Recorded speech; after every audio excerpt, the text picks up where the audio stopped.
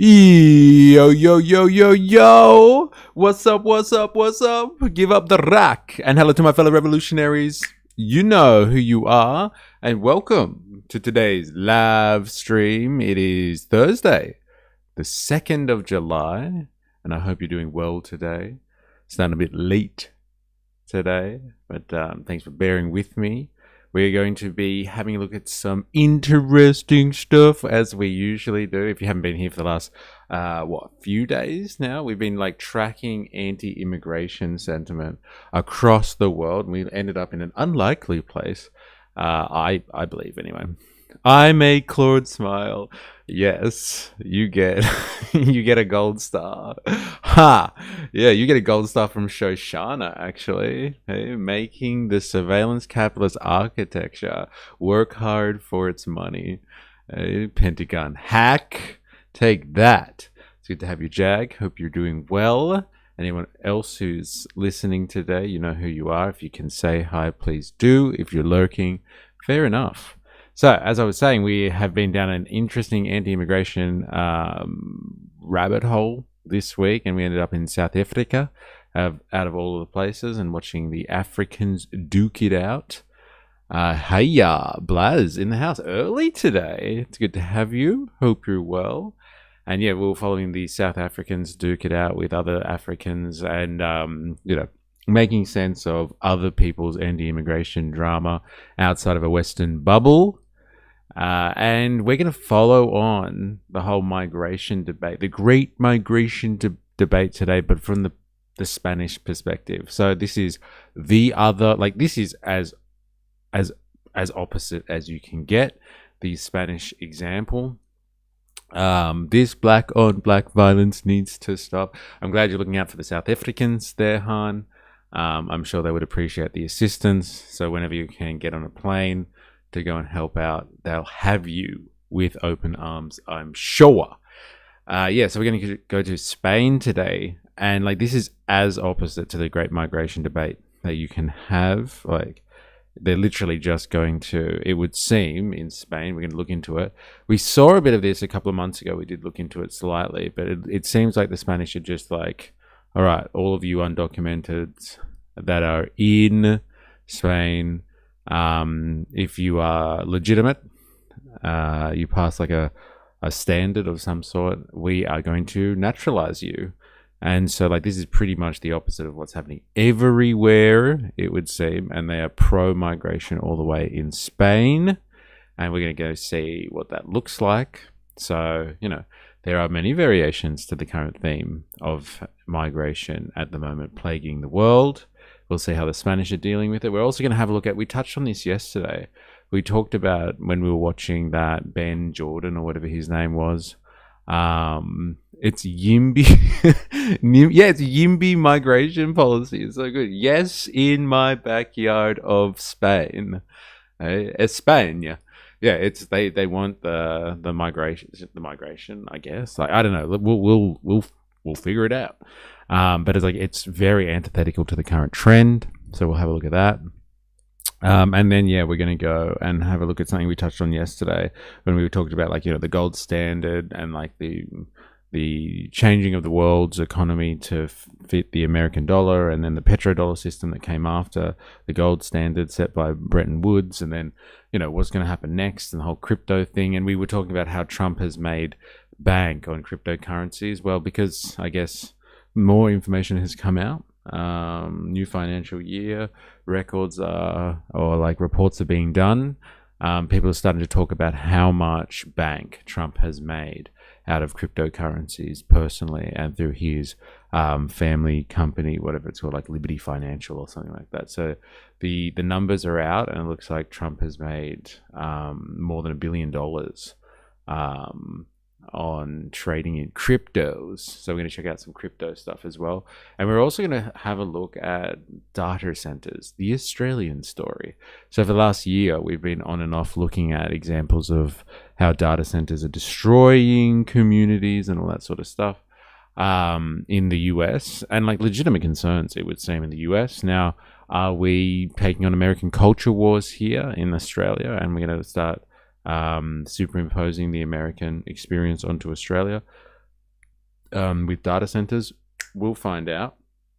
We're going to have a look into Australian data centers. So strap yourself in. It's going to be a fun day. And then we got theory Thursdays. So after the break, we're going to be looking at some theory, which will be fun. Blaz, it's absurd the amount of not giving a shit people have about Trump's corruption. It is pretty outrageous, isn't it? Like, it is mental.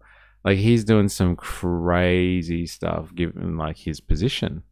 Like, there's no other way to really explain that, is there? Like, it's literally because of his post. He's, like, insider trading on a grand ass scale. And, like, everyone's just like, it's Trump, don't worry about it. Like, I think that's the sentiment, eh? Like, not giving a shit. It's kind of like, yeah, like, it's Trump, you know, grab him by the pussy, one hand, you know, with the other, exploit your post as the president of the United States. It's Trump, man. It's the age of Trump. Don't worry about it. But they were led around the nose for 4 years straight about minor allegations around, Hunter Biden, etc. Pretty sure it's multiple billions of federal dollars Trump has personally gained, plus billions for his family. Probably. I have heard those accounts, but like, I think this report specifically, or this focus is on the crypto stuff. And there's plenty of other things he's invested in. Don't you worry. Don't you worry. Hover Joe's in the house. Han, is this actually a video about cryptos? Because I will put on the list for later, if it is, unless you're trolling me or something. We'll put it on the list for when we get to Trump and the cryptos. I want to go to Spain first, though, actually, and have a look at how they're dealing with migration. I'm just going to write, from Han, with love, lots of love. From Han, with love. All right, let's do that. I got you, Han. Someone did a comparison to the Democrats leader of the House, Pelosi, like 50 million over 50 years, compared to billions over 2 years. No, it explains why nobody cares about Trump's shady dealings. Interesting. Very interesting. All right, it's on the list, bro. It's on the list. Okay, so let's just jump straight in because I'm late today. And I want to have a look at the Germans explain the situation. With what's going on in Spain right now. So like this, like I said, like this is completely the opposite of the entire immigration discussion that's happened like across the Western world. And like outside of the Western world, like, you know, in Asia, like people are doubling down on like, you know, everybody who's not a citizen, get the fuck out of my country kind of thing. You're taking up my resources. And Spain has taken exactly the opposite. And like the Europeans are very scared of this generally because Spain is obviously a member of the EU. And like if you are a citizen of a European country, a EU nation, then like you can move freely throughout the European Union. So like heaps of people are like, oh, all these people that are going to be naturalized in Spain are just going to go there and then just like filter through the rest of the European Union. So people is, this is such a Han recommendation. Fair enough. Well, when we get onto Trump, if it's funny, then hopefully it's funnier. It's not like Indian people shitting in a park or something like that. I really hope it's not that Han. My God. Yeah, like people are losing their minds over what Spain is doing, because it just bucks the trend massively, which is just a hate on migrants and think that that's going to solve all the world's problems. Let's have a look. When anti-immigration policies are so popular in so many other parts of the world, what makes Spain so different? Spain offered... Who's shitting in parks? What did I walk into? No, like Han led us onto like a wild goose chase one day. I think it was a Far Right Fridays, like months ago. And he was like, look at this. And there's like footage of Indians in Australia shitting in parks. And there was some, I don't know, lake or something in, I don't know, somewhere in America. And there's like Indian migrants were shitting in a lake or something like that. And Han was getting us on the case. No, he was shitting in some guy's front lawn. Sorry. I take that back. And so, yeah, we went on a wild goose chase. I think it was Han's efforts to prove that Indians cannot assimilate into Western society because they shit in parks. Sorry, in people's front lawns and in lakes and stuff like that. All right. Hobo Joe in the house. How you going? Hope you're well. Did I say that before? I'm sorry if I did. We'll probably be quiet in the chat today, but we'll be listening. I started a job yesterday and was told today I need to have 4 motel units finished by tomorrow afternoon. Thanks for the information before I started. Yeah, no worries. Dude, you started a new job yesterday. Holy shit. Good luck, man. Good luck. Hope you do whatever you need to. Then, hope you don't get too hardly stepped on by the forces of capital. Good luck to you, man. I just got here and we're discussing shooting in parks. This channel took a turn. No, we're just reliving some of the best recommendations of Han the Fixer. But yes, what a time to step into the chat. We're actually gonna have a look at, if you're wondering, if you just walked in, we're having a look at, we're continuing the migration discussion that we've been having over the last few days. We're looking at wild South Africa as this crazy case of anti-immigration sentiment manifesting in xenophobia but not racism, all that sort of stuff. And now Spain's response to the immigration stuff is completely different, and such a mad case study as well. I think me and Ninja arriving. Ooh. Ooh, fuck that. That was pretty much it. Hey, all right, let's have a listen. Let's be honest, we all have a list of front lawns we want to shoot in, and I bet they deserve it too. Fuck yeah. Immigrants, the limit. When anti-immigration policies are so popular in so many other parts of the world, what makes Spain so different? Spain offered immigrants the limited chance to become fully integrated tax-paying residents, and by the time the door to the temporary scheme closed on Tuesday, 1 million people who were previously living in the country without authorisation were on the path toward getting work and residency permits. Spanish Prime Minister Pedro Sanchez is very much... I bet Virginia's lawn would be a nice place to shit. Very tranquil. Yes, well maintained. Probably very spacious. More like a few squad cars. But yeah, a cab, baby. A progressive leader. He called the measure an act of justice and necessity, arguing that people already living and working in Spain should do so under equal conditions and pay taxes. But Spain has undertaken these sorts of schemes before, 6 times previously, in fact. 3 of those were under Conservative leadership. So historically, the move belongs to neither the left or the right. It belongs very much to Spain.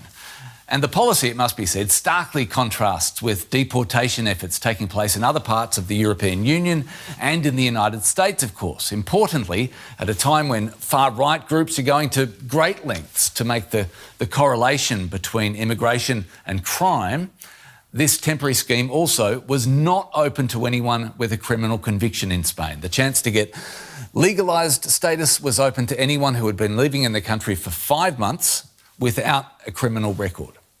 Right, so let's take... Oh, right. Well, they're not criminals, so let them in then, hey? There goes all of the problems. Am I right, hey? Anyone want to take up the Spanish on this one? Good sister, bad sister. Europeans don't want Asians or Africans in the West. Is that an observation, or are you speaking on behalf of Europeans? They're good sister, bad sister. I would like to know more. 1474. Belongs very much to capitalists looking for cheap labor. We got him, boys. We got him. Hey, I'm going to argue with you on that one. Not going to argue with you on that one. At least it's not a cultural thing. Hey, can't let these people in because they're all criminals. We are listening to reports that Spain is about to naturalize over 1 million illegal migrants into the country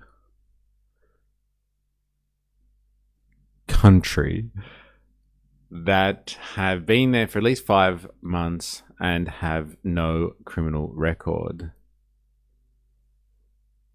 Are you able to confirm this scheme very briefly and clarify whether or not Spain, under various governments, has undertaken this practice before since the turn of the century.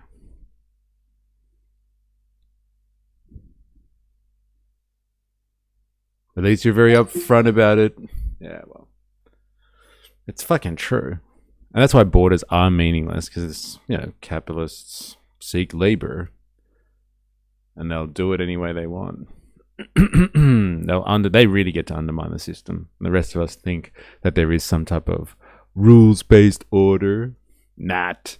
Yes, the broad claim is accurate, but with one important clarification: Spain is not automatically granting citizenship to over 1 million undocumented migrants. Instead, the Spanish government has run extraordinary regularization program under which more than 1 million people applied by 30th of June 2026 deadline. Successful applicants receive an initial 1-year residence and work permit, not Spanish citizenship. To qualify, applicants generally had to prove they have been living in Spain for at least 5 consecutive months before the eligibility cutoff date, so that's like 2 days ago. Have no criminal record, meet other documented requirements. Not everyone who applied will necessarily be approved. That's from Euronews, if you want to check the source. As for whether Spain has done this before, yes, repeatedly. No. Fucking woke rubbish. Spain has carried out several large-scale regularizations of undocumented migrants. 2000, 2001, 2005, 2026. 500,000 people in 2005. Interesting. I guess it wasn't as much of an issue back in 2005. So yes, in short, yes, Spain has opened the pathway for undocumented migrants meeting specific criteria to attain legal residence and work rights. It is not immediate citizenship. Yes, Spain has used similar mass regularization programs multiple times over the past 4 decades, including several since 2000. Is the intention for people that have been granted residence and a working visa for a year under this scheme to then be able to apply for citizenship?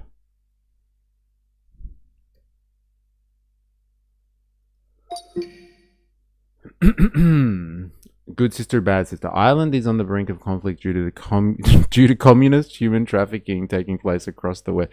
Communist? Dude, no way. Good sister, bad sister. Are you sure it's the commies? That's crazy. God, there's all these underground communist networks everywhere that I would have thought I would have come across by now. France is no longer France. Spain is no longer Spain. This won't end well. Good sister, bad sister, can you confirm the communist human trafficking networks? Do you know any of the names of the organizations? Is Soros a commie or not? Someone who made billions of dollars as a trader? Is Soros a commie? Well, you know what? I think we might have very different interpretations of what commies are. So I'm going to say no, he's not a commie, considering how he's made his power and how he uses his influence. But happy to hear why Soros is a commie. Really happy to hear about that one, because I haven't heard this one before, this interpretation. So more than happy to go there. Why is there an assumption that any Department of Immigration just lets criminals in? I see what many nurses go through to get visas. It ain't easy, and we are considered skilled labor. Let's go back to the 1940s, the wokest time in history. Yeah. And borders didn't seem to be a problem. Soros, he's a globalist, not a commie. Hey, let's find out. Does Soros subscribe to Marxism? Or I don't know. I honestly don't know Soros. I can solve this one mystery, bro. I hope you can. You better not ask Claude, unless you provoke Claude at the same time. Just I don't know. Can you tell me, please? Like, I don't know enough about Soros. I just hear wild conspiracy theories about him all the time. He doesn't act like he follows Marxism. Oh man, fuck. Like, honestly, Mamdani is a communist. Alex Soros donated to Mamdani. Alex Soros has a dad. His name is George. Ah ha ha. This is why you love Mamdani, right? So much, Jack. Because he's a dirty commie. I knew it. Zioran Mamdani. I mean, I have zero idea about his ideological or philosophical opinions, but motherfucker has a lot of money, power, and private property centralized on himself for a commie. Yeah, like he's doing communism the right way. Am I right? Am I right? All of the other commies out there are losers. Losers. Oh man, like I'm honestly like, how do you know, good sister, bad sister, what Soros's political, philosophical position is? I have studied Marxism from the great George Soros. Let it be known. All right, let's get back to this one while we wait for an answer. Yes, that is broadly the intention, although 1 year permanent is only the first step. The expected pathway is receive 1 year residence and work permit through regularization program, renew and maintain legal residence if they continue to meet requirements. 4IS, yo, what's up?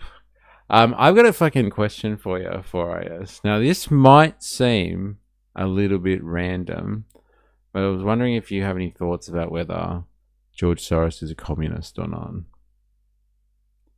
Jag has a theory, and good sister, bad sister has a theory too. Apparently, the term Marxist capitalist exists. It's something that agrees with Marxist critique on economy, but is for and wants to maintain the capitalist system. Was interesting. Maybe Soros is one. Yeah, maybe. Soros has consented to many interviews over the years. His ideology is clear. And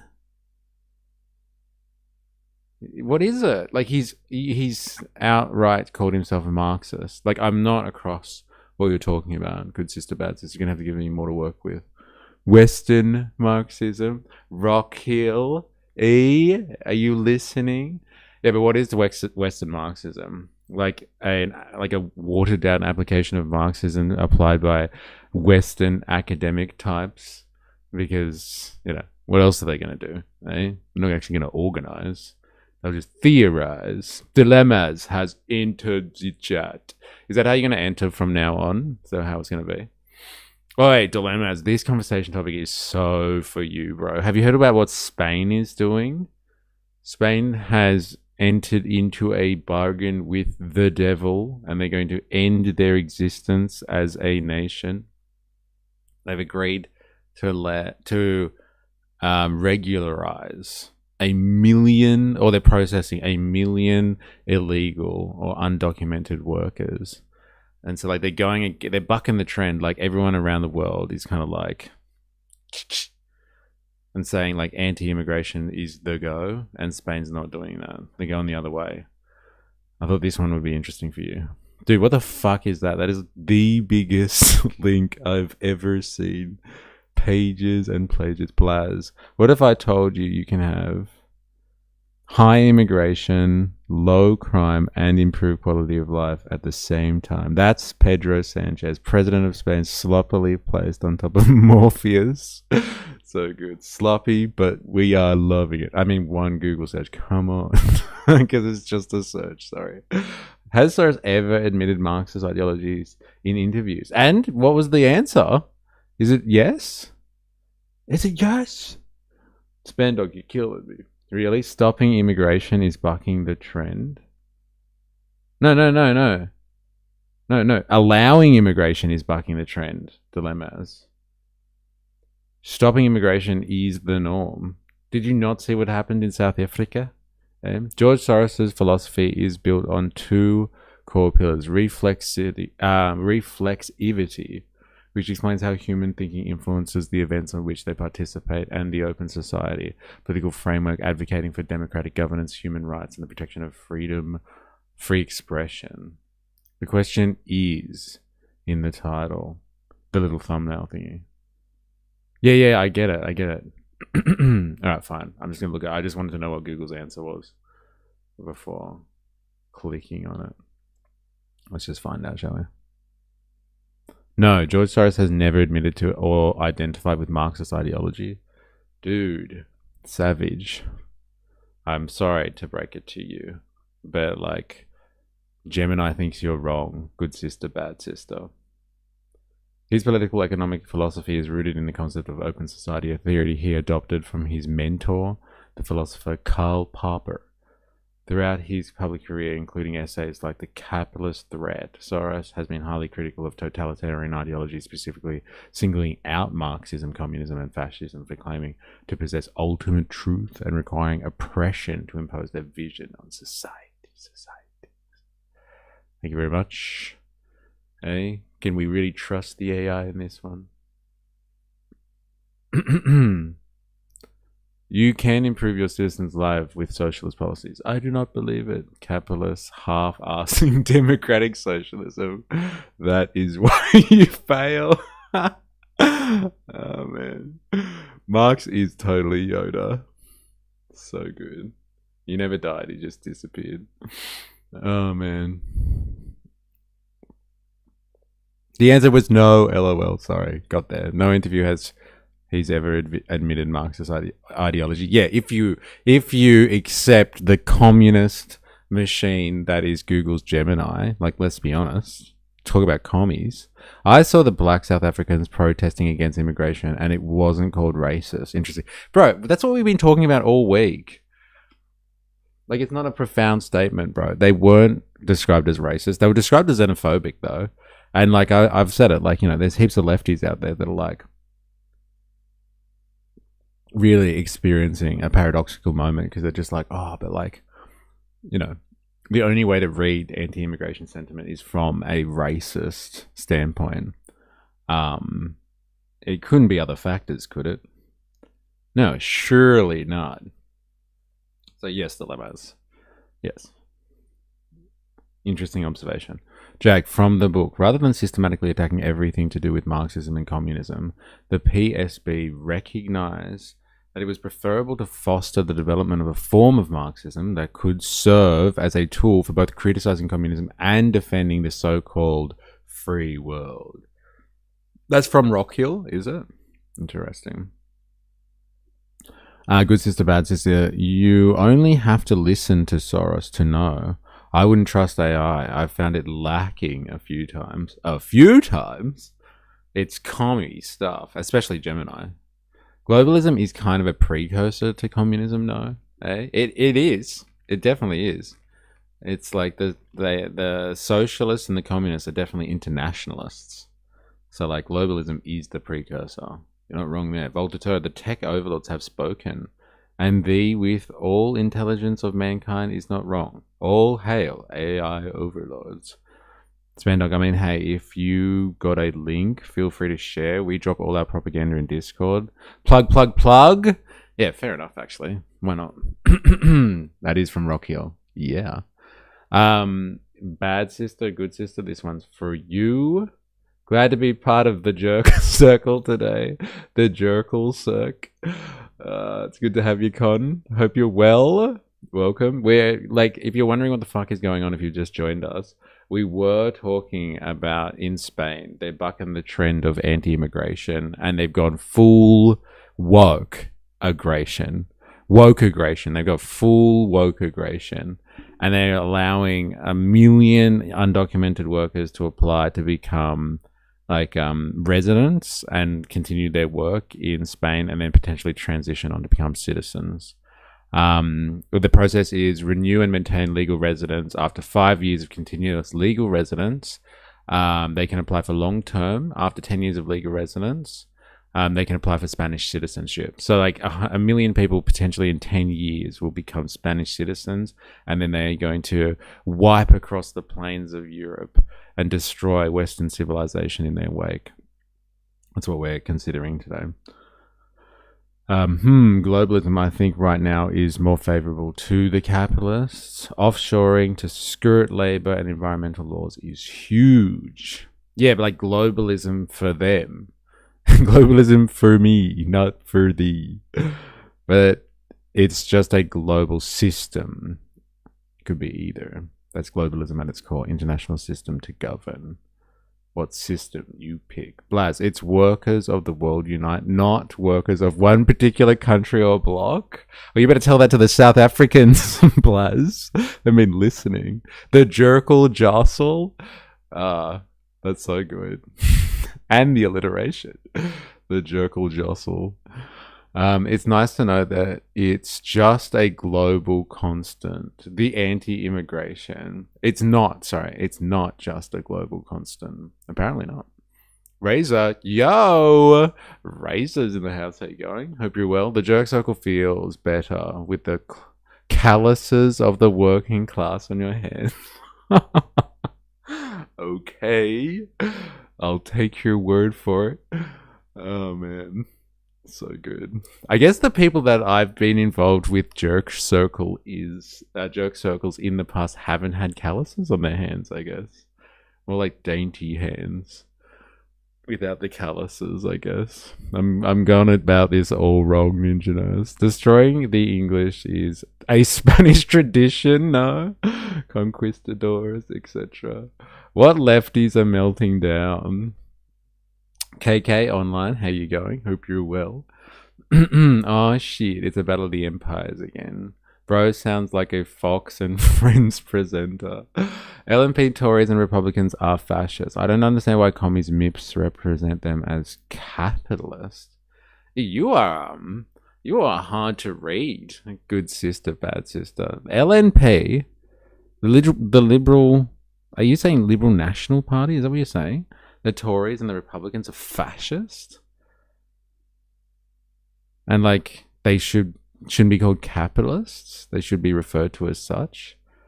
That's crazy. Bro sounds like Fox. I think most lefties understand what xenophobia is. I think that immigrants in Europe make up a large portion of the population. So if they were to leave, jobs in the economy would be affected because the birth rate in Europe is low compared to the rate of the elderly population. Yeah, man. Yeah. Everyone knows that union members have a tight grip. Lovely. Noted. It's more like liberals like money. Labour likes power. At least in Oz. Well, and liberals don't like power. It's interesting. It's an interesting take. Anti-immigration is about hating other races. It's about hating everyone that isn't part of what you attain as your citizens. Still follows along the same psychological lines. Yeah, I'm gonna agree with you there. We've been talking a lot about like fear of the others, the us and them kind of stuff, tribalism. It definitely has the same psychological attachment, but like it is about hating other races though. Like in the sense that like the neo-Nazis that we've been following for a long time now, the NSN, like they're more than happy to see the anti-immigration debate and action that's happening. And they want to co-opt those movements for their own gains. Like they've said, like the way to a white Australia is through stoking the anti-immigration, like anti-mass immigration, and then moving it down to anti-immigration generally, and then no immigration, and so on and so forth. And like they're they are racist. They're openly racist, and they're even further than that. They're supremacists. So, I think that it is mixed in there. But like most people that are anti-immigration or anti-mass immigration are like, no, I'm not racist. You know, it's about resources and infrastructure and shit. It'll be interesting. If you're such a staunch capitalism defender, love to hear more. I would too, actually. Ravy, hi. How you going? Hope you're well. For example, in Germany, the percentage of the elderly population is higher than the birth rate. And if they were to make immigrants leave, this would affect the demographics. Oh, wait, listen, right, Ninja Nurse and Razor, you guys got to get together and talk about this. Ninja Nurse is constantly going on about this.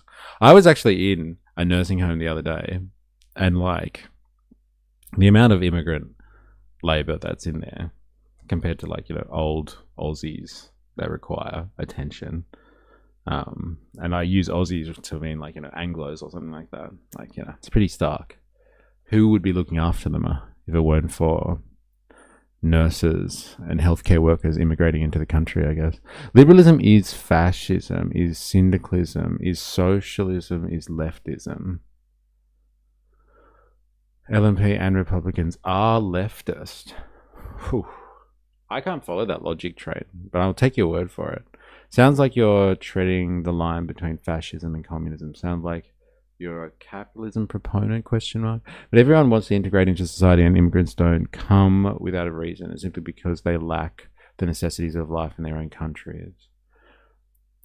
Oh no, according to Hahn, the reason why immigrants come to the US is so they can leech off the welfare system, and just sponge off everybody else's hard work. So no, it's not because they're deserting places where they don't have the necessities of life. It's because they're going somewhere where the government gives them free shit. Immigration has meant wages in the West have been suppressed since 1976. Where do the Tories fit? Would you say they're more leftist too? It really isn't racism, just such a nonsensical accusation. Well, I explained it. Like, if you're not listening to me, good sister, that's your problem. I told you, we have listened to the National Socialist Network in Australia say that they are pushing the anti-immigration stuff as hard as they can for their own racist objectives. They're very explicit about it, very explicit. So, like, it's not a nonsensical accusation just because you don't like it or you don't agree with it. Two things can be true at once. I approached this with too much logic, I think. Yeah, Tories are fascists. Who donates to them if not corporations? Interesting. It's broad definition stuff here. Anyway, look, I'm going to go back to the video because I seem to have gotten a bit sidetracked. I do apologize. Let's hear what they have to say about Spain. A look then, a snapshot at the demographics of those who have applied. Well, before he does it, what do you think? Everyone place bets, please. I want to see fucking bets, all right? Mr. E, that's the NSN. I'm not a Nazi. I didn't say you were a fucking Nazi. You're not listening. You said that, like, there's no element to anti-immigration sentiment that is racist. There is. There's plenty of it. Plenty of it. I didn't say it was you, though. All right, anyone want to, let's place bets. Who are the people that Spain are naturalizing or regularizing? Hey, where are they coming from? Hey, Muslim countries? Is that where they're coming from? Is it the Muslim invasion taking over? Is it the Moors? The Moors are invading again, and they're doing it again through Spain, and they're going to, like, wipe out Western Europe like everybody's worried about. Hey? Well, yeah. Refugees, probably. Morocco. All right, let's do this. We got a Morocco. Anyone else? Anyone else want to guess where these million people that are going to be turned into regular Spanish people soon enough, where they're coming from? Hey, let's have a look. What a magical system we live in. Africa and the Middle East. All right, let's see. According to government statistics, most of the undocumented migrants are coming from Latin America. 30% come from Colombia. We got a Morocco. Who said Morocco? Jag, we got it. Africa, Middle East. None. Oh, not the main ones anyway from the Middle East. Look at that. Countries America has bombed for 15 points. Definitely North Africa. Well, like Morocco. That's like as close as you're gonna get, dude. Overwhelmingly Colombia, Venezuela, Peru. I guess they're just places that it's not North Africa. Oh, okay, fair enough. Yeah. It's places that speak Spanish. Who would have thought? Hey, that makes sense, I guess. Places that used to be part of the Spanish Empire. That makes sense too, I guess. Goddamn fucking colonial types. Eh?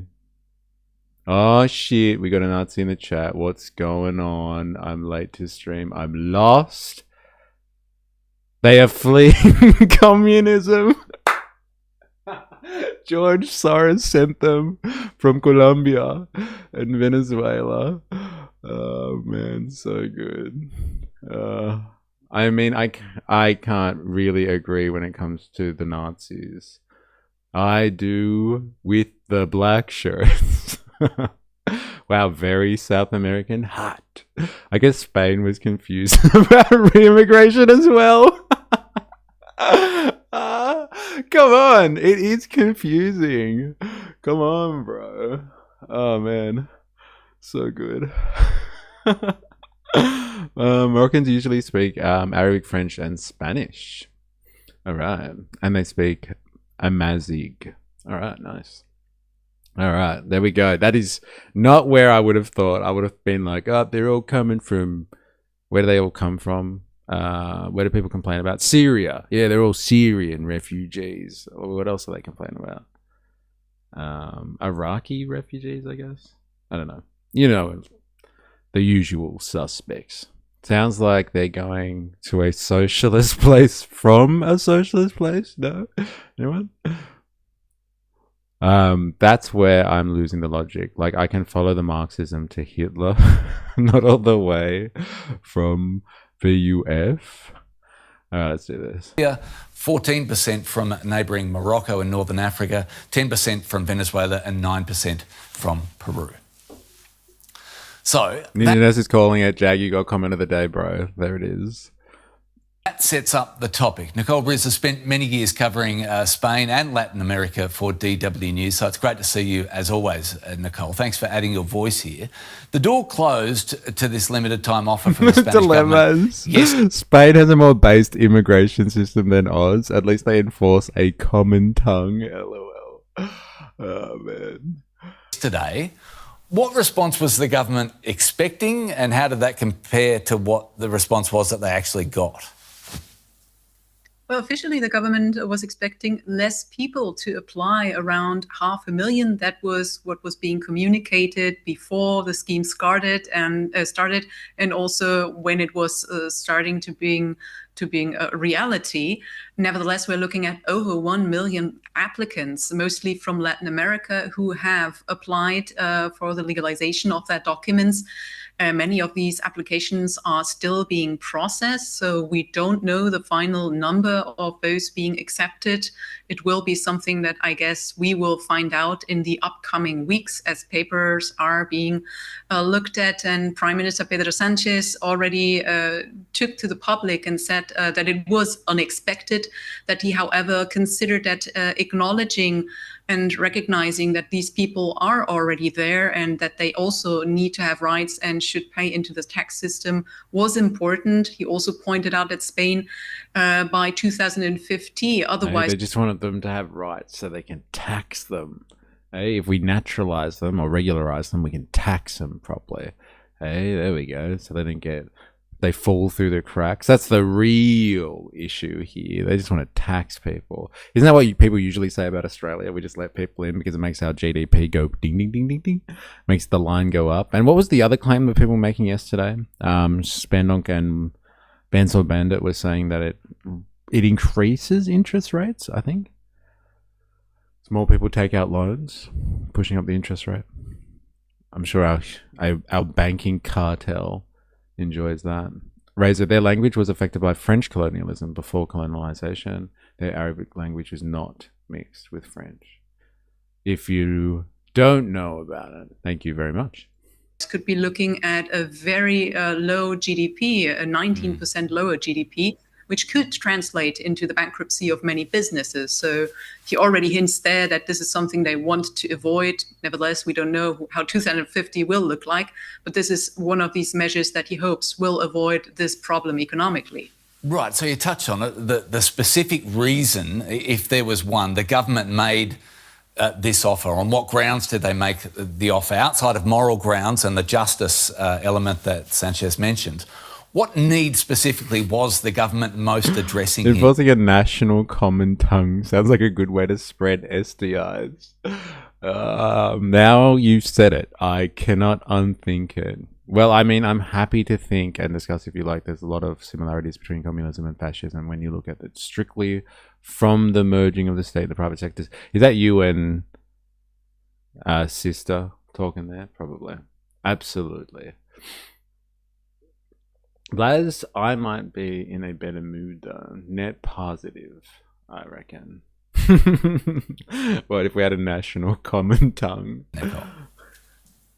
Well, this historic process, even that if it has happened in the past as well, this year basically aims to address a labor shortage, especially in sectors such as agriculture. We have many immigrants working in the fields in southern Spain. These are the ones who harvest the fruit and the vegetable that many of us Europeans here get when they go Right, to. it's true. Wherever I was shopping in France, like at a fruit shop or something like that, to get like berries for the kids or whatever, they were all at springtime. Man, springtime. They should be fucking everywhere in Europe. Everything was coming from Spain, and so like Spain supplies, or at that time of the year anyway, supplies Europe with berries, and it's all being picked by people from Colombia, and where was the other? And Venezuela and Peru.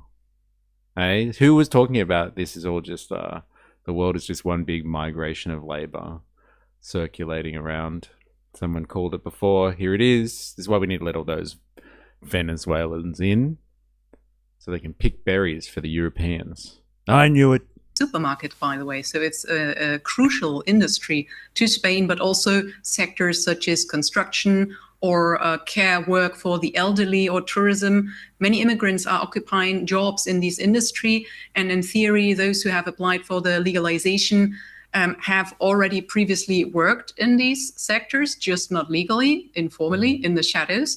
Additionally, there is a very low birth rate. So this labor shortage not only comes from the aging population, but also because there's less young people in the sense that there's less births. I mean, we're looking at around one child per family in Spain. This also has to do with the very pretty much impossible living costs people have to put up with. So Spaniards usually are struggling to find the economic means to have children, and then you have a labor shortage, of course. So with this move, the government hopes to get the workers formally into the economy, cover gaps, increase tax income, as well as social security contributions, and maybe in the future also cover the pension system, as the number of aging retirees is growing.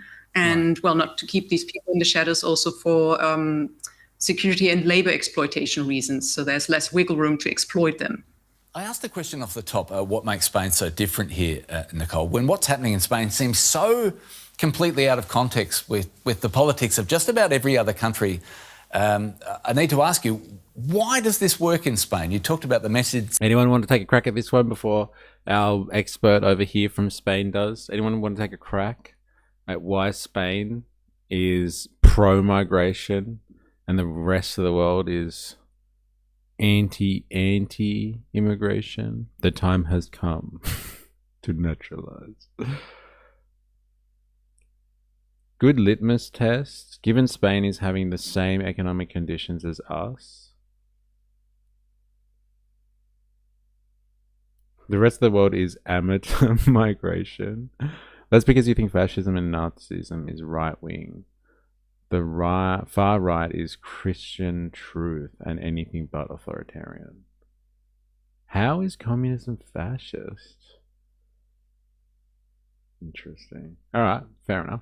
Good litmus test, given Spain is having the same economic... Because they all speak Spanish? LOL? Well, because like all of them, the people that are migrating, speak Spanish. That's why they're letting it happen. Jesus fucking Christ. Don't bite. Don't bite. Why not? By the way, that's a genuine question. Well, you've been given an answer, apparently. Because fascism isn't right-wing.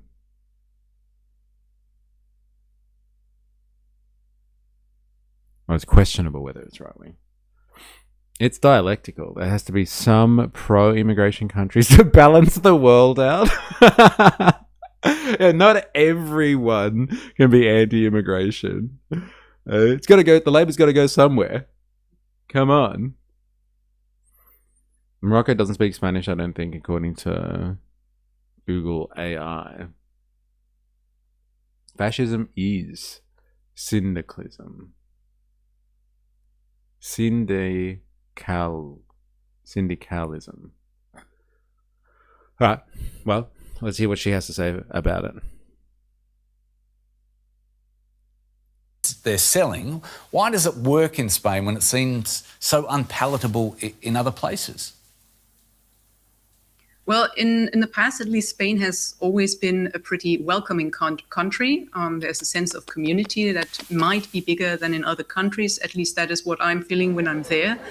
It is interesting that, is particularly this year, when the EU politics are tightening regarding migration. Just a few weeks ago, the EU approved that it would be easier to return people to their original country also by using return hubs. So Spain was the only country that was actually opposing this move. So that makes the country also special, like raising the voice against this move, being the only one, and sort of standing its ground in that sense. But the main focus for this scheme is obviously that it's tied to employment, acknowledging that there are already hundreds of thousands of people, as we see in these applications, that are there, that actually, like, it's better to have them officially on board, right? Nevertheless, this work permission and the residency permission are, for now, just for a year, and then people need to ask for an extension. So Spain is treating this differently, but it's also not a permanent solution. People need to reapply in a year once they get these papers worked. So that's maybe something that is a bit fine-tuned here, but I think generally we're looking at a country that in the past has shown that there's a welcoming culture. Nevertheless, tensions are also rising in Spain these past 2 years, I would say, and it might get more difficult in the future to get these schemes through. I want to ask you. Spanish. Mystery, it might be of interest to discuss syndicalism. It may be, yes. Yes, and Fear E Thursdays is coming up tonight, so if you're interested, you can have a look there. If you're watching this on YouTube and you haven't already, activate the like button. You know how it is. Activate away. Very disappointed if you haven't already. If you're new here, subscribe for more. If you are on Twitch, hit the follow. You know how it is. Uberto Eco's list of 14 common features of fascism. This thing. Thank you very much. Some research going on in the chat there.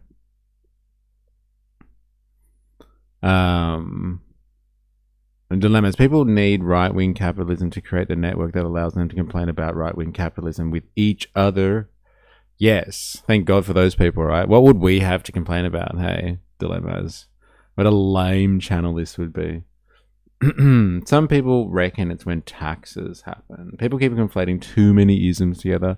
Bitch, words have definitions for a reason, please. I'm down with that. That's why I'm worried when people throw around the word fascism too much and call people fascists that they don't like, just for the sake of getting under their skin. It degrades the term fascism, really.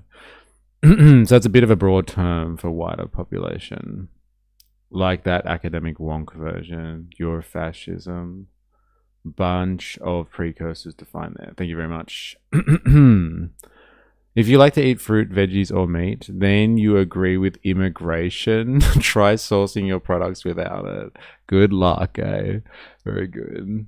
Elevator has guardrail. Happy Canada Day. What's a Happy Canada Day? Is it like a national day of celebration in Canada? Asking for a friend, not that I'm ignorant to it, I swear. Everyone knows that these industries rely on young workers and immigrant labor. Without them, they collapse. Dun, dun, dun. It's like the system is global, hey? And labor has to move around to the force of capital. Beyond the imaginary lines in the paper that people draw on world maps. I don't know. I've always defined fascism the way Mussolini wrote about it when he invented it, but that's just me. Fair enough. Listen to that. Activate the like button, YouTube. Yeah, do it. About a term that does sound pretty cynical, and I know it's a sensitive one in Spain. What does the term culturally compatible mean to Spaniards, and why does that apply here? All right, listen, Dilemmas. This answers your question. Is it just because they speak with a common tongue? Or is there something else that's going on there? What's culturally compatible? Culturally compatible mean to Spaniards, and why does that apply here? One thing that is very often being talked about is the number of people from Latin America that have come to Spain to work there, to set up a life, and compatible maybe in the sense means they speak the same language. They also share maybe in some cases the same religion. There is a dark past between Latin America and Spain due to colonialism, of course, but It's dark. Spain has been trying to kind of, if you can actually say that, make it better now and accepts many people from Latin America as their brothers, so to speak. They have lots of people that are on the same page of there and that fit in perfectly in the market also because they speak the language, which is one of the biggest hurdles for many immigrants. If they come to a country, be it Germany, be it Spain, be it elsewhere, speaking the language is key so you can work and integrate very quickly. And this here is not so much a hurdle. It's actually been seen as an advantage. Nevertheless, there are also other applicants that are not from Latin America that also speak Spanish when they come to the country. So it's not only Can you imagine France doing this? No way, bro. That's what I'm saying. Like, there's literally, it's Spain versus the world at the moment. Like, everyone's doubling down on, like, my nation first. Like, make my nation great again. Insert nation here first. Like, etc., rhetoric. Everyone's doubling down on that. Left and right wing, let's be honest. Like, how about the example of the Greens and like the Australia Institute in Australia, like doubling down on making sure gas works for Australians only because it's Australian gas. These people usually against the idea of fossil fuels, now speaking like MAGA-like rhetoric. Everyone's doubling down on make my nation great again or put my nation first. And like Spain opening the floodgates for immigrants, bucking the trend. France would never do this, Con. It would be political suicide for anyone if they did this. But the Spanish, hey? It's because they're compatible. What is the cultural compatibility for Spanian? An unfiltered hood life Spanian? Oh my god. Crazy having one influencer take your whole nationality as his brand name. Like having one newspaper take your country's The Australian. I see what you did there. One nation. All right, let's do this. but they're the biggest part, of course. Nicole, we know it's been done before, but still a fascinating moment. Thanks for helping us dig into the topic. Really appreciate it. Thank you, Nicole. Her name is Riz. So good. Right then, that's the view of DW's Nicole Riz, helping us get the view from inside of Spain, I guess. But let's get a broader view and welcome in our next guest, Alberto Talia Pietra. He's a senior program director at the German Marshall Fund. Can you be an internationalist fascist? Yeah. Globalists. They're international fascists.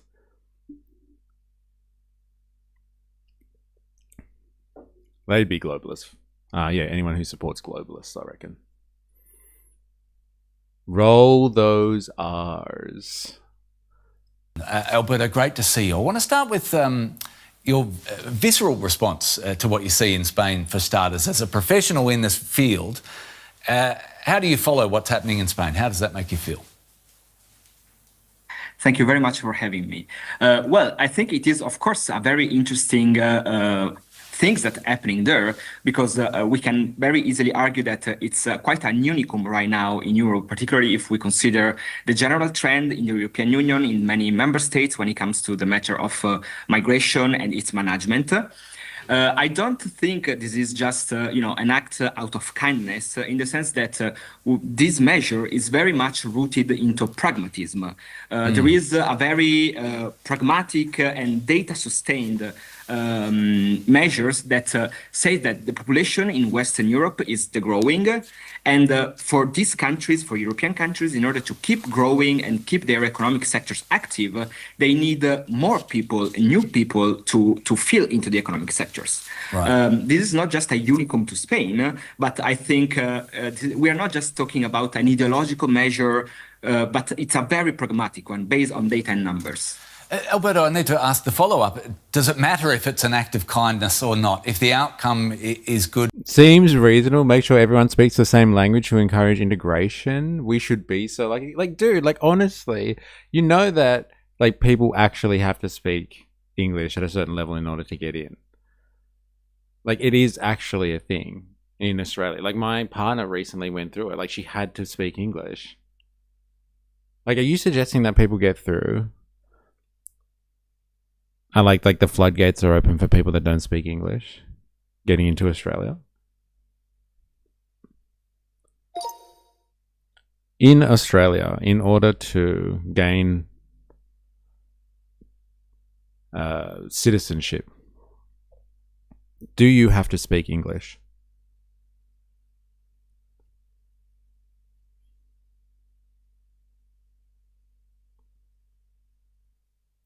Yes, Australia does require applicants for citizenship to have a basic knowledge of English, but there's no separate English proficiency tests like IELTS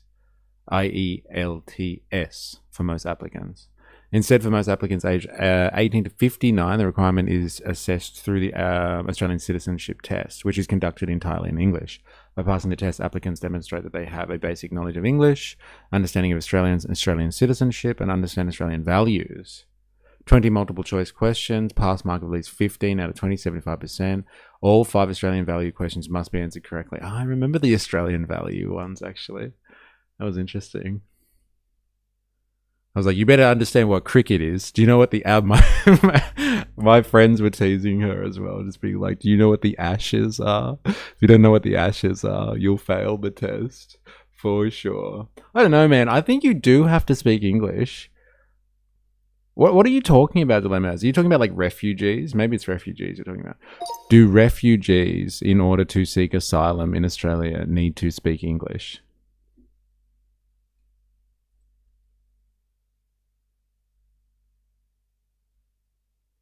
No, a person seeking asylum or refugee protection in Australia does not have to speak English. Australia is a signatory to the United Nations Refugee Convention, and eligibility for refugee status is based on whether a person has well-founded fear of persecution for reasons such as race, religion, nationality, political opinion, or membership of a particular social group.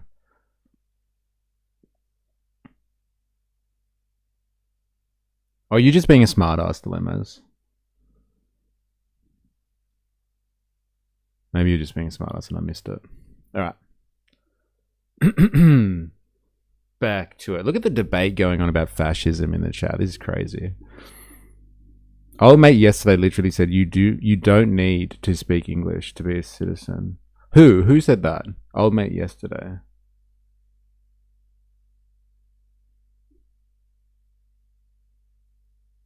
Maybe I did go on a date with Dilemmas yesterday. Oh, your friend, the techno feudalist from yesterday. So good. You know, old mate. Yeah, okay, right, got it.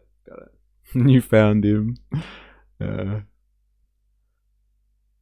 interesting. For immigrants, should we be too concerned about whether it's an act of kindness or an act of pragmatism? Absolutely not. I think that, as you said, this is going to be a benefit measures both for. So what you're really saying is when immigrants pretend not to speak English, they are actually integrating and just taking the piss in true larrikin spirit. But like, do you engage with immigrants on a daily basis that have no grasp of English? Dilemmas? Or are you just like, no, I've seen that video put up by that Mario guy, and he's gone through and like shown videos of people that don't speak English properly in Sydney or something like that. Or like you're actually engaging with people all the time that don't speak English. Like the closest I had was like I was getting my hair cut like, I don't know, like 6 months ago, I reckon, locally. And there was a guy that like really couldn't speak English properly. And I was like, fuck, I got to describe to him how he's going to cut my hair. And it was a struggle. But like, I'm pretty sure he was a refugee. But like, I'm surprised if you're interacting on a regular basis with immigrants that don't speak English. Honestly. Dilemmas, they aren't talking about you, bro. Don't worry. If you went on a date with me, you'd be sufficiently swooned. I mean, I have to agree. I constantly run into people who can't understand English. Oh, okay. Well, that's crazy. Literally 2 truck drivers the other day. A delivery person last week. Another delivery person the week before. My local deli. I mean, I can keep going too. Well, fair enough. Go for it. Not my daily, but I'm an introvert. But several times a week. A lot of truck drivers. That's the same what Spandok is saying. Even factory electricians couldn't speak English properly. That's scary. Electrician that can't speak English. Uh-oh. Spain and for the people that will be regularized under the scheme. And I think that actually this should be something that a lot of other EU member states should start to consider. Because, of course, this reality is not just a unicum to Spain, but as I said earlier, it's a general trend in Europe. So, notwithstanding the fact that nowadays a lot of countries and the EU itself are looking at a lot at deterrence, more stricter measures when it comes to migration, the economic numbers will not just shade away. If I can give you an example of my own country, which is Italy, we have Confindustria, which is the main agglomerate of the industrial and business sector, which is telling us that Italy, in order to I'm in Perth here, isolated, aided. Yeah, okay, fair enough. But like that again, are you just saying like they can't speak English because you can't understand them because they got an accent, or is it like no, they actually can't speak English? I don't even know how they exist and work. Like, how do they? These are truck drivers that can't read road signs and stuff like that. They have no English. That's incredible. I don't have that experience in Sydney, and I live in like the most multicultural. I know that's an evil word, and you can't say multicultural. I live in the most monocultural but multiracial part of Sydney. Yes, very scary. I often have to just smile, nod, and say yes because I don't understand. I know, I mean legitimately can't speak English, like smile and nod. I've never had an issue with drivers not speaking English, not understanding my instructions, receiving goods. Yeah, I haven't experienced this either. Okay, thanks. I went to Perth once in 91 to see cats lose by a point. Nice city, very nice people. Yeah, I have not had this experience at all. But I guess I'm not dealing with truck drivers on a daily basis or at all. I don't deal with truck drivers at all, let's be honest. Keep growing and sustain its own economic sectors is going to need at least 120,000 people entering the country to work per year. Notwithstanding this, the measures that the government is implementing are much more focused on making it more difficult to people to get into Italy. My country has been the country that blueprinted, in some degrees, the whole concept of return hubs through a memorandum of understanding with Albania back in 2023. We built 2 centers in 2024 there to keep people there and now to return people from there. At the same time, yet, the government is not completely unaware of the situation, because while presenting with a lot of fanfare these sort of measures, Meloni's government has also been implementing a working visa scheme that between 2024 and 2028 is expected to bring to Italy up to 500,000 people, more or less. Right. Alberto, you raise a really interesting point. Although in this political environment it seems unlikely, is there a chance that the takeaway, the lesson for other governments is that Spain has identified a coalition of needs here? You raised the issue of pragmatism, that the left wants a more compassionate approach to immigration, and the more business-focused parties can rally around immigration as a way to address. I think we've heard it all. It's just reiterations of the same fucking thing over and over again. Okay. All right. Alrighty then. Let us move on to the next topic. I don't want to spend any more time on this. Interesting case study. Nonetheless, let's have a look at... Oh yeah, the fucking Trump thing. All right, so yesterday we were speaking about, like, you know, the change between different forms of American empire regulated through currency. I've seen Pauline's English. Yeah, that's pretty funny. I'll take that. She struggles, bro. She fucking struggles. So good. I don't think we should have a crack about people not understanding English. She does struggle, but I find like she's scripted these days. So she's like, and she can't like pronounce words properly and speak because she's like has to maintain the script. Watching her from 30 years ago, she was just like, what? Please explain. Like, she was no holds barred, but like now she's all like lame. and corporate. It sucks. So she's like focus group tested, and like it sucks at responding to things.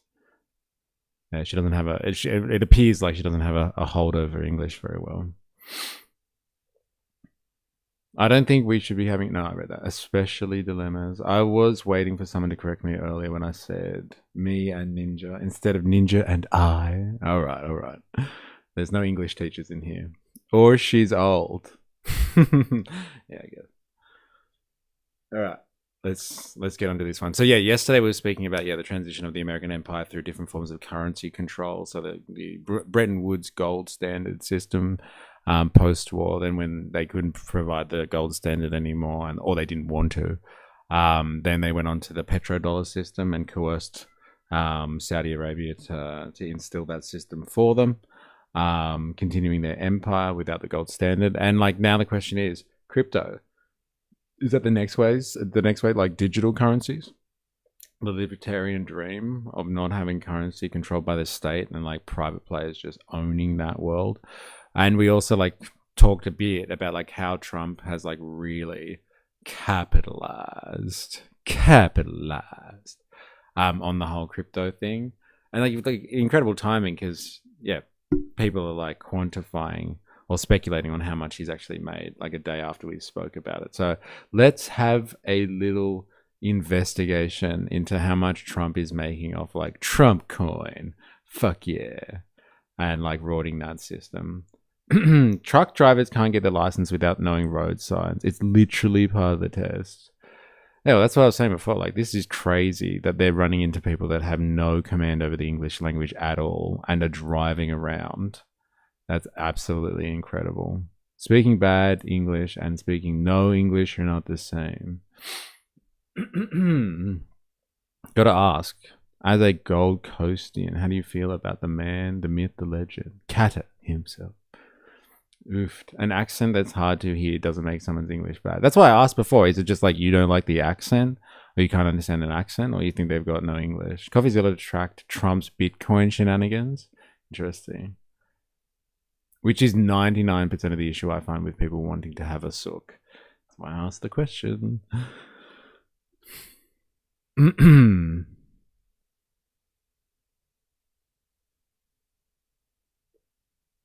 All right. Let's do this, shall we? It's the highest office in the land, the bastion of American power. But does Trump also use the White House for his own personal profit? No. That's certainly what his latest financial filings suggest, that the commander-in-chief is also trader-in-chief, and not just real estate and luxury resorts.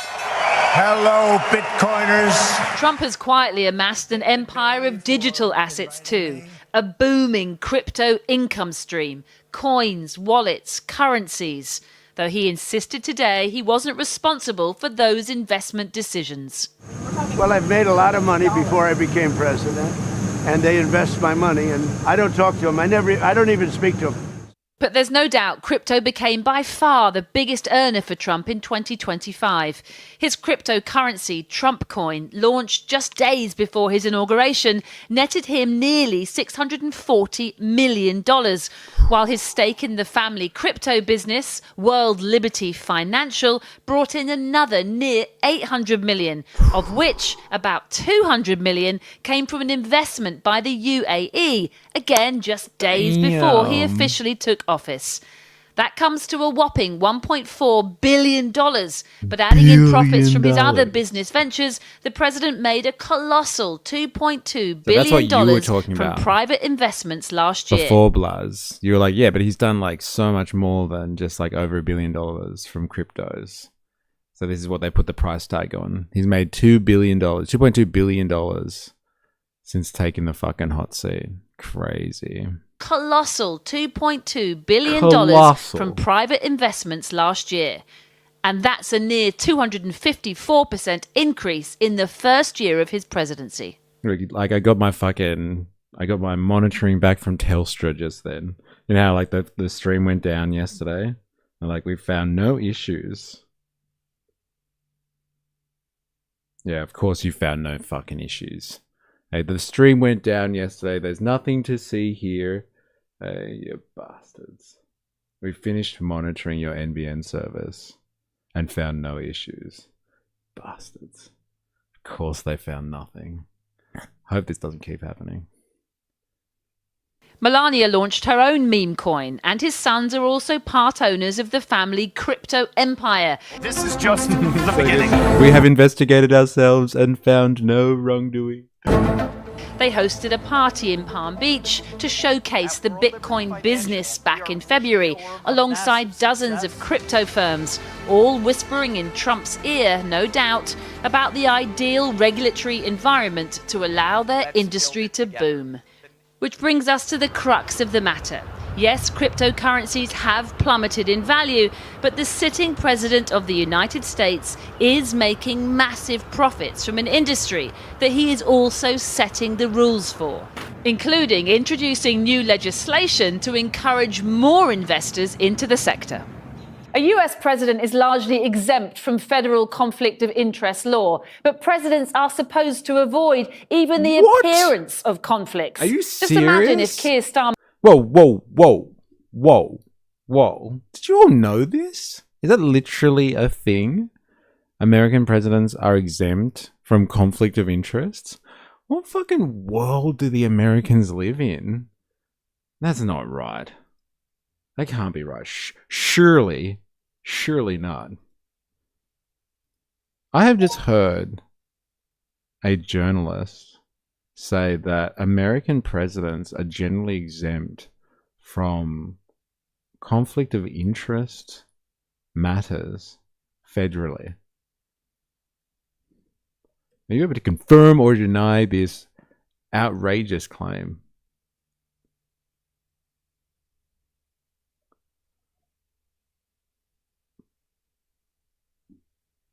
Surprisingly, the journalist is broadly correct, though the statement needs some important context.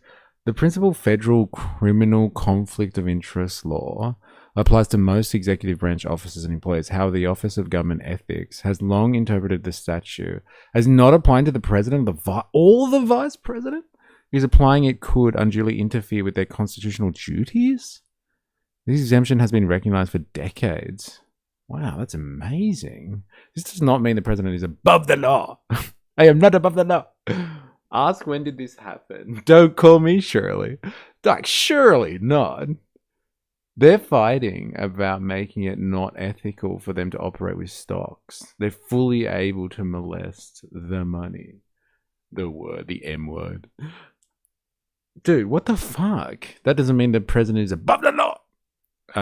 Several other legal and constitutional constraints still apply. Bribery laws still apply. Constitution's foreign emoluments clause, acceptance of benefits from foreign governments. Dude, he's taking money from the fucking UAE and the Saudis. They're investing in his family's, what is it called? World Liberty something? Finance. World Liberty Finance, I think, is the company that the Gulf countries have dumped heaps of money into. Domestic emoluments clause limits compensation the president may receive from federal and state government beyond his presidential salary. President must file public financial disclosure reports. So this is what's happened recently. I think these numbers have come out because he's recently disclosed his financials apparently. So the US president is generally exempt from the main federal criminal conflict of interest statute. But there are other rules and laws. Dude, this is mental. You are forgetting that crime is legal now. Yeah, of course. I made crypto once. Went almost to 100K and then went to zero. Good times. I wish I'd made 800 million. You actually made your own crypto. Dude, that's fucking mental. Look at you. Entrepreneur. Dude, I can't believe they're not subject to conflict of interest matters. What did you ask before? Ask when did this happen? Okay, sorry. It seems like it's an interpretation, right? Has long interpreted. How long has this statute been interpreted in this way?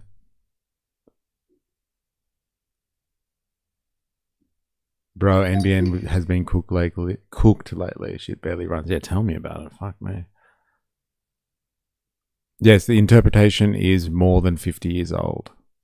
By 1974, during the aftermath of the Watergate scandal, the U.S. Department of Justice Office of Legal Counsel issued legal opinions concluding that Congress did not intend to apply the president or the vice president because applying it could interfere with presidential constitutional abilities. Okay, so like 50 years. There you go. It feels like someone is mining crypto at my house. Be right back. Just got to read some shit. I'll be listening. Good luck. The West is a fascist police state, or not to you guys. Maybe it's just me. Can we just leave it at police state? Do we have to go with fascists? Like, we're on the way, but like definitely police state. The landmark ruling delivered in 2024, the Supreme Court 6-3 decision declared that former presidents cannot be prosecuted for actions that fall within their exclusive constitutional authority and possess broad immunity for all the other official acts.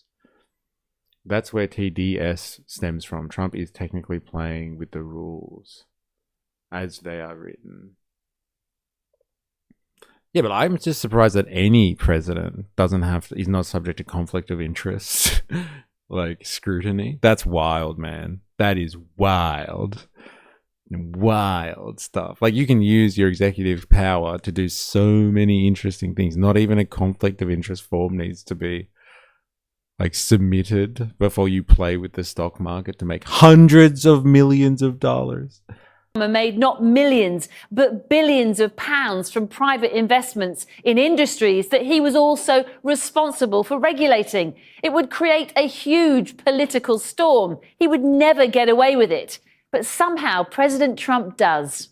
The man does not seem to have any shame, or I think awareness for that matter, of how this exploitation of a loophole in the law, I think, will play with the American people. I'm old enough to remember President Carter, right. And he was a peanut farmer. He intended to operate his peanut farm while he was in office, and there was outrage in the Congress.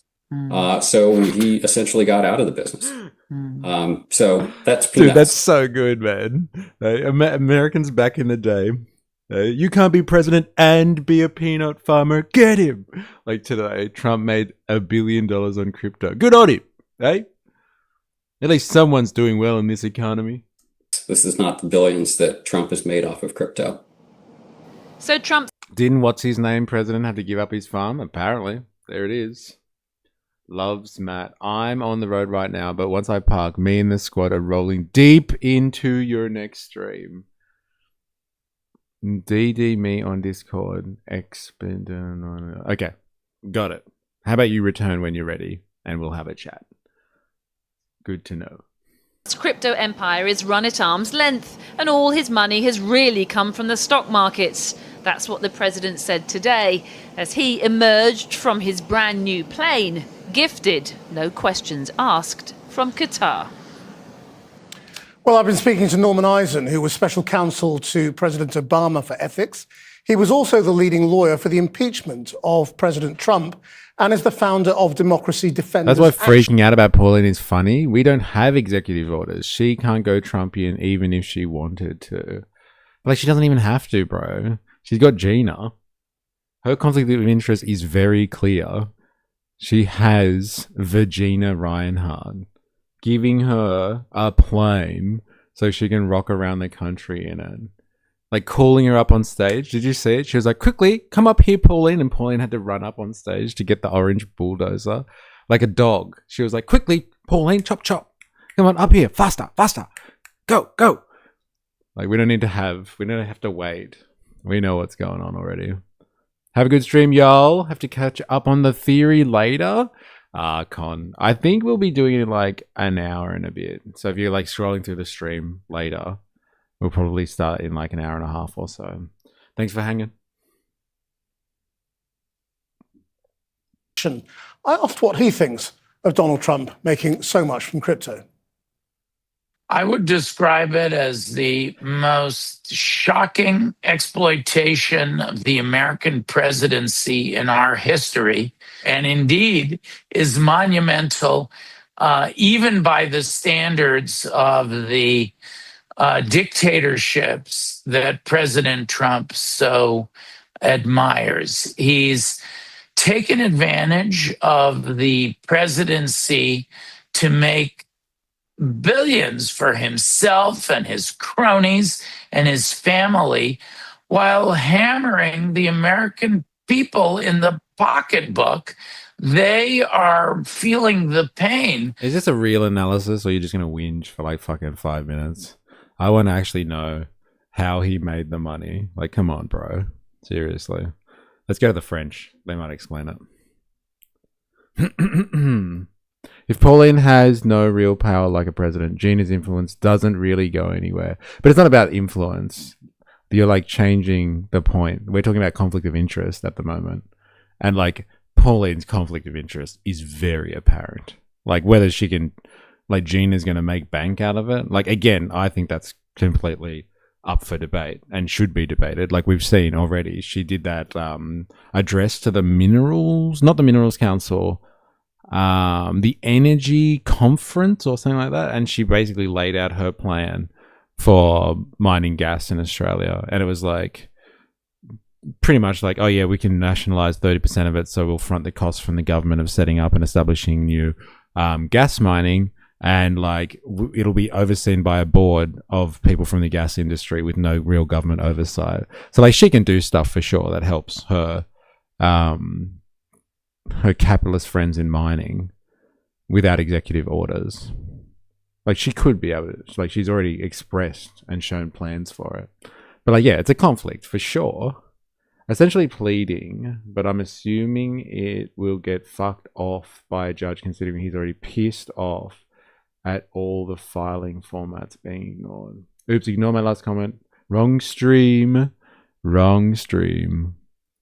Donald Trump has raked in more than $1 billion from his... But we have the same exclusion as America. So the point is moot. I don't know, man. Ignore that. Yeah, got it. How is the point moot? Like we're talking about conflict of interest. It's pretty fat conflict. It's vagina-sized conflict. It's ginormous. Donald Trump has raked in more than $1 billion from his crypto businesses this last year, substantially boosting his income. This is according to Trump's mandatory financial report for 2025. Now, many of his crypto ventures, such as his meme coin, were only startups when he took the oath of office. Now, though, they have eclipsed the revenue of his property portfolios. Well, let's start by listening to Trump himself on that money he's made. Well, I've made a lot of money before I became president, and they invest my money, and I don't talk to them. I don't even speak to them.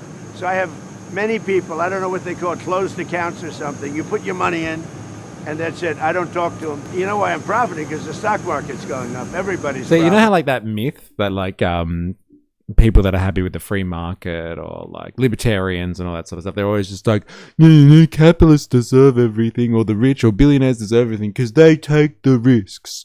They know what to do with their money. Like he's just like, I don't know, man. I just give these people money, and because I'm rich, they make me more money. Like, come on. Like, I don't even know who these people are. I just hand them over access to my capital, access to my accounts, and they make the decisions for me. And the rich get richer. Like, where's the risk and the entrepreneurship in that? He's just got hundreds of millions of dollars that he uses, and his people take off him and to make hundreds of millions of dollars, and he doesn't even know what the fuck, like he doesn't even know what they're called. They're like, I don't know, closed accounts or some shit. I don't know, man. I got people for that. Like, this system isn't like as entrepreneurial and innovative as people might think. People hoard resources and use resources to make more wealth for themselves, not for the system. And it's like on display here. So good. Government corruption is libertarianism. But like, this is what you guys espouse. You're like, look, just give the rich people what they want, and they will make more money because of their skill. Where's the skill here, Han? Come on, bro. How's this government corruption? He's talking about having lots of money, and he gives it to his people, and they use his money to make him more money. Come on, Han. He didn't say government corruption. I don't even know what's going on. I just give them money and they turn it into more money. Like, it's easy. So I have many people, I don't know what they call it, closed accounts or something. You put your money in, and that's it. I don't talk to them. You know why I'm profiting? Because the stock market's going up. Everybody's profiting. Where's your libertarian answer to that one, Han? Hey? I just give them money and they make me more money. Hey? Come on. What's wrong with that? It's a good system. It's a great system, really. Any system that gives too much power to a few individuals will eventually cause corruption. Oh, this is just innovation at its finest, right? Absolute peak economic system on display here.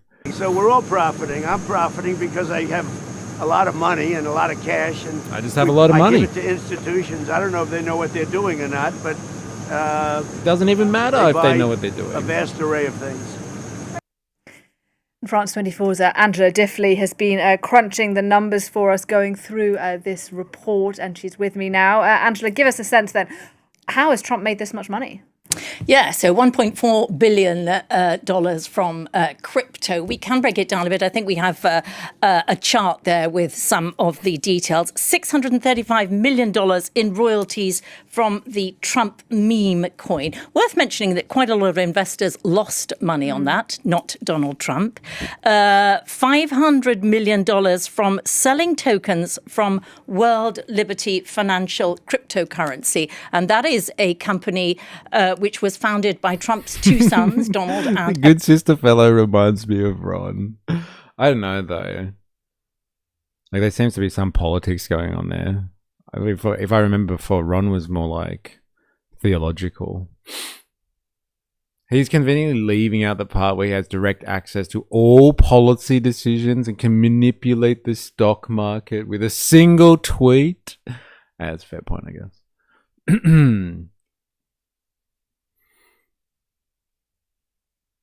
Oh, Pentester's in the house. How you going? Senator Chris Murphy put out a video the other day explaining all the ways he's made money in office. Apparently, there's some other stuff. Like I think I've got something from Han here as well that talks about shady Trump stuff. We're going to get onto that next, I think. Eric, and the son of Steve Witkoff, his special envoy, who we see around the world all the time. Another interesting one here is 86.5 Hans million. Is not informative. Okay. So it's just for the lols. Dollars from legal settlements. You know, quite a lot of those we have heard of. They have been settlements with major media companies, ABC, CBS, Meta, YouTube. He's made a lot of money out of that. The White House does say that much of that money was given to a non-profit and has gone towards the upkeep of Washington parks. Some of it has gone towards the presidential library. That's what they're saying. And this one, really interesting, 4.7 million from Trump brand royalties. That includes Trump sneakers, Trump watches, Trump perfumes. Sorry, but if you lost your money buying Trump coin, that's your problem. That's the risk, that we take. Trump sneakers, Trump watches, Trump perfumes, Trump and phone? Unbelievably, for people, I think, outside the United States, the Trump Bible, which is endorsed by Donald Trump. That's so good. Is that real? After I read the Quran, I'm going to get the Trump Bible.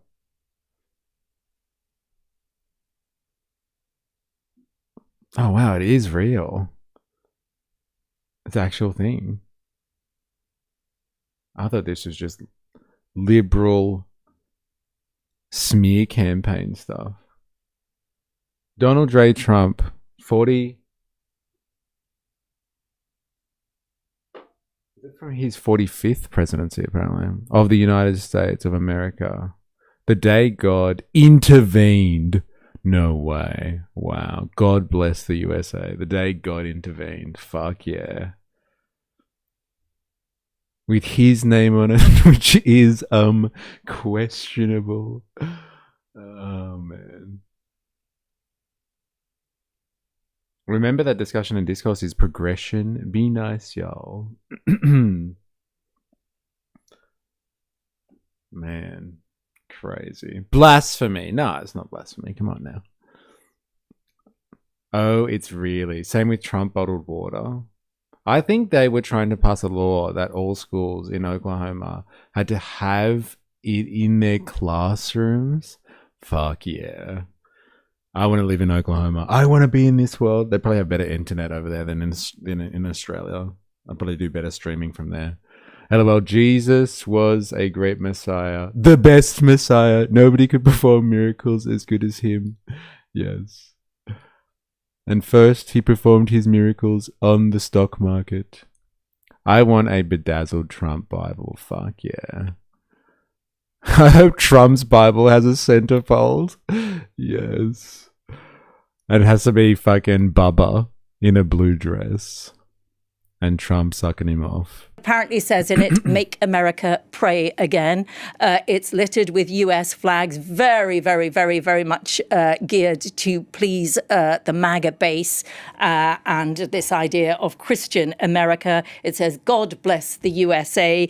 It is the God Bless the USA Bible, and you can buy it for just under $60. And he is making money from that as well. I'm surprised that's not sacrilegious. Shows what I know about, as you say, Christianity in the United States. It has been criticised by quite a few religious people. Okay, interesting. What about the White House? Is it concerned about all of these details now out there in the public domain?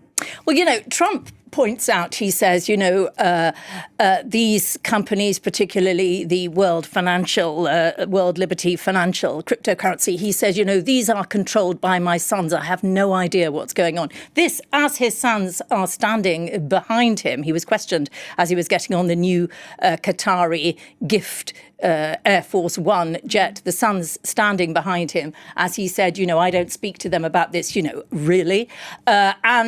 You know, people are contrasting it with the very well-known examples of US President Jimmy Carter, Democrat, who put his peanut farm in what really was called a blind trust, where you have no information about what is happening to the money in it. And that's what Jimmy Carter did. George W. Bush, more recently, sold his interest in the Texas Rangers baseball team beforehand. Trump just says, I don't talk to my sons, don't know what's going on with it. So that is what he's saying. Good. He's also pointing out Trust me, bro. That's his defense. I don't talk to my sons about World Liberty Financial. Trust me, bro. There, your peanut farm. We got him. Bro hates his kids. It's so funny. We don't talk about it. He is not bound by US conflict of interest laws, which is a fact. It is worth noting as well that he has rolled back quite a lot of the regulation on cryptocurrency. It was Biden-era regulation. He has rolled a lot of it back. He's put in charge of the Securities and Exchange Commission, you know, that body that oversees... One of them a little bit too much. Are we talking about like... sons-in-law here, Jack? At least my video will explain how he gets away with it all. And I would have gotten away with it if it wasn't for you damn kids. Is it the Genius Act that has changed the laws around cryptos and stuff like that? Or is there a separate crypto piece of legislation? Does the Genius Act cover cryptocurrencies?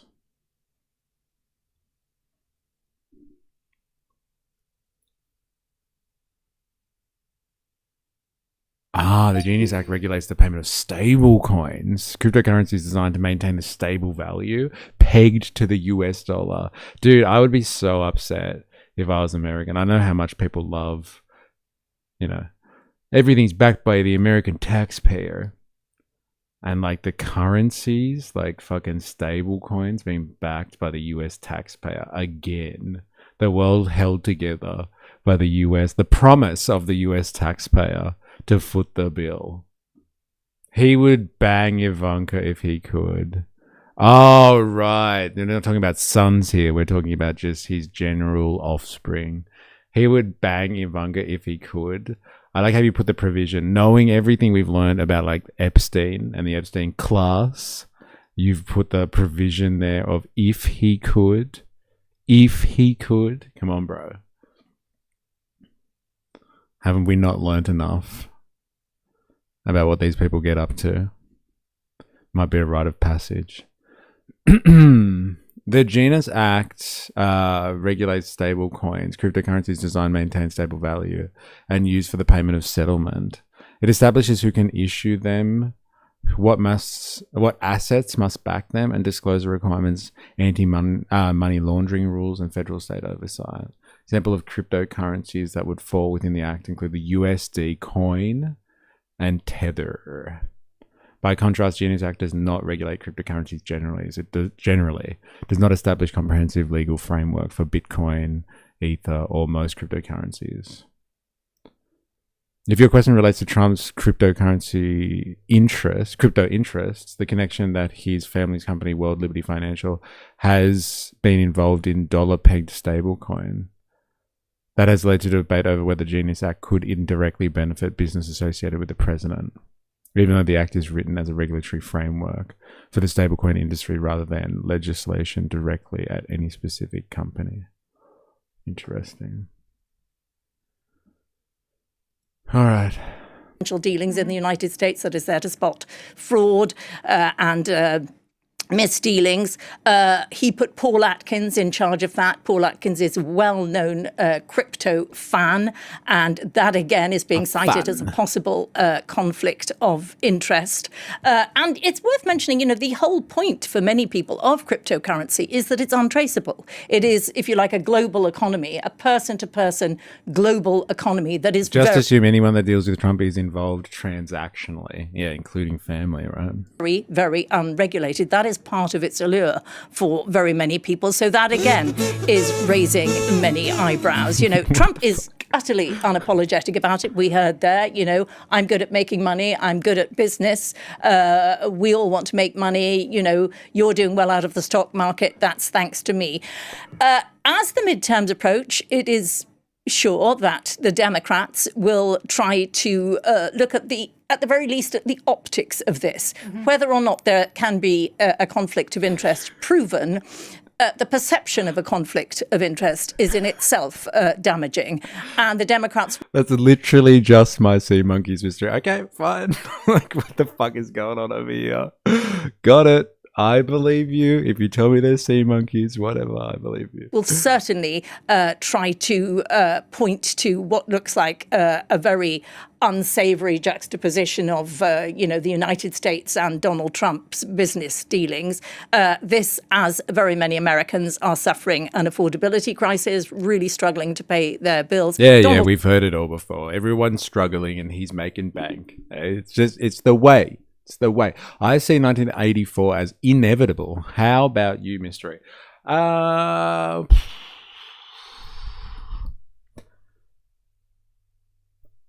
think to a certain extent that we already live in a 1984 style world with like never-ending wars. I think that was like the main takeaway from 1984 is the idea of like kind of never-ending war as a justification for totalitarianism. Or as like the bedrock of a totalitarian existence. And like I would argue that a lot of those things have already come true. We just wouldn't consider ourselves to be living in a totalitarian society. We believe that we have freedoms. Like we have been non-stop analyzing the Orwellian language that has been used in the Iran war situation, where like they continually argue that there's a ceasefire, even though they're continually talking about America and Iran shooting at each other. And so like that is a massive indication of like 1984 style, like a 1984 style universe that we're living in, that like they constantly blatantly, like the actual evidence they are talking about is there for you to understand. Like they're shooting at each other, but they call it something else and everyone's just like, oh, fucking thank God there's a ceasefire on. Like that is so 1984, it's not funny. Now, like the never-ending wars are happening all the time and the world is split into factions based on these never-ending wars. And so because of that atmosphere, then like you have states, particular states or like empires, let's call them, that are able to have total control over vast sections of the world's population. And it's done actually differently, I think, to like 1984 didn't envisage the technology that we have today. But thanks to like the internet, so the information space, let's call it, like American interests can kind of dominate the world's perception of reality through like the information, like controlling the information space, controlling the World Wide Web. And so like China's got its own little bubble and its own firewalls. I think Russia's got its own little bubble there as well. But like largely the US has like everything outside of that. That's why like Iran switched off its internet during the recent war, because they needed to control their information space. So like, yes, I would argue we're in it. It's just not like as dystopian feeling, like aesthetically, as 1984 is. Like 1984 looks like, you know, you're running through rubble and like you're dodging like missiles and shells on the way to work inside the empire. But like for most people, it's not like that. Like it doesn't have that impending doom feel to it. Like people are tricked into thinking they're the most free. And like the stick behind, so that if freedom is the carrot, then the stick behind that is like the loss of that freedom at any point. It could happen at any point. So like, you know, just do what you're told and conform, and like you'll continue to live in your nice little existences. So yeah, I think we've got a 1984 style existence, because like we do live in a form of totalitarian society already. It's just not as overt as like Orwell painted in a book. But like he did that on purpose, because like he's trying to tell a story, and like if it's boring, who the fuck is going to read it? So like he had to be more, I guess, overt than that. V for Vendetta was about the pandemic. Just saying. Yeah, interesting. I'm sure everyone on that epi list has some history. Very interesting Discord mystery, but I think it's going to get much worse. Oh yeah, it can definitely get worse. Like, come on. It's just not like, yeah, it's not how what's his name described it, Orwell. But like, how the fuck was he going to see that from like, you know, 70 years ago, 80 years ago? Yeah, actually, that's a good point. The propaganda is just more subtle, delivered through stuff like social media, and and social media is so expansive now. Like it is like, but like, you know, in 1984, it's all like newspaper clips, and they just like change the headings and erase people from the newspaper. Like algorithms can just control what you see, like to a T. Like to a T.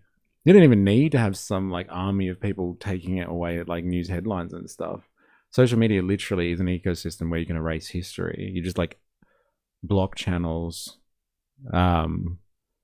shadow ban people, and like erase uploads.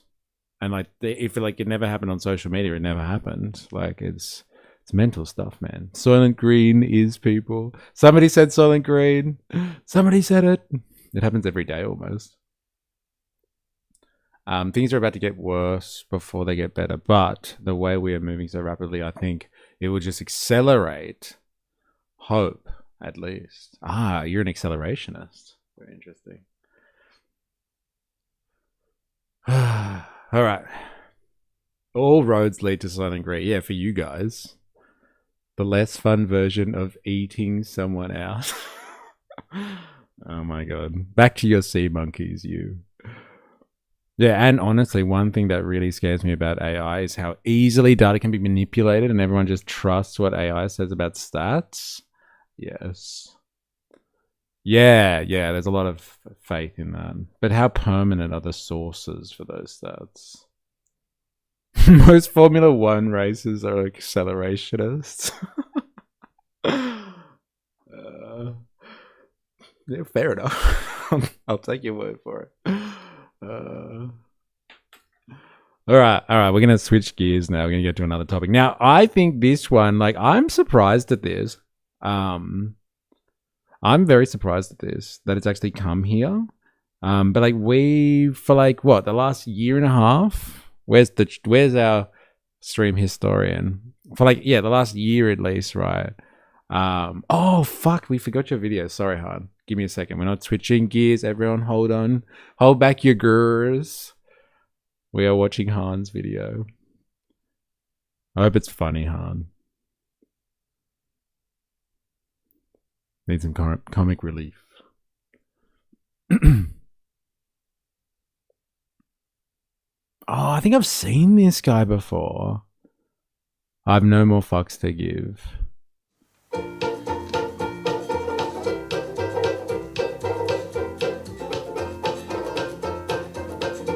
I tried, and I tried even more. I cried, and I can't recall what for.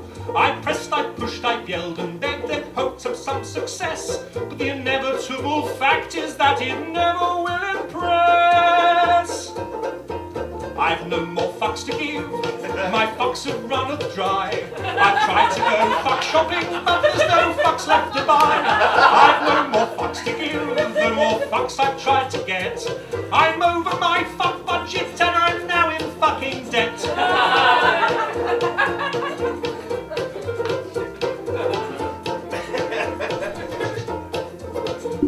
I strive to get everything done. I played by all the rules, but I very rarely won. I've smiled, I've charmed, I would have laughed, alas, to no avail. I'd run round like a moron to unequivocally fail. I've no more fucks to give, my fuck fuse has just blown. I've been hunting for my fucks all day, but they've upped and fucked off home. I've no more fucks to give, my fuck rations are depleted. I've rallied my fuck army, but it's been fucking defeated. The effort has just not been worth the time or the expense. I've exhausted all my energy for minimal recompense. The complete lack of acknowledgement has now begun to go, and I've come to realize that I don't give a fuck.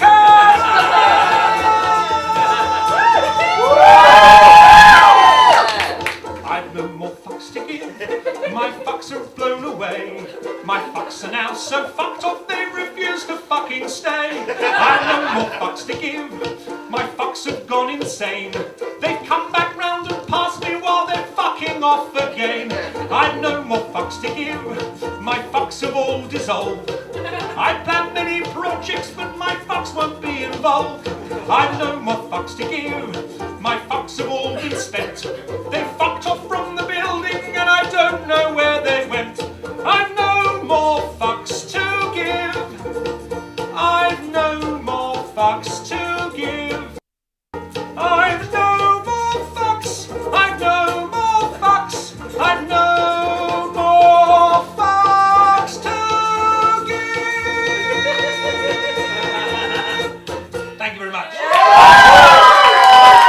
And he's in tune as well. That's good. In tune for the high notes. Very good, very good. Alright.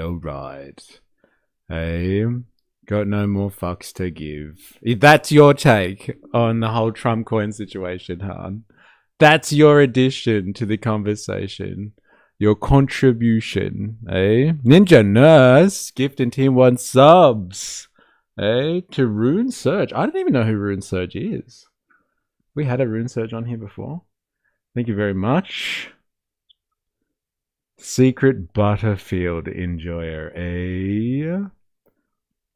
Thank you very much, Ninja Nurse. You fucking legend, yeah? Fucking legend. Thank you very much. Thank you very much. Alright, Renegade Liberator. Hello. Welcome to the chat. Alright. I am. It comes up in like It comes up in the algo now. Secret Butterfield enjoyer, eh? Yeah, we've watched him a bit now on Far Right Fridays. Yeah, we watch him for Far Right Fridays. Yeah, comes up. Look at all the stuff that we get in the algo now, eh? Keating destroys something, and look, we got the fucking Australian Institute in there as well. This chick's got a chainsaw. Watch out, Butterfield. Fuck yeah. All right. Shall we move on? Now, this is coming up in Australian politics, it would seem. We were watching this like a year and a bit ago, I would say. We were watching the rise of sentiment against data centers in the US. Like, people were making documentaries about how data centers opening up in their communities have been destroying the place. And we watched a video maybe like a month or two ago about how that's happening in Australia now as well. That like data centers are on the rise and like people are getting upset about them, etc., etc. They who legally armed the cartels, in other words, that global human sex trafficking modern day slaves are those who become the cartel, in other words, the global human sex. Whoa. That's quite an entrance to the chat there. Your surveillance capitalist profile is trans mystery. Very confused. Wait a minute, what? My surveillance capitalist profile is trans. Is it trans Tifer? Perhaps? Very confused. Yeah, all the right-wing content you watch has surely fucked your algorithm. I actually have a separate page. Like a separate, I just use Firefox because like I have my own algorithm somewhere else, and I have a login just for what we watch on this stream. Maybe I think he's from a Clash song. Oh lordy! I've noticed Butterfield is walking back some of his comments. His tone has changed around immigrants a bit, using softer languages, not all immigrants and that sort of stuff. And you lot think I'm the bot. Yeah, I gotta admit, like that's something else. Alright, anyway. Data center. Talking about bots and people being made of wires and electricity. Data centers are on the rise in Australian political discourse, it would seem. And so let's have a little look and see if the data center debate in Australia is like what we've seen in the US, because the US one, like, that was crazy. Some of the stories that we heard about, like, you know, when Meta opened up their data center like 100 meters away from that old woman's house, and like she couldn't see the sun anymore, and there was all this dust, and like she couldn't drink water anymore. Somebody's poisoned the water hole. And like those places in like Georgia where like they have like cheap electricity relatively, and then the data center moved in, and like now no one can afford to put the lights on and stuff like that. I wonder if the Australian conversation around data centers is the same, because like I've been in government for long enough to know like our regulations are pretty fucking, our environmental regulations and our general planning regulations are pretty strong. Like we don't do the wild west stuff that the US does, where it's just like, it's my property, I can do whatever the fuck I want with it. Like we try to balance and mitigate the risks, especially with like, you know, industrial centers or industrial uses of the nature of data centers. So are we balancing, getting the balance right in Australia with data centers? Because apparently the talk is that there are data centers are coming, and like they're coming in massive fashion in Australia. It would seem there's a lot of money obviously to be made in data centers, and having that infrastructure rolled out, and like in the Pacific generally. And so like Australia is kind of a launching pad for that. Like, do we get this infrastructure because it's good for the Australian economy? Like, you know, you don't want to miss out on this. Like you could compare data centers potentially in a surveillance capitalist world to like when they rolled out like the railways, like when like trains were like the hot ticket item for capitalism. And like if you didn't have trains, you weren't going to industrialize and move into the next phase of development, like move into the next century, basically into the 20th century. And so like a data center is the equivalent of like railway lines now. Like you don't want to miss out on this investment, but is it being done properly is the $1 trillion question. And so like, are we doing them right in Australia? Because we've seen what's happened in the US. And it seems like they haven't been really considering the local environment or the local population, let's say. It's stealing all the water. You're in government? Yeah. I was in government for almost 15 years, actually. Yeah, that's my background. And when I realized that, like, I guess upholding the public interest is not actually what they want public servants to do, it was like a big big enlightenment moment for me. And I realized that, like, I was not effectual. Like, I really thought that we were there to uphold the public interest. And there was a lot of good people that I saw that were completely crushed from their time in government, trying to not do the right thing. That's a moral question, I guess. At least just stick to the rules, the terms of engagement. It's crushing after a while. Does Oz have fresh water? Are you sure? Yeah, so good. Data centers are bad. The state is evil. Yeah. Well, the regulation amending in NZ is for shit like this too. Yeah. And like, it's coming. Like, I don't want to be a Luddite about this. Okay. Like, I am not going there. Capitalism is the system that we have, whether you like it or not. And like, the technology moves on. And like, do you want to be left behind, or do you want to incorporate that technology, but like do it in the most ethical fashion possible? And I would say, like, the latter is not an option if Australia wants to continue being a country of any relevance. If they want data centers in the Pacific, we should be there. It's like when Trump was like wanting to extract rare earths from Australia, and they signed that agreement, and everyone was like, why would we sign up our rare earths and stuff? But like, they're sending US capital to Australia to like start up processing of rare earths in Australia. Like, if they want to spend hundreds of billions of dollars doing that, let them. Because once they build the infrastructure, it's there.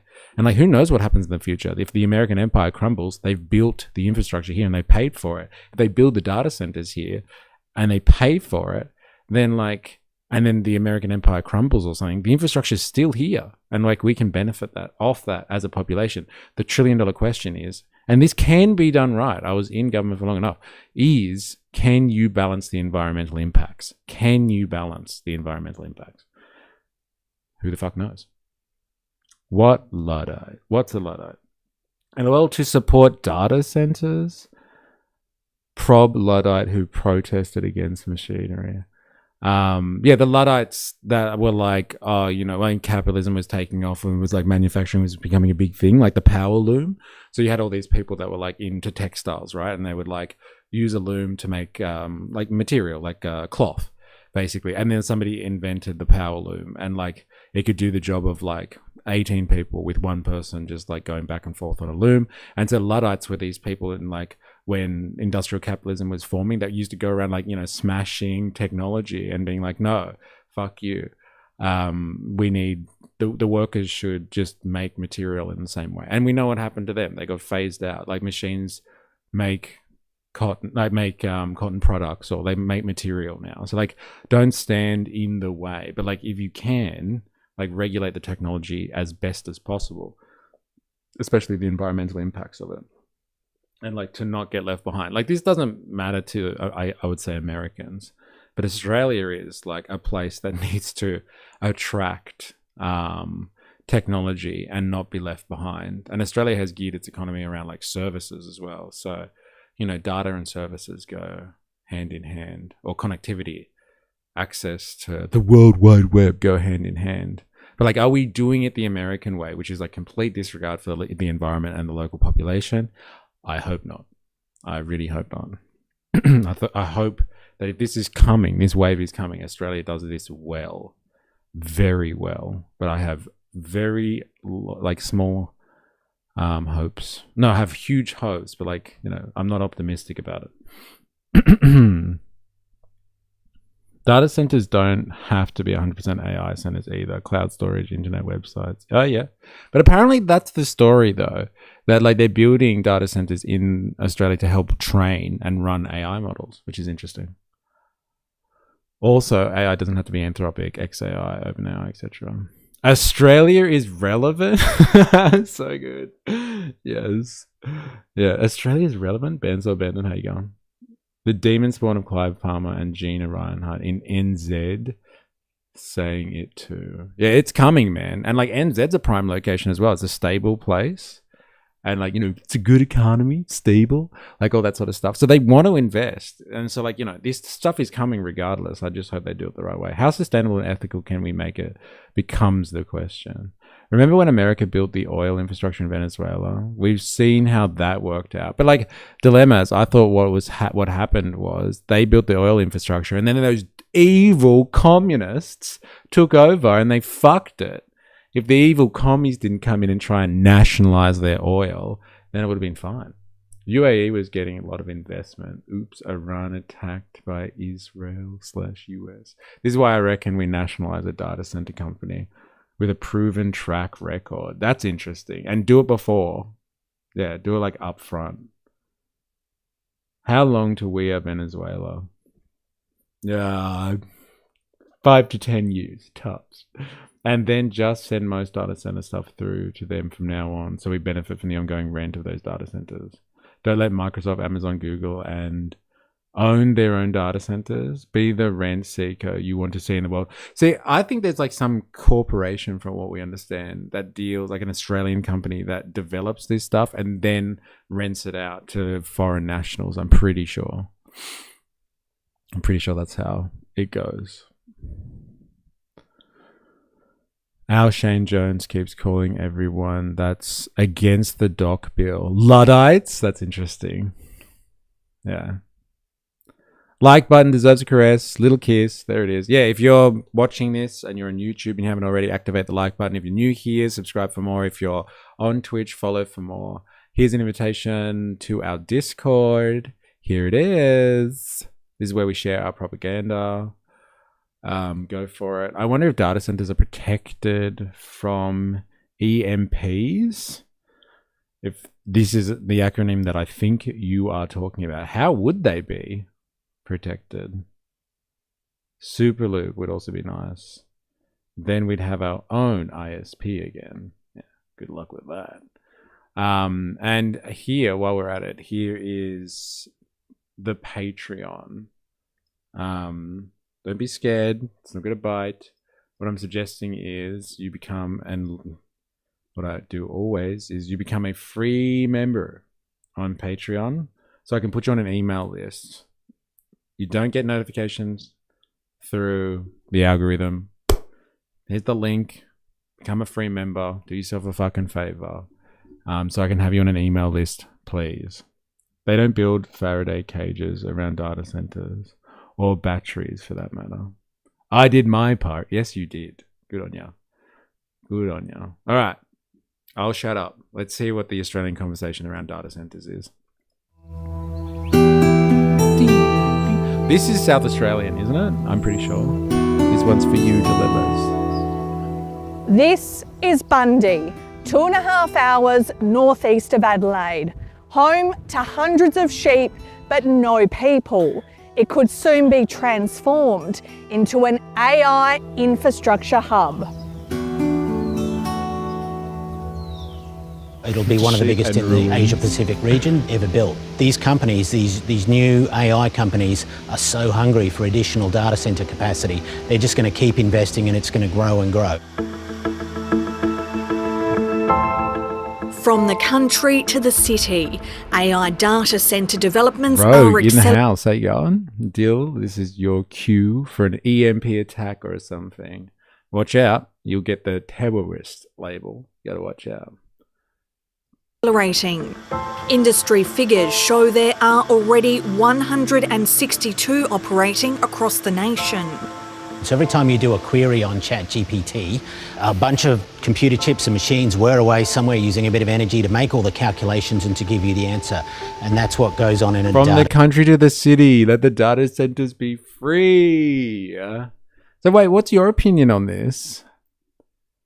On data centers? Like from what we've looked at over the years, like from, what are they called? The years. I mean like the many months.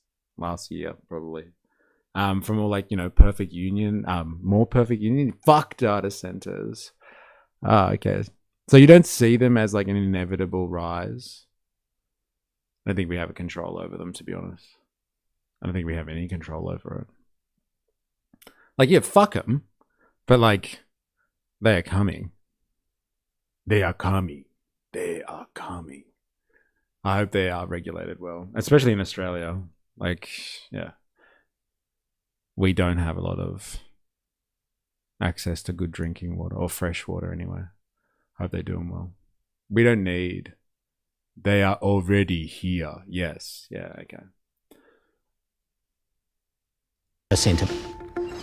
But critics argue the rollout is happening too quickly and without enough safeguards. We can't afford to be playing catch-up the whole time, and that's why I think we need a moratorium on the construction of these hyperscale data centres, the really big ones that the big companies want to put here.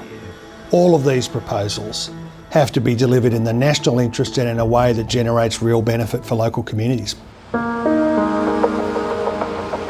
The $10 billion South Australian data centre proposed by tech company Iron promises 500 jobs during construction and 200 ongoing roles.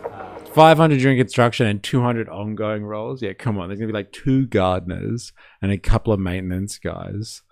Like, come on. We've seen this all before. Like, we've seen this play in the US where they're just like, there's heaps of upfront jobs when they're building the thing, but after that it's pretty much a go. It's a box. It's a box. It's the box. That's all it is, really. What the fuck? Why does it keep doing that? Fuck you. They seem to be having some success fighting back against a big one proposed in Utah, but it's a huge case. There we go. Fight him. Get him to do it. Like, do it properly.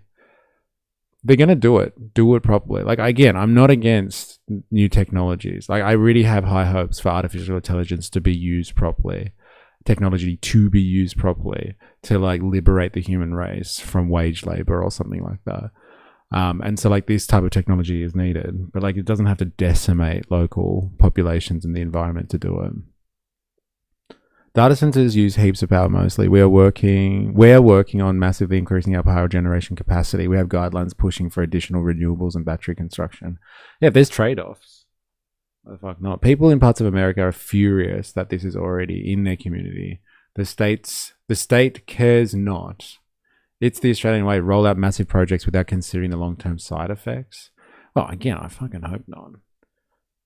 Like, honestly, that was not my role in government. We cared a lot.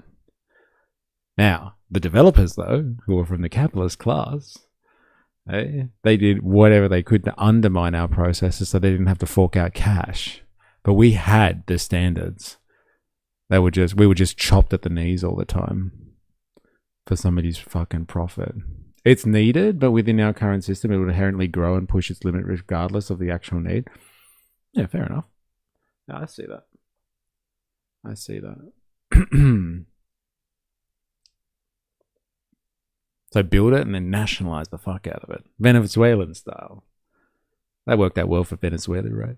They can actually build data centers that are way more water efficient by using air cooling and having closed loop water cooling with grey water for only really hot days. There are solutions. US data center, loud fan hum from 200 meters away. AU data center, silent across the road. If we can get young ones here, it's going to be key. Goyder Council Mayor Bill Gebhardt says the data centre is the exact same fucking story we've seen in like every More Perfect Union piece on this. It's just like they like interview the local mayor and he's like, it's going to be good for the economy, I swear. And it's like 6 months later, they're like, if only we knew. They didn't care about the economy at all. If only we knew.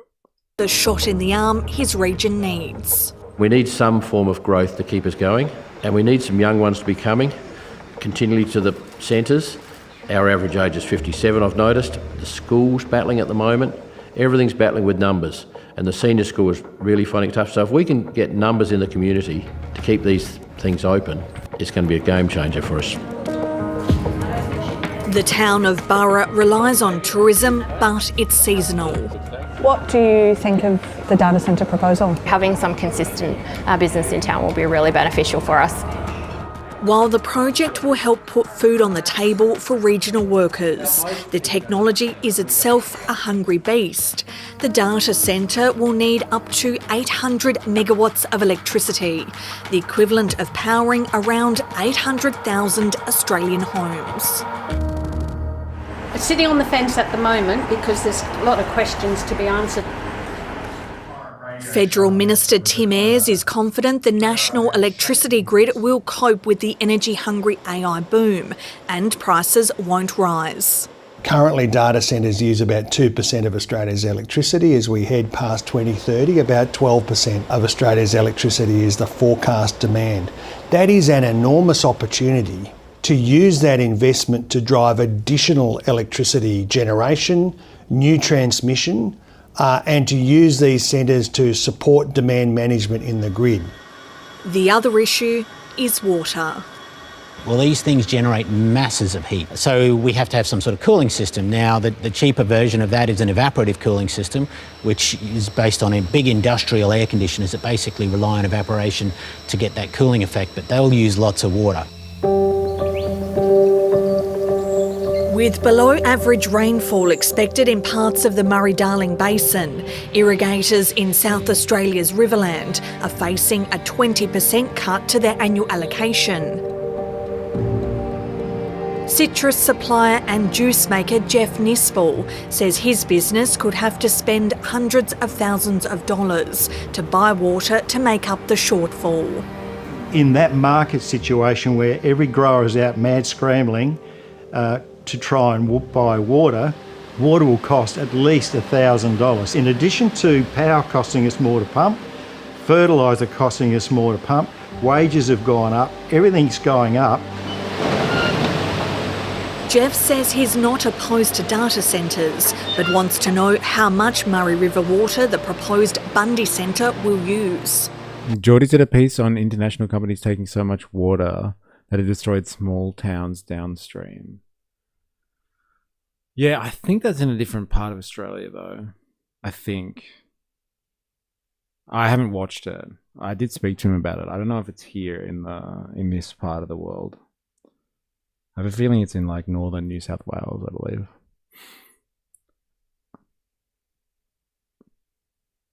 Blood water. Cotton farms probably worse for data than data centers.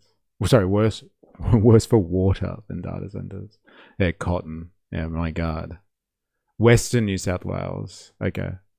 That was the Riverina, I think. Cotton farms are definitely worse. Cotton farms fuck us bad. But it's just like, is it the right thing for Australia's climate, though? That's the $1 million question. $1 trillion question. Like, can't we grow some other fucking crop here? Seriously. I'll have to check it out. Also, gold review. Oh, this is the one. Yeah, there we go. 800 megawatts for this data center. Tasmania is currently using 1,444 megawatts. Interesting. All right, let's do this. The fact that they built it right next. If you care about water usage, watch what you eat. Idiot. LOL. To a pipeline, the Morgan Whaler pipeline makes you a bit nervous about, is this going to consume megalitre after megalitre of water? And given that we're the driest state and the driest continent on Earth, that is a worry. Do you know exactly how much water the company will use? No. I've got no idea, and we've tried to find that out. Iron declined 730's request for an interview, but in a statement said the Bundy data centre would not consume water on an ongoing basis and would use a closed system that circulates coolant in a sealed loop. I'll call Senator Hanson-Young. Thank you. I move the motion. Last month in the Senate, the Greens established an inquiry into AI data centres. They say there needs to be more transparency and regulation. These companies are coming to Australia because they see that we are cheap pickings. And that's because the governments, state and federal, are just rolling over. And at the end of the day, it'll be the community that carries the burden. The federal government has set out a list of expectations tech companies should follow, including around energy and sustainable water usage, but they're voluntary. I think the idea of putting down some principles makes sense, but this has got to be legally binding. And this can't just be, hoping that the AI companies do this of their goodwill. So the question isn't whether data centres will be built. The question is on whose terms. Ultimately, these developments are approved by state you government. can't reject them. Let's be honest. The question is, do you want to? I am not of the opinion that cutting Australia out of this industry is going to be beneficial for our position in the region. But they could easily block it. Come on, bro. You could block it. You definitely block it. But does Australia want to be part of the future? Yes or no? Or this form of a future? There's always a smart way of doing things. Yeah, that's the $1 trillion question. XNF, businesses are trying to move in without bribing us. Intolerable. And the federal minister expects them to follow his government's expectations. How can we be sure Australia's Matt water Bond's resource... in the house. No way. On a stream. It's good to have you. Hope you're well. I have arrived. will tolerate this AI infrastructure growth? Well, the data centre expectations make it really clear that water security plans and effective water security management is fundamental to the Commonwealth Government's support for these projects. Back in Bundy, Iron has yet to submit a development application, but hopes to start operations in South Australia in 2028. The industry says nationally there are 90 data centre projects in the pipeline. I'm very worried that we are sleepwalking into a catastrophe because governments are too bamboozled and being starry-eyed. No. If they can't block you, you can always cock block them. Are we talking about data centres here? Or is that a separate conversation there? Of course, Dilemmas mentions the new right-wing movie of the year. Death Wish kind of started the whole vigilante film genre. I have to see Citizen Vigilante before I pass judgment, though. And naive about this. Standing still means going backwards in technological terms, Australia becoming less competitive, less resilient and less secure. Dun, dun, dun. Do you believe it?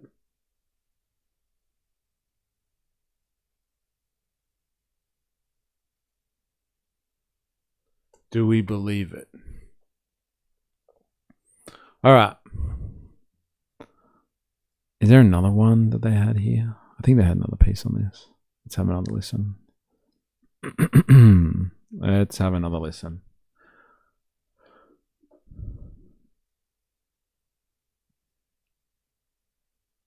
I've heard some pushback simply because AI is a perceived bubble. Oh, and we overinvest or something like that. Or we allow this to happen, then it goes nowhere. But just because you host a data center doesn't mean you control the technology it is enabling.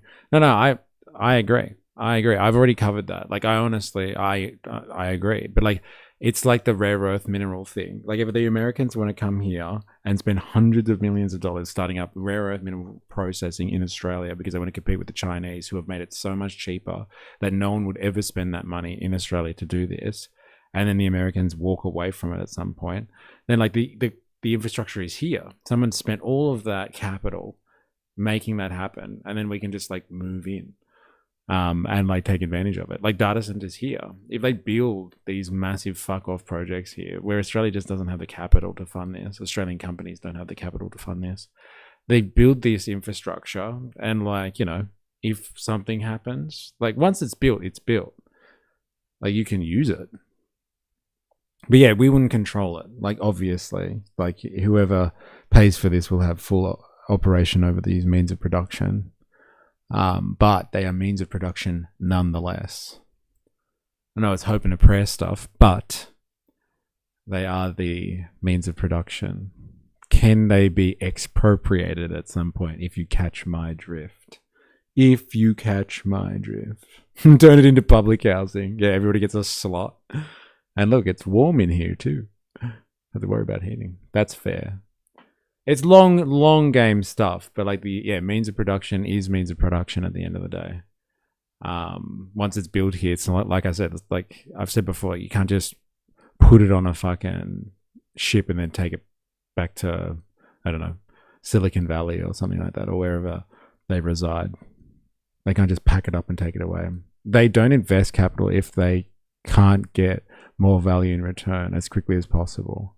Yeah, but like this is the difference though. Like this type of capital investment in this age, this level of advancement of industrial civilization, like the amount of capital we're talking about here is, you know, in the billions of dollars. And so like these are long-term investments usually. I know they want to get returns as quickly as possible, but like these are huge operations. Huge operations. I think they have to plan things a little bit better. It's a waste of resources in order for companies to spy on us. They spy on us already. Like I hear you. They're already doing this, but like the means of production, investment up front, once they build it, they can't take it away. But can it be reappropriated in the future? I believe so. I have hope. But yeah, fair enough. Is anyone here a software person? There's heaps in the chat that are. I think Hobo Joe's here. Jag. I'm a software person and Claude is fucking ridiculous. That industry is not going back. I think Jag has a lot of love for Claude. We're going to talk to him, Buzz. With the AI boom in full swing, tens of billions of dollars are flowing in from big tech companies to build data centres. Across Australia, there's a surge of proposals to build these power-hungry centres. A new analysis commissioned by Greenpeace is sounding the alarm about the size and speed of the energy demands of this AI boom and whether it could delay the country's transition to renewables. Well, Cam Wilson is the ABC's national AI technology reporter, and he joins us now from Sydney. Cam, what does this report say about how much electricity these data centres are set to consume and why? Yeah, good morning. It is a really, really big number of energy that is expected to consume in this report.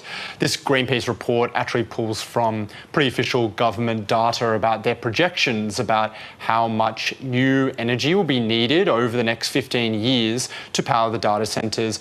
Data centres, of course, have been around for quite a long time. You know, we've used them for many tech services, but this recent generative AI boom, which has been kicked off by ChatGPT at the end of 2022, is a really... I could argue it is the other way around. What's the other way around? Do you mean? Unless you're responding to someone else. Oh, man. I mean, these kind of studies pretty inconclusive. You can't predict what's going to happen in the energy industry before 2040 with enough certainty to speculate on how much our total energy will be used by anything. Oh, Claude loves me. Oh, sorry. It's the other way around. Yes, Claude loves you. Sycophantic, hey? It makes you make it smile. It's just rubbing your fucking ego. First I've ever heard of someone blame autism for not coding. Yeah, actually, I haven't heard that one before, Voltaire. That's pretty funny. Coding was too much for my autistic brain. There's plenty of companies out there that have realized that using AI is way too expensive. Yeah, because it sucks. They're being forced to use it. It hasn't really integrated properly yet. But it's been the integration is artificial.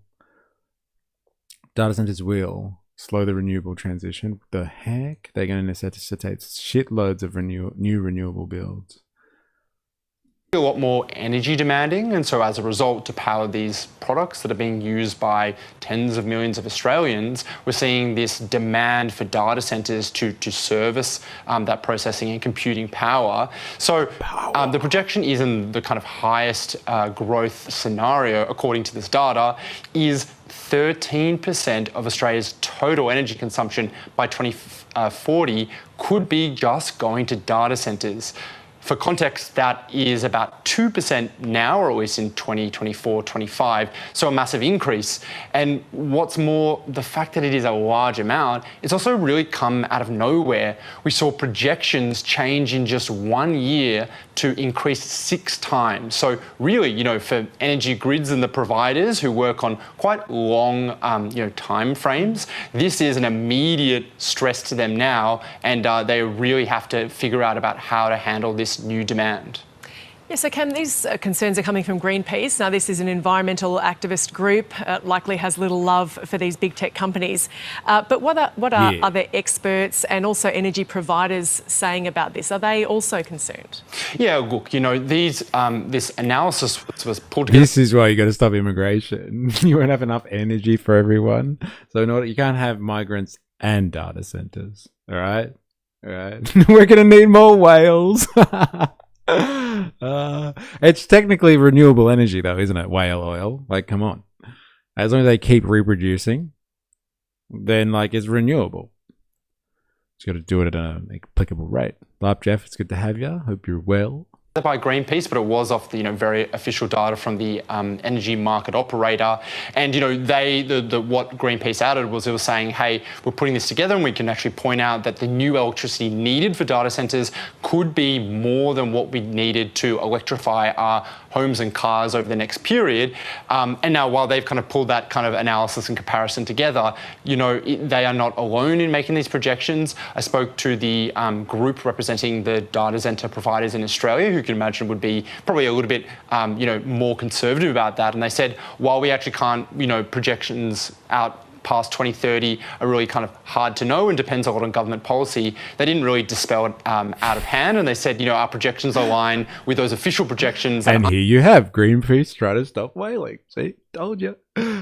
Assholes. It hasn't come out of nowhere. Yeah, it's accelerating faster than we realized it would, but people have been talking about what's happening now for decades. It's just that nobody listened. Undergird the Greenpeace ones up until 2030. So, pretty much everyone is agreeing that there is this huge demand that is coming out now. And the question is, how do we actually service that? Because, the fact that there is so much new energy demand means that as we transition to renewable energies, some of the power plants that were expected to go offline because of this new demand, or energy provision from renewables, all of a sudden will have to hang around because there's a lot more energy needed than they had originally projected. And are companies like Microsoft or Amazon required to bolster this infrastructure required for these centres?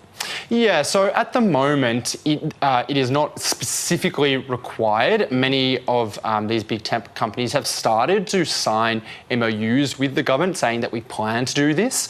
The federal government a few months ago released some non-binding expectations for data centre providers saying, hey, there's a few things that we think that you need to do. One of those was saying you need to bring enough renewable energy to cover what you're going to take up with these data centres. They're non-binding, but the government was saying we're not going to support any projects that don't. You guys, is that pronoun correct? Hey? What's going on here? Renegade Liberator X. What's happening? Don't abide by that. But recently we've seen moves from, an agreement between the state and federal energy ministers saying that let's take these non-binding guidelines and expectations and codify them, make them actual requirements. So, very clearly there is a push to say, to handle this long-term demand right now with these with these data center providers coming in, building for these big tech companies, you guys need to pay the way, support this kind of stuff, and we need to take this seriously and not just leave it up to, hopes and wishes.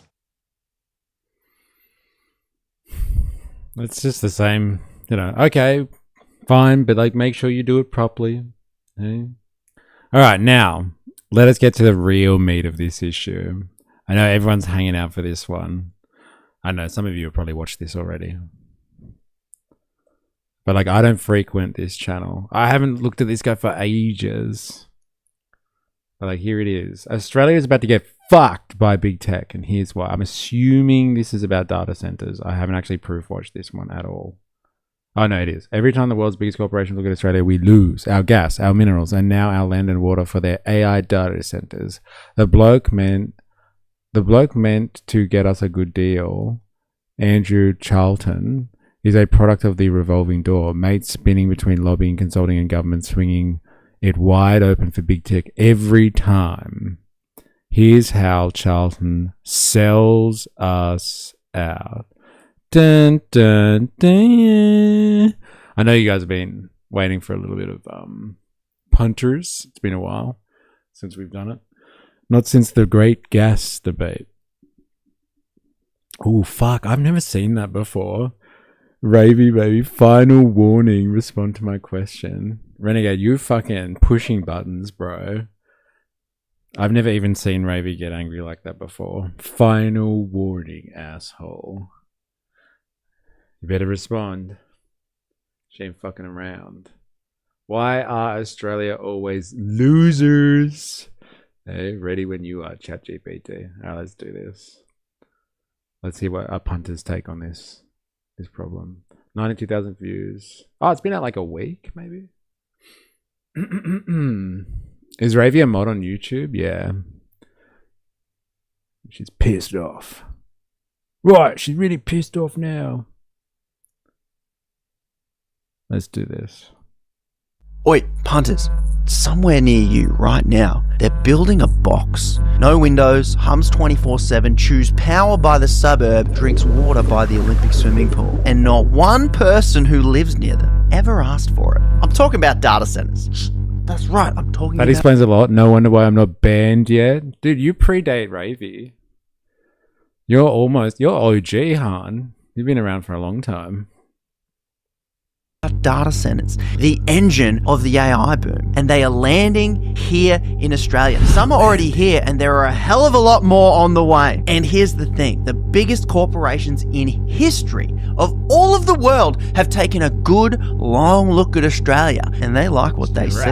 Look at this. Australia is set to get more AI data centers. Tech giants ready to fight in Australia's 100 billion data center war, a once in a generation infrastructure land grab. War? Land grab? Bloody hell. Look, punters, maybe this will be great. Maybe $100 billion of foreign money rolls into the country and we get rich. But I've got this nagging feeling, like I've seen this movie before. Because I don't know, man. Like, I don't think if they invest $100 billion in Australia, anyone's getting rich off that. Like, come on. Come on now. Does anyone actually believe that?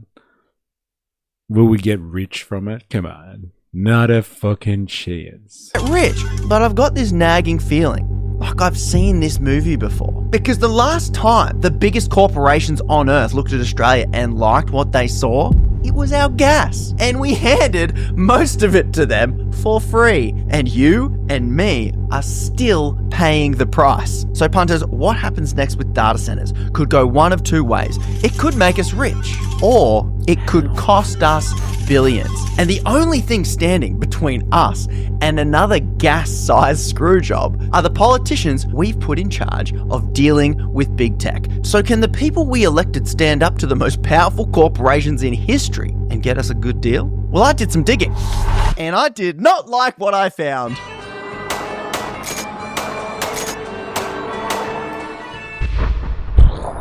Before I show... I just gotta know, like, from what we've researched in the past, Australia doesn't actually have like Google or Amazon building data centers here. I thought it was like an Australian company. Do you know if companies like Google or Amazon actually build data centers in Australia, or there is another company, potentially an Australian company, that builds the infrastructure and potentially leases it out or on-sells it to these types of companies?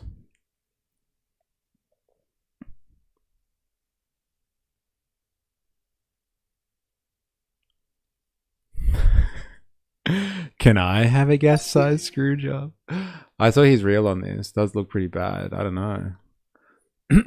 Punters is trying to diversify his views. Instead of gas, his next mission is data centers. Dun, dun. Well, that's what I'm saying. Like, it's coming up. It's coming up in the discourse now. Like, is he our version of the channel More Perfect Union? Like, get on this sort of stuff. Companies like Amazon and Google do build, operate infrastructures. Wait, slow down. Yes, in Australia, it's actually a mix of both. Some large technology companies build and operate their own data centers, while many use specialist data center companies that build physical infrastructure and then lease the capacity to them. So Amazon builds, including in Sydney. Okay, AWS. Actually, they did one where I used to work, actually. And Preston's, I think they've got one. AWS. Google operates cloud infrastructure in Australia and has invested in data center capacity. Microsoft operates Azure cloud regions in Australia. Australia also has specialist data center companies that build and lease facilities. Okay, NextDC, one of Australia's largest locally founded operators. It builds and operates large facilities and leases capacity to customers. AirTrunk, founded in Australia and focused on hyperscale data centers.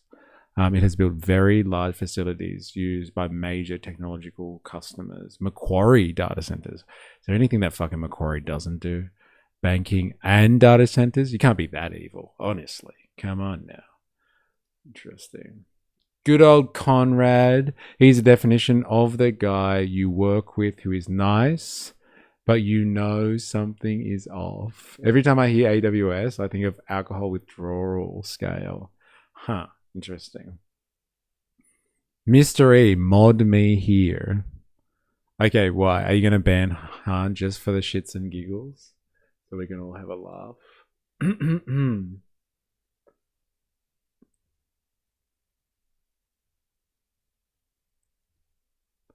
Alright, let's do this. Show you what I found. You need to understand what's actually on the table here, because these companies aren't crossing the planet and spending $100 billion out of love for Australia. They want things, specific things. Here's a list. They want power, tons of it. They want water, millions of litres, cheap land, as few rules as possible, and more than anything, more than anything, they want to pay as little tax as they can get away with. Ideally none. Here's what corporations don't want you to know. Every single one of those things has a cost, and these corporations are going to war to make sure that that cost lands on you, because the more they can pass those costs onto we regular punters, the bigger the profits they can ship back overseas to their lovely shareholders. They will fight for every dollar, every tax break, every loophole, because that's exactly what they're built to do. They are bringing... They're corporations. Yes, this is what they do. But like, why is this time it different? That's what I want to know.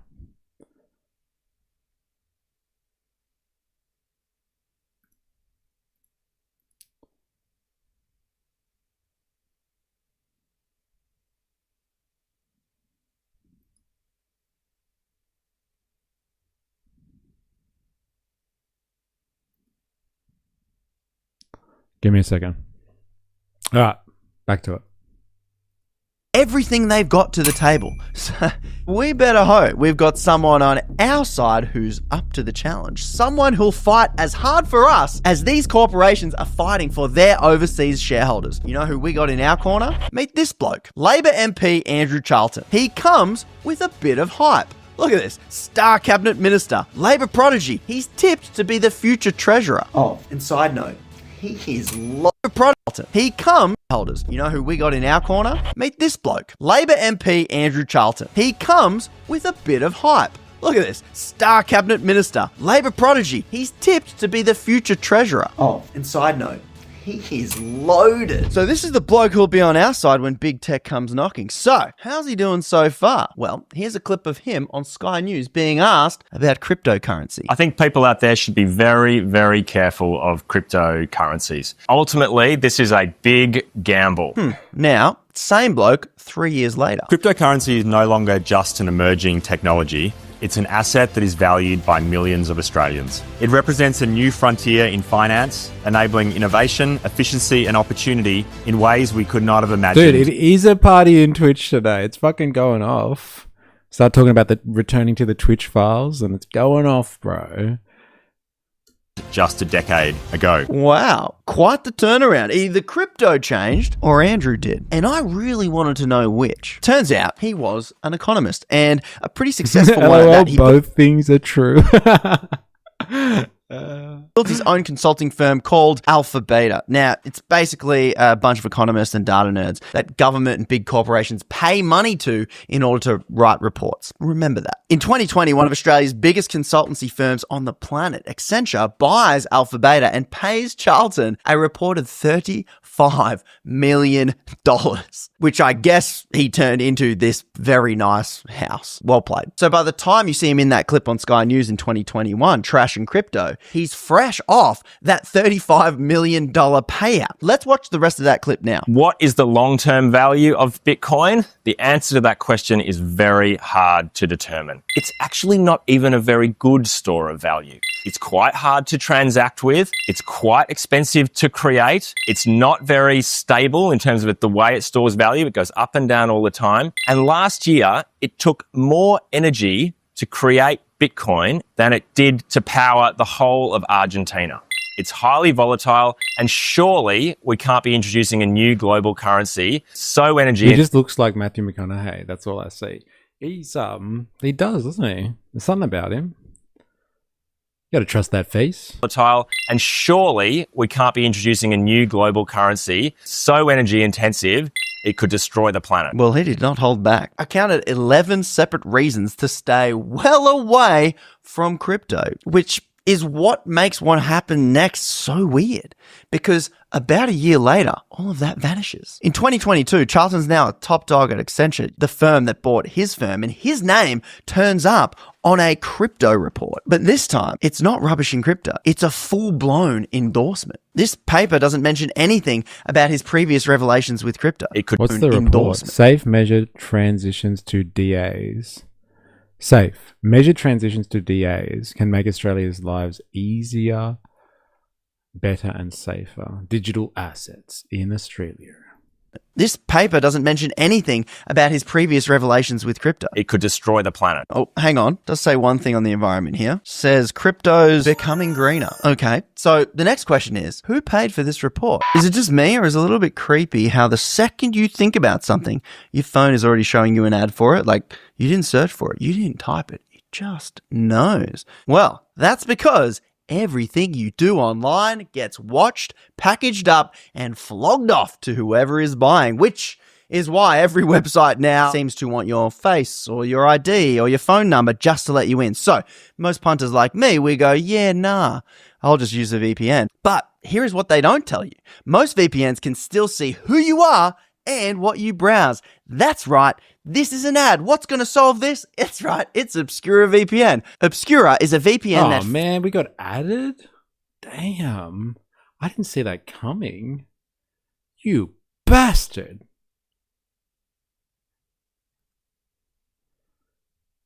That was clever. And get 25% off. The link is in the description below. Anyway, back to it. Turns out it was paid for by Tech Council of Australia, which is pretty much a tech lobby group. Which, fun fact... Tech Council of Australia. Dude, it actually sounds evil, doesn't it? The Tech Council of Australia. Tech Council of Australia. This is where, like, tech bros come to give, like, worship and offerings to the tech gods. Tech Council of Australia. Hey, they commissioned a report that was in their favour. Hey, capitalists doing capitalistic things again. What is the Tech Council of Australia? The Tech Council of Australia, the TCA, is a united voice in the nation's leading technology companies. Our mission is to help shape Australia's digital future by driving growth, investment and innovation in the tech sector.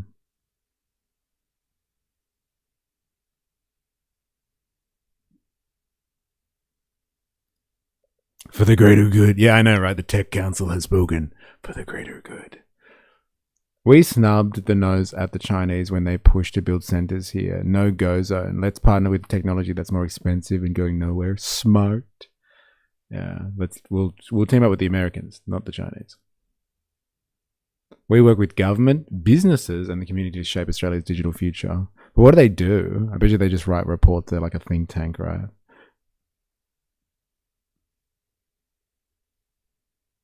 Policy, research, engagement. Technology as Australia's productivity engine. Download report. Yeah, interesting. Okay.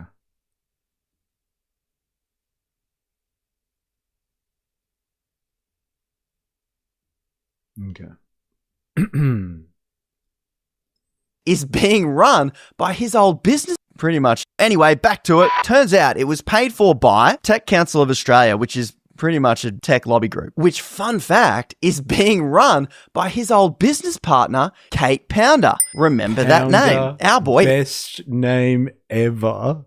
Kate Pounder. Fuck yeah. Go, Kate. Another pesky think tank setting our policies. Yes. VPNs aren't good enough anyway. Poison data fools. Yeah, that's what we need to do. Poison data. Haha, beat me to it. Dude, such a good name.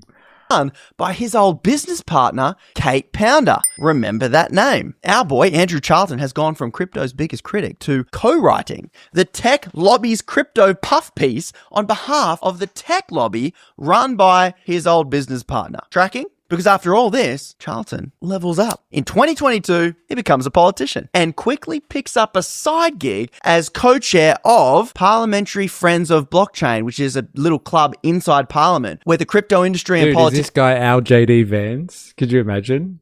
Hey? But like less chunky. No baby face. Looks like Matthew McConaughey. That's what they used to call me when I was dating Kate. Hey, somebody had to say it. Hey, Kate Pounder. Politicians get like friendly. Oh, and it's run by the crypto lobby. And now this is where the story gets Pounder. I hardly know her. Not that it stopped me before.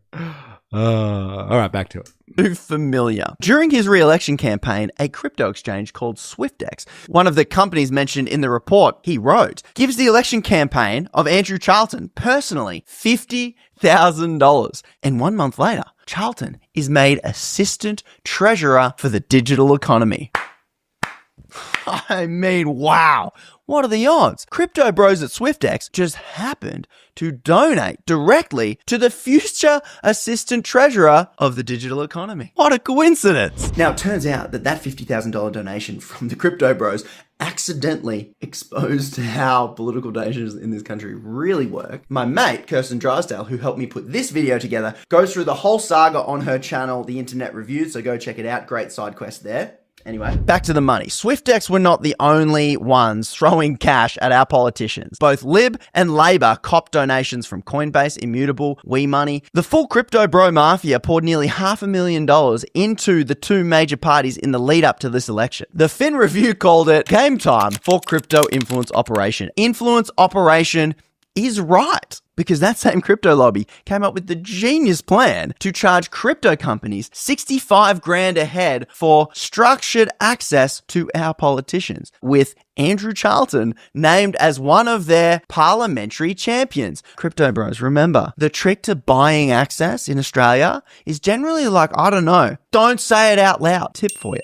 Anyway, that didn't go ahead, but do you know what did? A secret WhatsApp group between politicians and crypto lobbyists. Do you want to take a guess at who was in this fun group chat? SwiftX? Yep, correct. And Andrew Charlton. Want to know what they spoke about?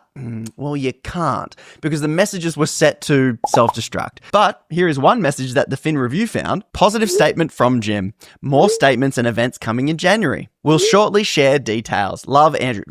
Andrew. Cute. Little update for the girls there. So by 2024, he's got the group chat and the donation. So let's check back in to see what our boy Andrew Charlton thinks about the whole crypto industry now. Cryptocurrency is no longer just an emerging technology. It's an asset that is valued by millions of Australians.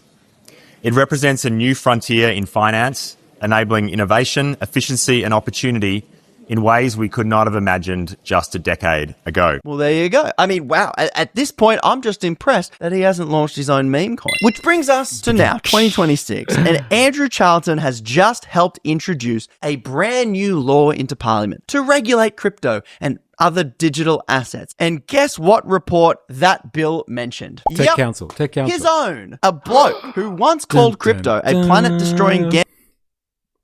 Yeah, regardless of who's buying it, I don't like the purchase access or donation style of politics we've made. It's bourgeois politics. We haven't made it. It's been around for long enough. Does anyone feel a bit more punty yet? Just a little bit. Just a little bit. Campbell gets paid by crypto industry to write a report that says the opposite, then becomes a politician, pockets the industry donations, becomes the minister in charge of crypto, and introduces a law that cites his own industry-funded report as proof of how great crypto will be for we regular Aussie punters. Now, I don't know about you, but I'm suddenly not feeling so confident about... Is he going to tie it back? Oh, here we go. I spoke too soon. Australia is set to get more AI data centers. I was going to say, fuck, this is just about crypto. Talk about data centers. Those data center negotiations that are now underway with big tech. Let's go back to the data centers, shall we? Look at this. Last year, OpenAI, the GP... I sure feel punted. Nerds flew out their chief economist all the way to Australia to, let's face it, ask for one thing. Go on, have a guess. What do big tech always want? It's tax breaks, baby.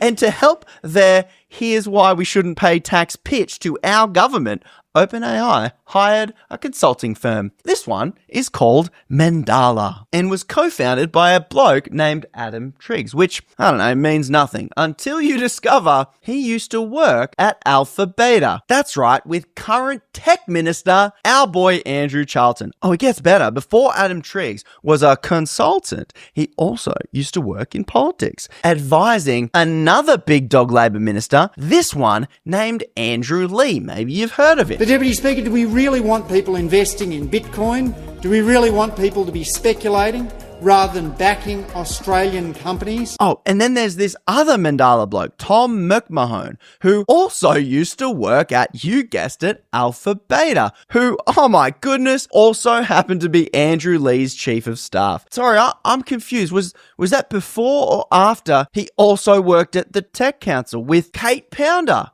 Huh. Are you starting to see why they call it a revolving door yet? Oh, I'm not done. When the OpenAI nerds rocked up to Australia to pitch us why we should let them not pay tax, I guess. So disparaging. The OpenAI nerds. How could he? How could he? The state is a parasite. I'm sorry. I hate him so much. Wait, is that a separate conversation? We're talking about the same person here. They are a bunch of nerds. Yeah, all those nerds on planes looking for tax breaks. Oh, man. I mean, hey, state or private, if you're pulling over 6 figures, you're a parasite. Like, 6 figures isn't enough in today's economy. It has to be like 7 figures, don't you reckon? No, punters just has a punchable face. Oh, man.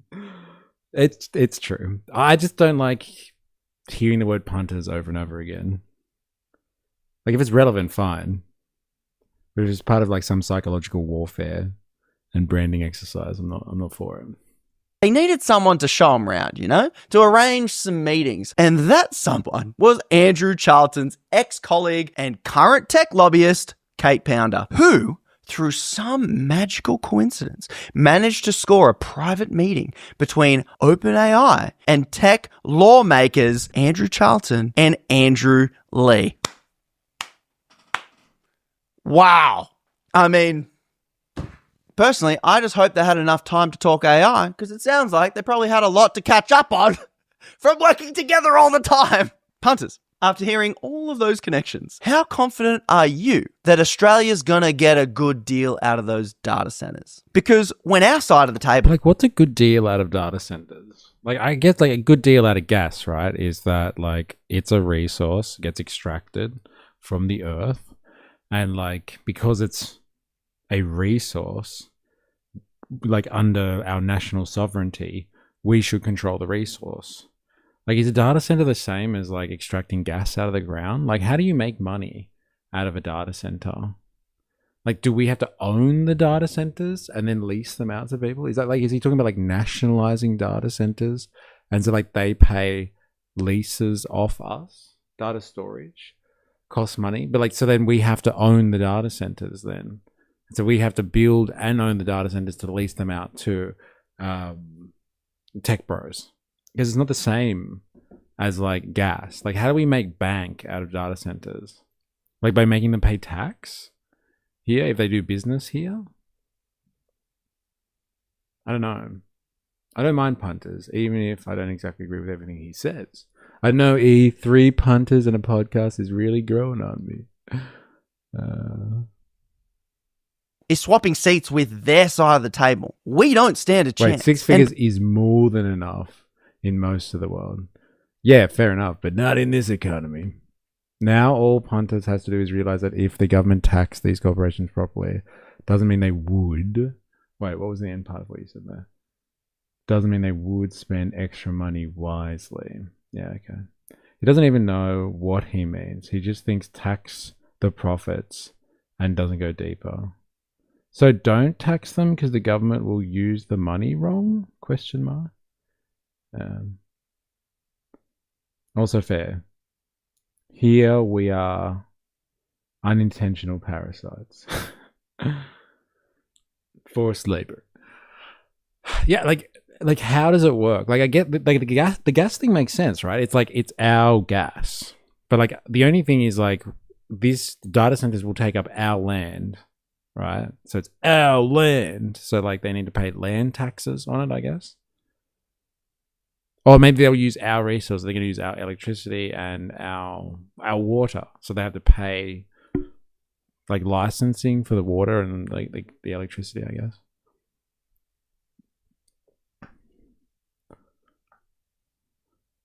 Like, how are we getting screwed more than any other company that comes in and does business in Australia? I wonder. Punters, let me be clear.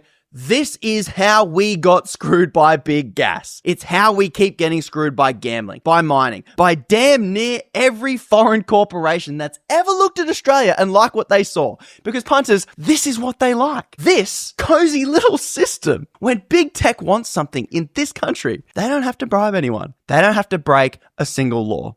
They just hire the right firm, stacked with the right colleagues, and bring in the right liaison. Someone who, I don't know, used to share an office with the minister who makes the decisions and the rules, and the door keeps swinging around and around and around. Punters, that's access. The kind of access that you and I will never get. It's reserved for a tiny, very wealthy club of people who just keep swapping seats, from lobbying to consulting to government and back again over and over. Look, I'm not saying any of this is illegal, but I am saying it probably should be.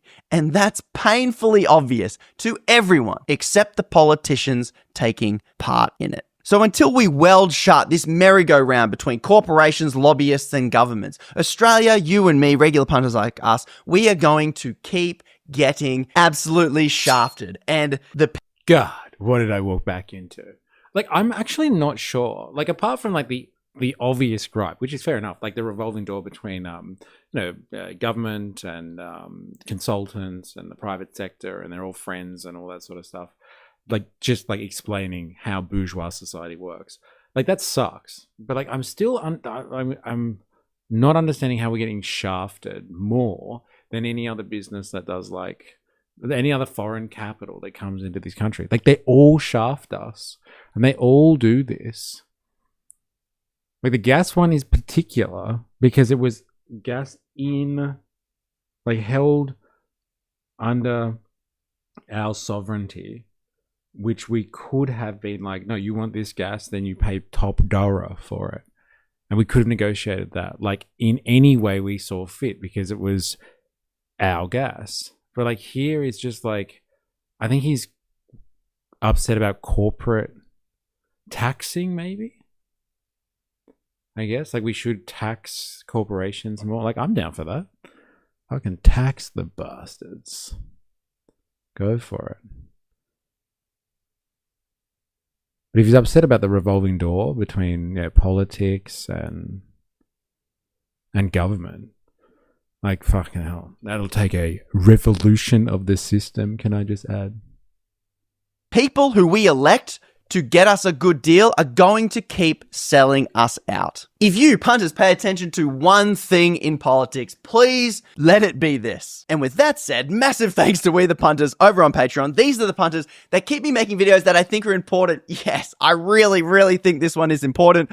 I don't think the algorithm's really going to love it, but thanks to these punters, that doesn't matter. And massive thanks to Obscura VPN for sponsoring this video, because this one took a... Dude, I can't believe he put the videos over the top of the sponsor.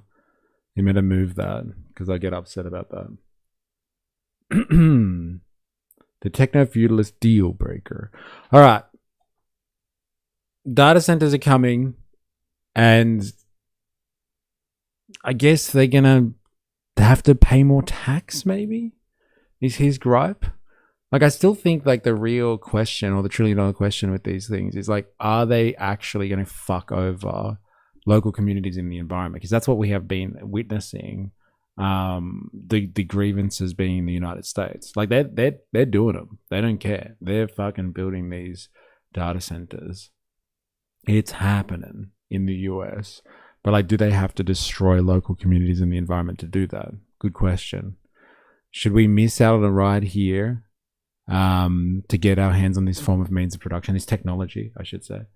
No. Should we do it well? Yes. Like, can we nationalize it somehow and actually make make money off it? That's a really good question. But, like, he's not really suggesting that. He's just like, the revolving door in politics sucks. Yes, it does.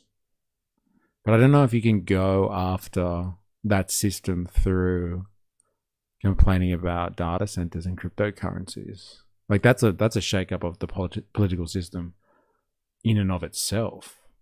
Ravi, me taking a bowl hit every time he says punters. Imagine taking shots every time he says punters. I think we've actually talked about that game before. Punters discovers bureaucracy for the first time. Well, he's just like applying it now to this. Like, there's nothing groundbreaking here. Like, the mining stuff was more of an investigation than this. Well, if you guys start mining more rare earth minerals and manufacturing, those resources will be used for those data centers, ? Yeah. Data centers will consume resources and outprice the citizens. Yes. Potentially. Are we going to be fucked over and the environment is the real question. Are we going to be fucked over and the environment is the real question, mystery. Yes. Fair enough. Yeah, it's not addressing the core issue of politics being bought. But, like, I didn't say... all I'm trying to get at is, like, is the data center wave that's coming going to fuck us over any more than any other form of foreign capital investment in the country? And I don't think he really answered that question. Like, it's not a great system, but, like, I don't know how it's any different. It was kind of like, oh, you know, it's like the gas thing all over again. I just don't know if it is. It's just whinging about whatever gets clicks. Savage. On it, Donkia. Data centers will cause an increase in energy prices. Well, like, that's a problem. So, like, they should be able to mitigate that. Because we've heard that complaint time and time again in the US. And, like, they've said in the reports that we've looked at that it's going to increase energy consumption in Australia from data centers are currently at 2% of energy consumption. It's going to move to like 13%. Like, does that have to translate into high energy costs? That's a real good question.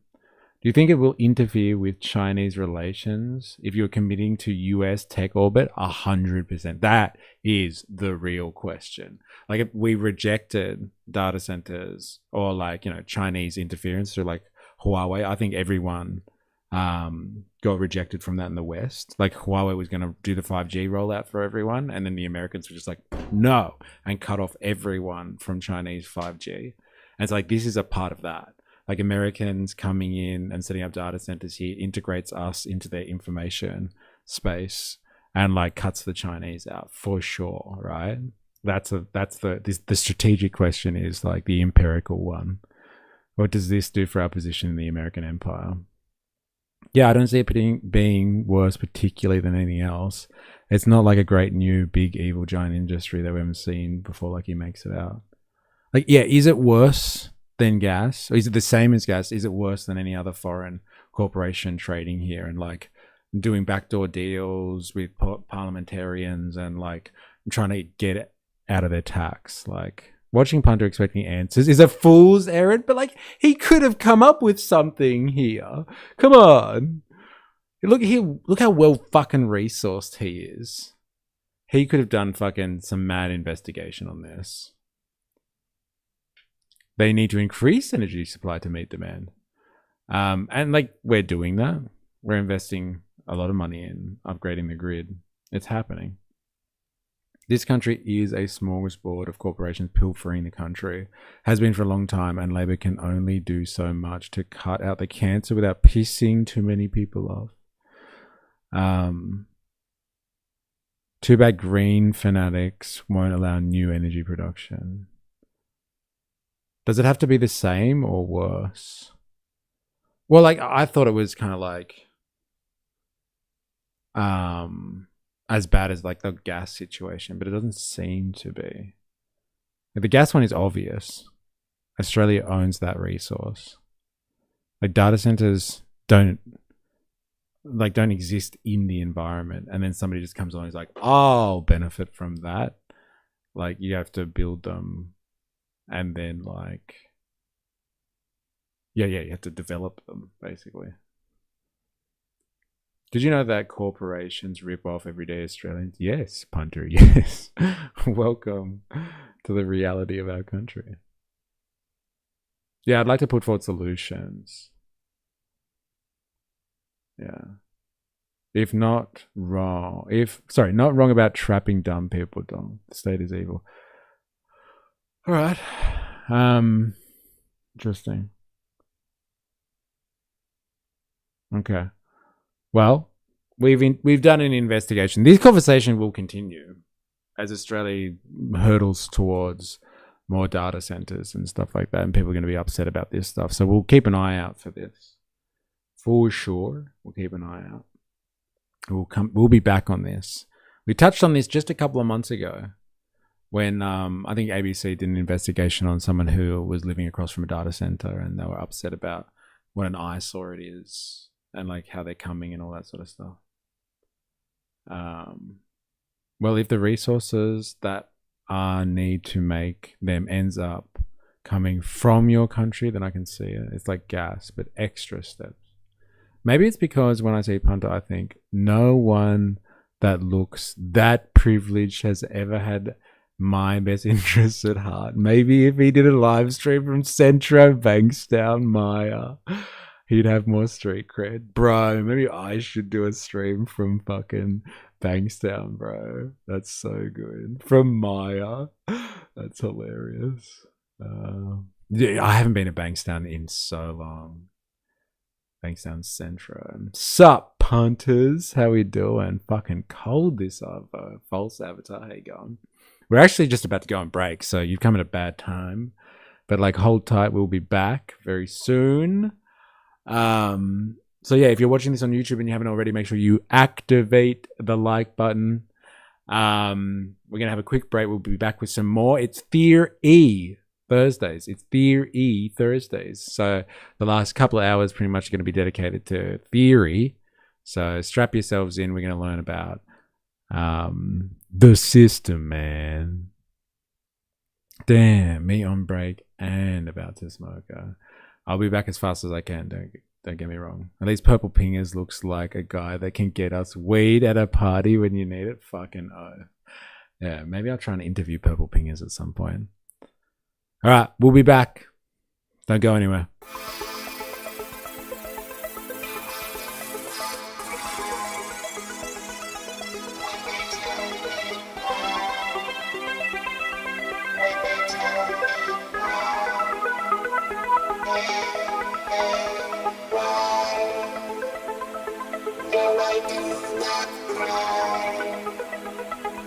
when they tell me why. When they tell me why. Why?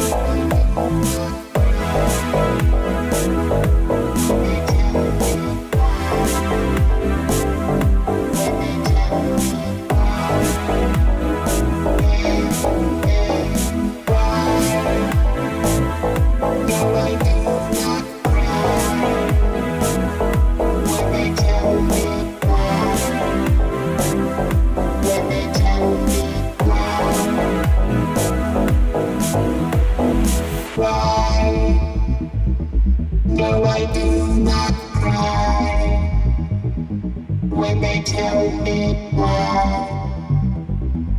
When they tell me why.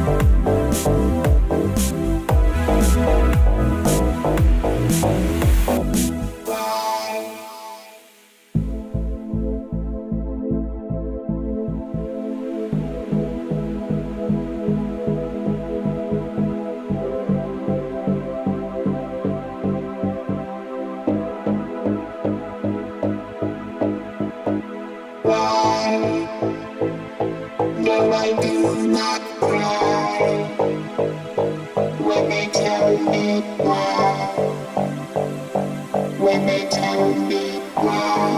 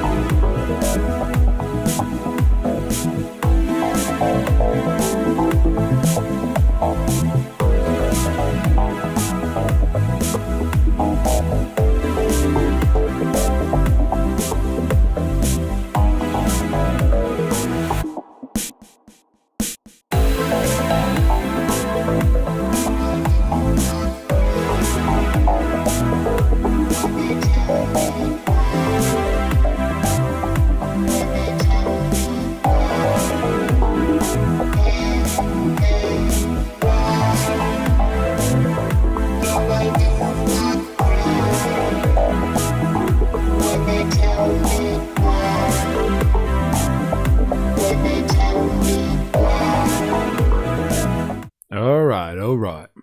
We're back. Everyone calm down. No way. How good's that? Ninja does. Is that you, Pauline?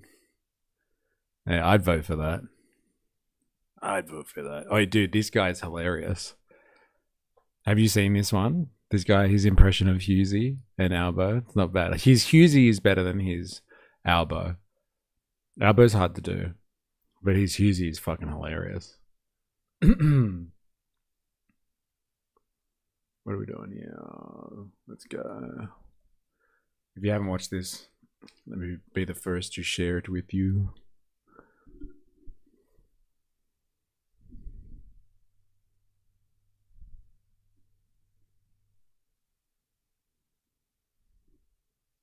Dave Hughes. Dave Hughes. What's going on, guys? Dave Hughes. I tell you what, I'm angry. I just saw an Uber. $47 to go 2 kilometres away. That's outrageous. Uber for Hughesy? Shit. Well, just because I'm getting in your Uber, Elbow, doesn't mean we're good. Dave, I'm just trying to take Australians where they need to go. Oh, bloody hell, Elbow, you're taking us backwards. We're in reverse.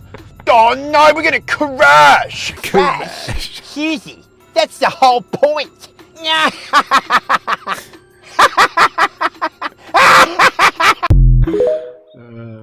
Actually, I take it back. That Albo is good. It's better than the one that I saw. But the Husey's so good. Live from the greatest city in the world, Bankstown. It's Mr. E live. Going to talk about Austrian economic theory. Fuck, you wish, bro. You wish. You goddamn wish. That Albo was good. Yeah, that Albo was good. I'll pay that. I'll pay that. Even looks like him. It's scary. All right, so you guys get to pick, but we're doing this today for our theory. Now, like, there's some of these that have been like rocking around for years now. Hey, thought on the reporting of property prices. Oh, we actually looked at this yesterday, and we were like it's just ridiculous. Like, in the sense that everyone's been complaining for like a decade or more that property prices have got to go down. Somebody's got to do something about it. They're spiraling out of control, and like somebody makes a policy decision that really isn't supposed to like directly bring down the cost of property, as opposed to stop people from like fleecing the system, and property prices go down as a result, which I think is generally just the speculation on top, which is being captured there. And everyone's freaking out that property prices are going down. Like, which one do you want? Do you want the property prices to go down or not? Do you want people to afford housing or not? Like, you can't have it both. You can't whinge about it as well. Like, come on. So, like, that's my only thought, is just like, it's just awful stuff from the media. Like, it's tiring. That's what it is. I'm tired. Stop telling me what to do. All right, anyway. Anyone have any opinions on this? This one's got 5 million views. I guess we could do this. Communism versus socialism. What's the difference? I'm just trying to use this as a springboard to talk about this topic. Socialism explained. I guess it's only 3 minutes. That's had 300,000 views. I don't like this guy. I don't know why. I'm really negative with like content creators, aren't I? Socialism for absolute beginners, 1.4. Second Thought, 4 years ago. Thank you, Second Thought. Socialism, 6 million views. That one seems popular. It's 50 minutes though. Fuck me. An in-depth explanation of what socialism is. Understanding democratic socialism. That's from 7 years ago. I've posted plenty of videos in long listening. Yeah, but like, are they on this topic? Are they? Oh, right. Yeah. Okay. Like, so I'm trying to do things that are like not that complex, if you know what I mean. Like, what's labor? Where does value come from? What is socialism? Like, I'm trying to not go too nerdy on this too fast, if you know what I mean, for Theory Thursdays. But like, yes, you've got a lot of suggestions, I've noticed. That fucking was Jesus communist or something like that. That one I really want to watch. I think I've actually got it on my list. I want everyone else's property prices to drop except mine. Keep the pores out of my... Yeah, there's a lot of that cope going on. It's just like, what? My property's dropping in value? That's not fair. There's a lot of that. Communism is Marxist. Socialism could be Marxist, fascist, or Nazi. Communism is Marxist. Socialism can be Marxist. That's a more accurate statement. Fascist or Nazi. Interesting. Well, anyway, if people don't really have an opinion on this, then I guess let's just grab an easy one. But like, if you can see what's going on here, I think the term socialism gets thrown around a lot, and like people have no idea what socialism is. And like, while I won't pretend that I have the actual answer for what socialism is, because it is a topic that I guess anyone can have an opinion on if they really want to, I have struggled with this concept for many years. I've jostled with this topic for many years. And I think it's fair that we give... Guys, it's Dave Hansen. I feel like we should give it a proper definition of what socialism actually is, so people stop getting confused when people use it as a pejorative, or be like, that's dirty socialism kind of thing, or use socialism to describe something in a certain way. So we should describe it. I've probably described it to you many times before, and like some of you will be well versed in this, but I thought let's go back to basics here. Let's go back to basics. When the government does stuff, it's socialism, and the more stuff it does, the most social it is. And when it does a lot more things, that's communism. Yeah, when it fully takes over, then you've reached communism. The term socialist gets thrown around more than a socialist government throws around money. There it is.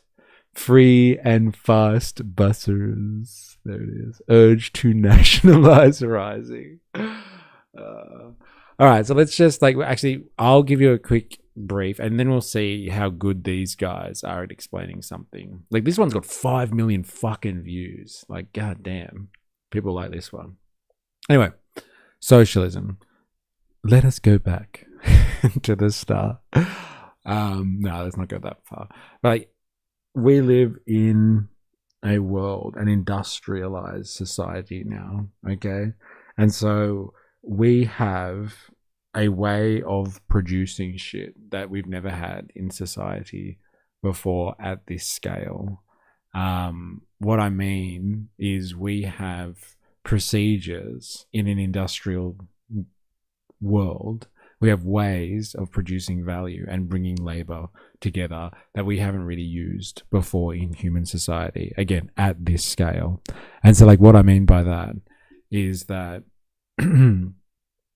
as we kind of left feudalism and like peasant living, and people started coming off the land to go and work in urban areas, or like they got kicked off the land basically. But as people transitioned from the region to the town, or from the country to the city, what was happening was workers were being brought together on large scales in manufacturing, in industry, and the way that it evolved was that at a certain point for most of human history, when you had industry, you had people that worked in something that was kind of akin to a guild, right?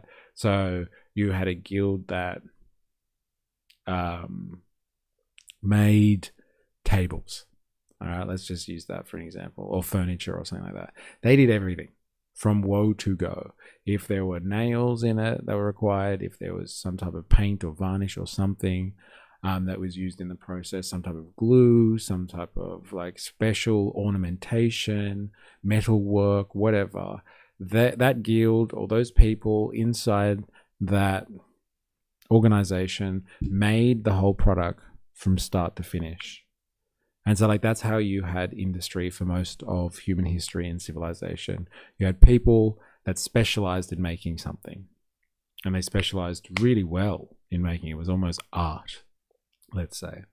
And so you had that type of industry going for a long time. But when capitalism came along, though, what we started to see was a breakdown of the division of labor into certain tasks, as opposed to, hey, you make the whole product from start to finish.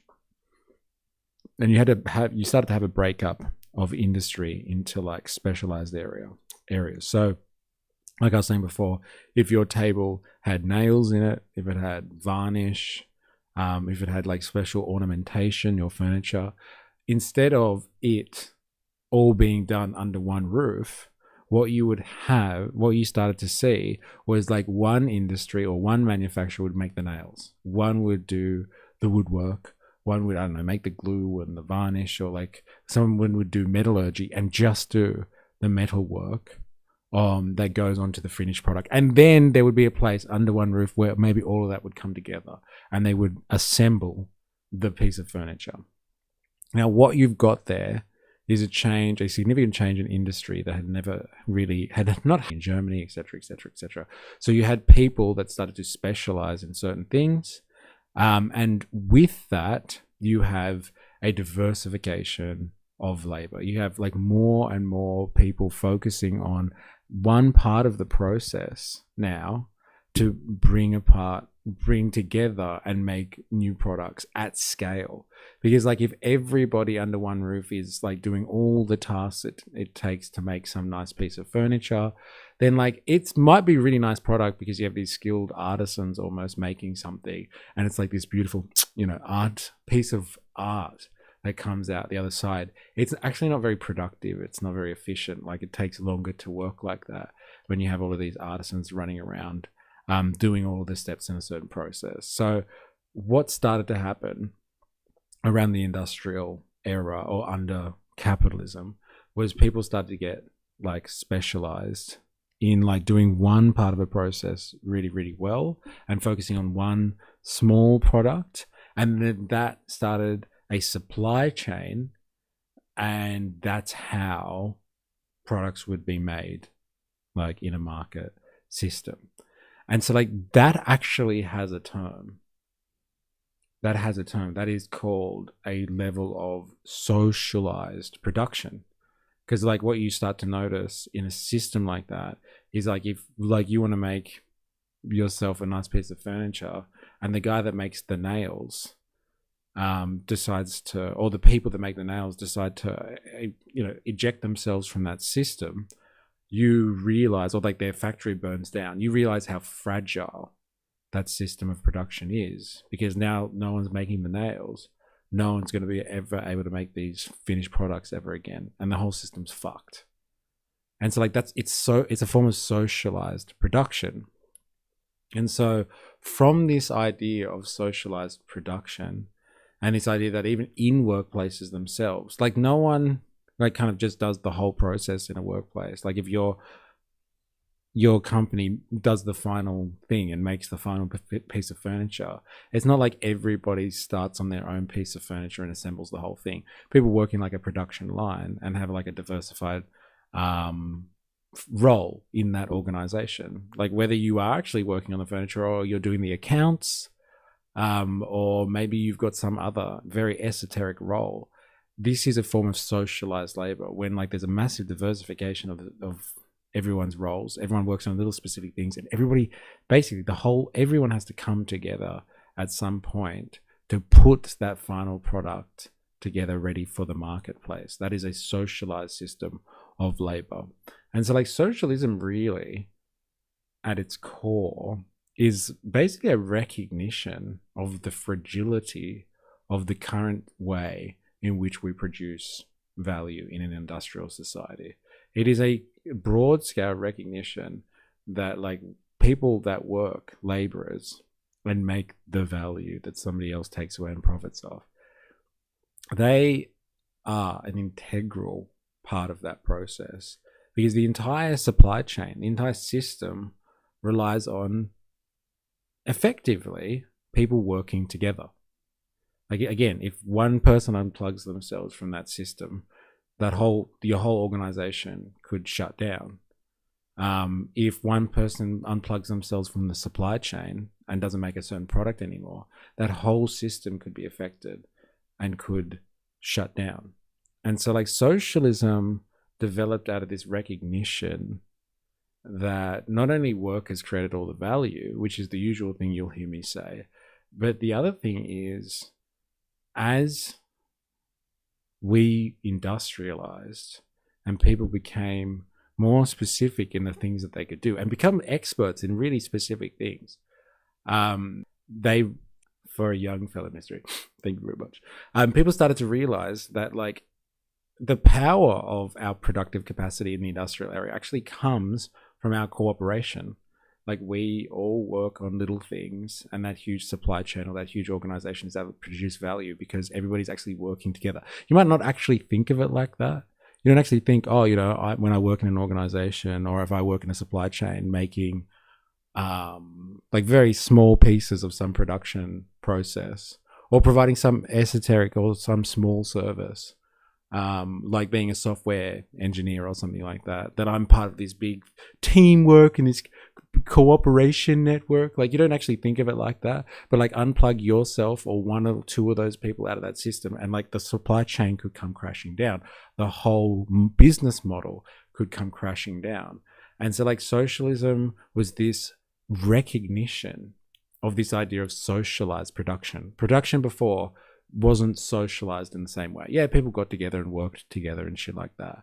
But like industrialization allowed social production. People to have like, yeah, really esoteric, like think of your job, like what you've done in the past and stuff like that. Like it allows people to have really esoteric jobs now, really specialized functions.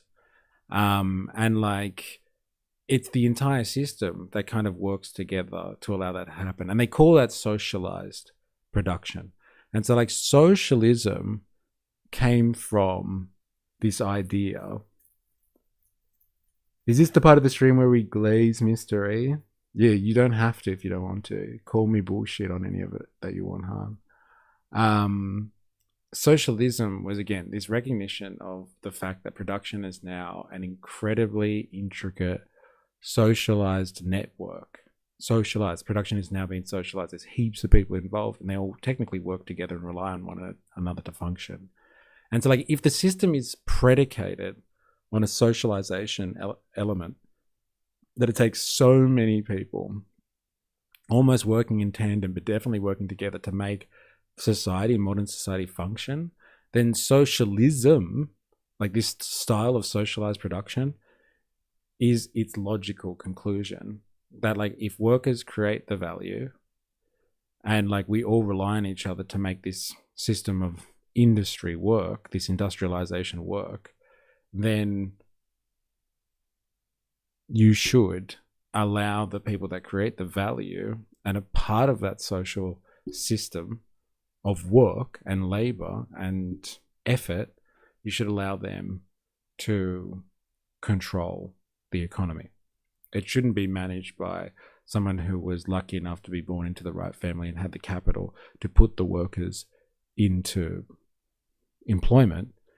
It is actually a very complicated system now of society-wide effort, a socialized system. And like if those people are so integral to the system, or it'll all fall apart. Like the entire market system could fall apart if you started unplugging workers all over the place and like breaking down supply chains. We'd all die. Like there's a threat of that happening with the Iranian war situation at the moment. Like the system is global, and people are talking about the fact that fertilizers might disappear from the world market because it's a part of the supply chain has broken down. And so if the system of capitalistic production, industrial production in the world right now is so integrated that like stopping an input in the Gulf states could mean that we can't have enough fertilizer for the world, and like heaps of people, like thousands of people, if not millions of people, could starve to death as a result of that. That shows you on a grand scale how socialized the world economy is. And so if labor is so socialized, or the world economy is so intricately linked now, that like, you know, Donald Trump deciding to bomb Iran and shutting down and that effectively shutting down the Strait of Hormuz could lead to the deaths and the starvation of millions of people because fertilizer is now taken out of the supply chain. It's not because like all the farmers disappeared or something like that who actually make the food, but there's an element they can't get access to make the food now, and that's going to kill millions of people. That should be a recognition for you or for anyone that's analyzing the way that we produce value now. That should be a stark indication to you of how fragile this system is, because it's a vast social network of everybody working together and like producing things into a very intricate supply chain. And so that's actually the thinking behind socialism. It's not really explained like that ever. When I explain it, I usually just say, hey, laborers make value, and so like if they make the value and they do all the fucking work, then they should own, you know, the products of their labor. That's like the core idea behind socialism. But where it derived from was like at a certain point in our development, as we started to industrialize as our human race, people started to see how intricately we were all linked and how we're technically, whether you believe in this type of stuff or not, we all work together. Technically, we work together. And so socialism is a recognition that everybody is involved in that system of production. It doesn't matter how minute your contribution is. If you start to take people like you out of the system, it will crumble. It's very delicate. And so socialism was this idea that you could socialize production. Like it's a recognition that production is social, but like you could socialize that and be like, okay, the people that are part of that economy and doing the work should have a say in how it goes. It's time to detach, like, you know, kick off or say goodbye to the people that control that system, the capitalists, who are the ones that front the cash, basically. We understand how the system works now. It's very complicated, very intricate. It actually is such an intricate and complicated process that you can't just have random capitalists that are like, oh, I want to make submarines. And so they go out and make submarines or something like that. Like, it's so intricate, the world's economy now, that it's actually a problem to leave things up to the free market, because like it's such a delicate supply chain. You need planning. And that's why people link the idea of planned economies to socialism, because socialism understands how intricate the world supply chain is and how important everyone's function in that supply chain is. And so you can't just leave that up to the invisible hand of the market and like the whims of the market. You actually have to plan economies. And that's why socialism and planned economies are usually interchangeable terms, because like it's a recognition of the social nature of production. It's a huge living, breathing organism, a macroorganism. Like production isn't done at the individual level, it's done at the society-wide level, it's done at the level of the human race, especially in the modern world. Like maybe 200 years ago, not. Your country might have been self-sufficient, but your country is not self-sufficient anymore. I don't think there is really many self-sufficient countries left on planet Earth. Maybe North Korea, to be honest, because they've been under such heavy sanctions for so long. But they still do work with, like, you know, China and Russia and all that sort of stuff. So let's hear what they have to say. But like that's a precursor to the idea of socialism. I wonder if they'll even go there, honestly. I don't think they will. But like they'll be like, you know, socialism is when the government does stuff. We'll see. Have I missed any good commentary that I should know, that I need to address here? Marxism is not the only kind of socialism, mystery. Yeah, like you can call any system that you want socialist, but it doesn't really make it socialism. What else? Because the inverse seems to be implied too, right? Socialism or more leftist systems like Marxism would be just subservient to a different master, the working elite. That is definitely a thing. Yeah, the working elite. They call it a dictatorship of the proletariat, actually.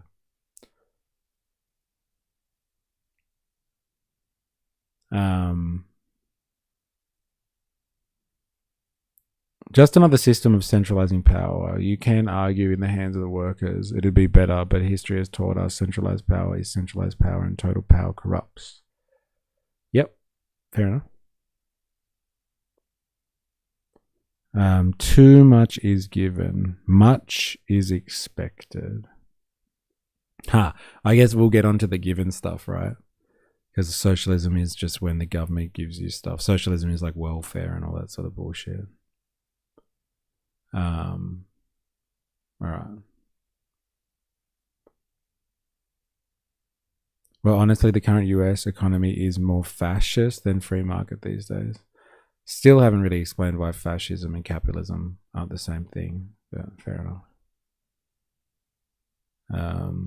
Mystery, it's called nationalist socialism for a reason.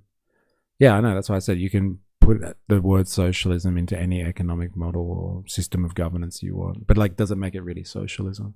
Socialism is about workers' control. It really is. It's like a recognition that production is now social. It's been socialized. This is why I gave you this description: good sister, bad sister. It's important to understand why someone would think of the idea of socialism, because socialism is a recognition that, like, it all boils down to production.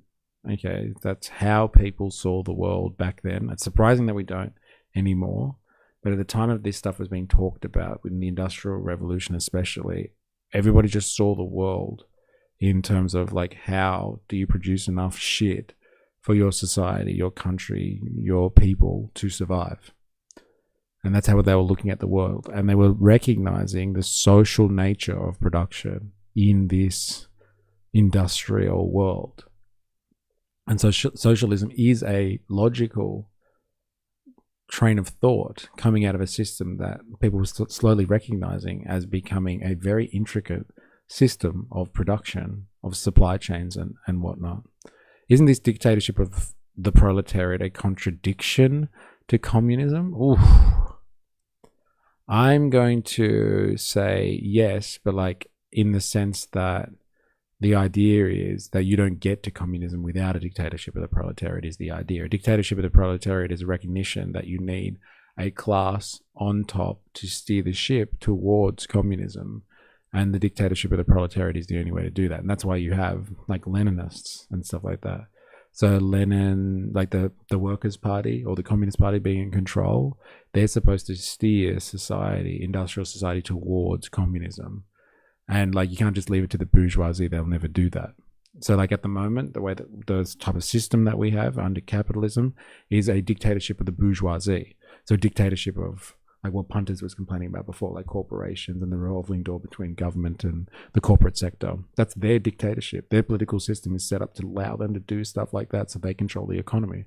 And so like fairly, in order to move towards socialism and then communism, you need a dictatorship of the proletariat. But it's a contradiction to communism because communism is a classless society. But like a dictatorship of the proletariat is a recognition of a class-based society where the workers are on top, which is what Spandonk is talking about. Now let's pay money to have Husey explain socialism. Oh God. I already explained socialism, but I think everyone missed it. Is Soros a prole? There is zero chance of the establishment allowing the proles control. Soros is so far from a prole. I gotta say, good sister, bad sister. I'm not sure if you're like trolling me or not, but like no, he's so far from that idea. Proletariat, the idea of proletariat, is someone who works for a living, is somebody who sells their labor on the market. And it's actually a Roman or a Latin term, because like they used the term proletariat in ancient Rome to describe a particular group of people or a particular class in Roman society. So instead of abolishing the system that allows dictatorships, we flip it and give it to the proletariat. I'm just not sure that'll dissolve the way Marx claimed it would, but hey, I might be wrong. Well, like that was the idea, yes, that the proletariat would bring in under a proletarian dictatorship, they would bring in a new form of society where the state, it's actually about the state withering away, which is funny because like you'd have like libertarians and anarcho-capitalists and anarchists who actually want to abolish the state, but they have no real plan to do that. Now, the Marxists would say that you need to allow a dictatorship of the proletariat, so a workers-controlled society, and as people become, like, workers control the means of production, so they control the economy, they actually set up society that is prosperous for all working people, and thus all of the people in that society, and then that reduces the need for the state, and then the state withers away, and as the state withers away, so does the class society. As the class society withers away, you get closer to communism. That's the idea. Do you believe we need a dictatorship transition? What if we use democracy to achieve the classless society? That's what democratic socialism is. Democratic socialism is basically we can vote in socialism, but it's still control by socialists then. If democratic socialists use the existing electoral system and like everybody that gets voted into office is a democratic socialist, then the socialists control the system. So they're still a dictatorship. They're in control of the politics, and then they should use that power to transition to a classless society. Mystery, I'm not trolling. I respect everyone here. I'm just saying the establishment would never allow a prole uprising. No, they wouldn't. But like, I don't think, if you're suggesting that Soros is a prole or part of the proletariat, like George Soros is so far from the proletariat, it's not funny. The proletariat would be more fair, it seems to hinge on, which is a huge gamble to me, given human nature time and time again. But I like your optimism. That's the idea, man. That's the idea. But like, the idea isn't just like blind faith or optimism. The idea is that, and this is why I started talking about socialism, right? Socialism isn't utopian in the sense of like, oh, well, if we just let the workers control everything, it should be okay. Fingers crossed. It's no. The way we produce value now has been socialized. So like, logically, the people that are involved in the production of value, if society can only reproduce itself because somebody is producing the value that we all live off, and society has developed to a stage of industrialization where production is socialized, it actually makes sense to have a system where those involved in social production control the production. It's not let's just hope they do a better job. And you can do that many ways. You can have a dictatorship of the proletariat who take over. And that's what Lenin thought. When Lenin read Marx and said, oh, it's a dictatorship of the proletariat, so the workers have got to take over and form a workers' party and control that system. That's Leninism. That's not Marxism or socialism. That's Lenin interpreting what Marx wrote. You could have the same thing without a dictatorship of the proletariat in the sense of a dictatorship, like an evil dictatorship or something like that. But like, you need the workers to take control of the economy and have control over the economy exclusively, just like what you have now with the bourgeoisie. The bourgeoisie or the capitalist class have exclusive control over the economy. And so like, you need the workers who are involved in the production to control the production, and they will shape production in a way that makes sense for productive purposes, not for profit. Because the bourgeois control, the capitalist class controls production for the sake of profit. But workers, or the people that are involved in that social system of production, will produce based on production because they're involved in the productive process. And they will make like changes to how production should be done based on what is productive as opposed to profitable. So the idea is not utopian as much as it's like, let's just roll the dice with like workers being controlled this time. It's supposed to be from, and this is why I started with this idea of a system of social production of value. It is actually logical to give the people that are involved in the production process, now that has been developed, the control over the economy, because they're involved in production. They understand how it works, and they are best placed to make decisions and efficiencies and changes to the way we produce stuff. I'm not going to say for a second, though, that like the profit motive of the capitalists didn't produce that system. It did. The profit motive of the bourgeoisie, like ramming home production, produced industrial society. The question is now, do you need that element, the bourgeoisie with their profit motive controlling production, to continue that system? I would say the answer is no. To make production better, you would actually hand it over to people that are involved in that system. And that's why people talk about technocrats all the time. Like, technocrats get involved in systems because they're technically experts in that system, and then they're supposed to just be experts in that system to make it better. Effectively, a workers' society, or them taking over the means of production or the economy, are like technocrats. You expect experts in a system to take over and make decisions because they have the expertise. It's the same idea with like a workers' system. But if the workers control, how is that a dictatorship? That's a brilliant question. It's because we have a different way of using the word dictatorship now, actually.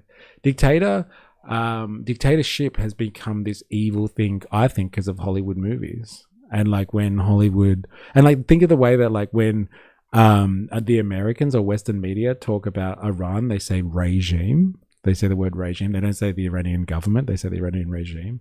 But like when Westerners talk about like Germany, they say the German government. They don't say the German regime.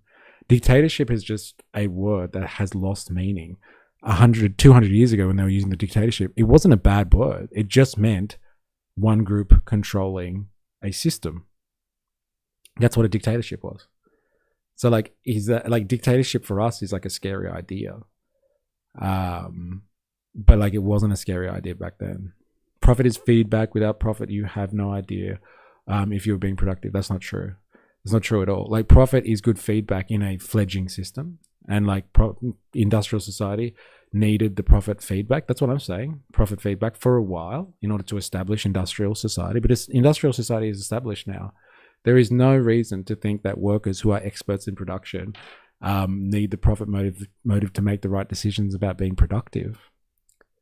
Like if you think profit is the only form of feedback that works, then like why do we waste so much food that we produce? Why do we waste so much of the stuff we produce generally? Why does so much stuff just go to landfill and never get sold on a marketplace? There's incredible amounts of waste in the profit system. Profit might be some form of feedback, and it is a form of feedback that gave us industrialization. But like to think it's perfect or the best system, that is, I believe, incorrect. And like it is shown now how incredibly wasteful and inefficient it is, in multiple ways.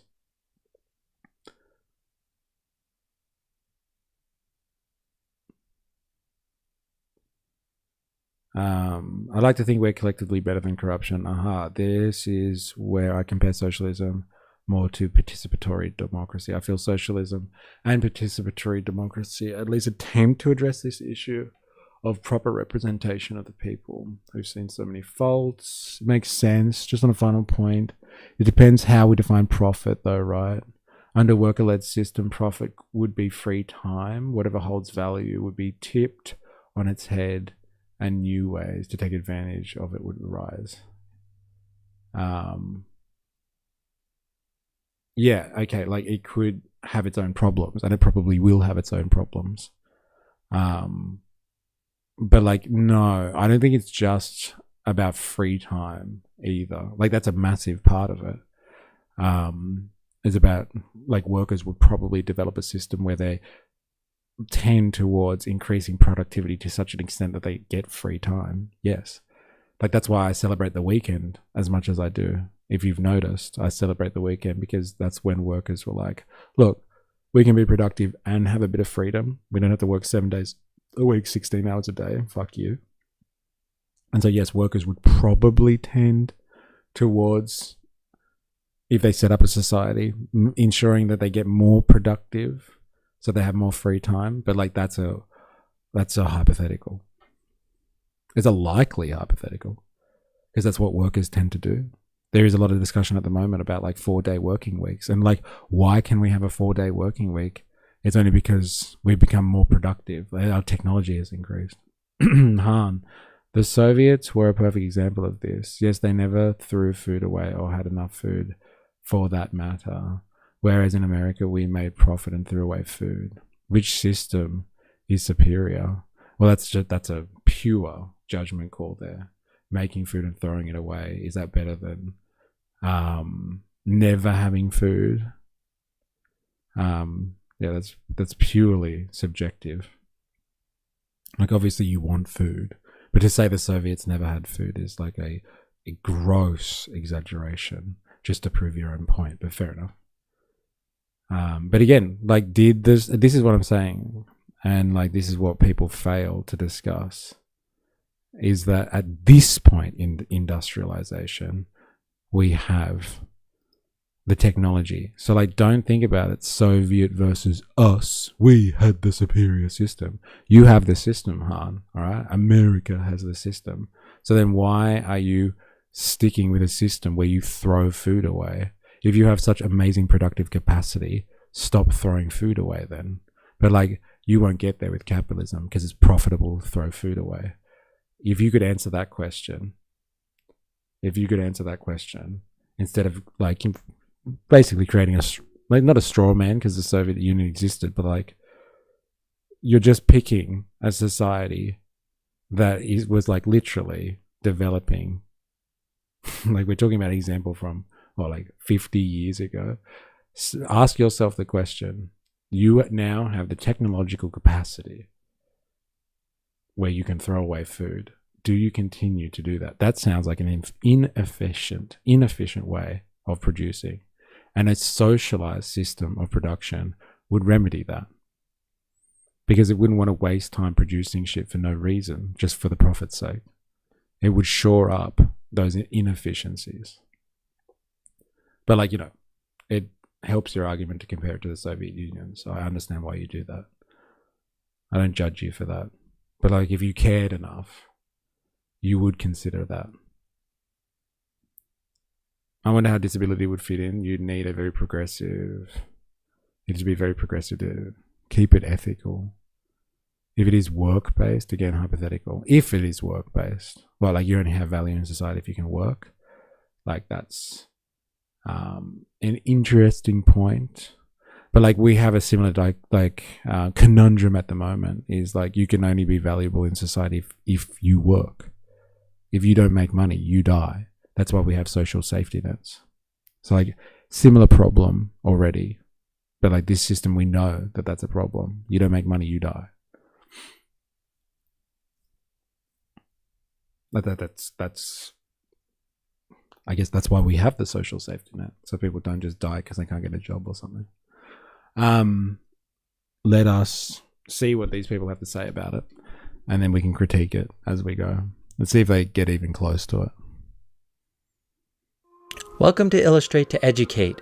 Please subscribe and ring the bell for more simple and objective videos on topics that matter.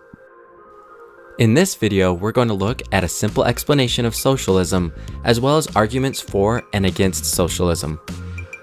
Socialism is a political and economic ideology that advocates for the collective ownership and the control of the means of production and distribution of goods and services. The goal of socialism... You hear me say this all the time, the means of production. What the fuck is the means of production?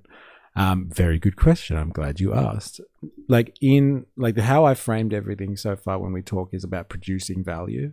And that's pretty much how societies usually work in an industrial setting. In all settings, societies have to produce something like food, shelter, like tools, like buildings, things that society needs.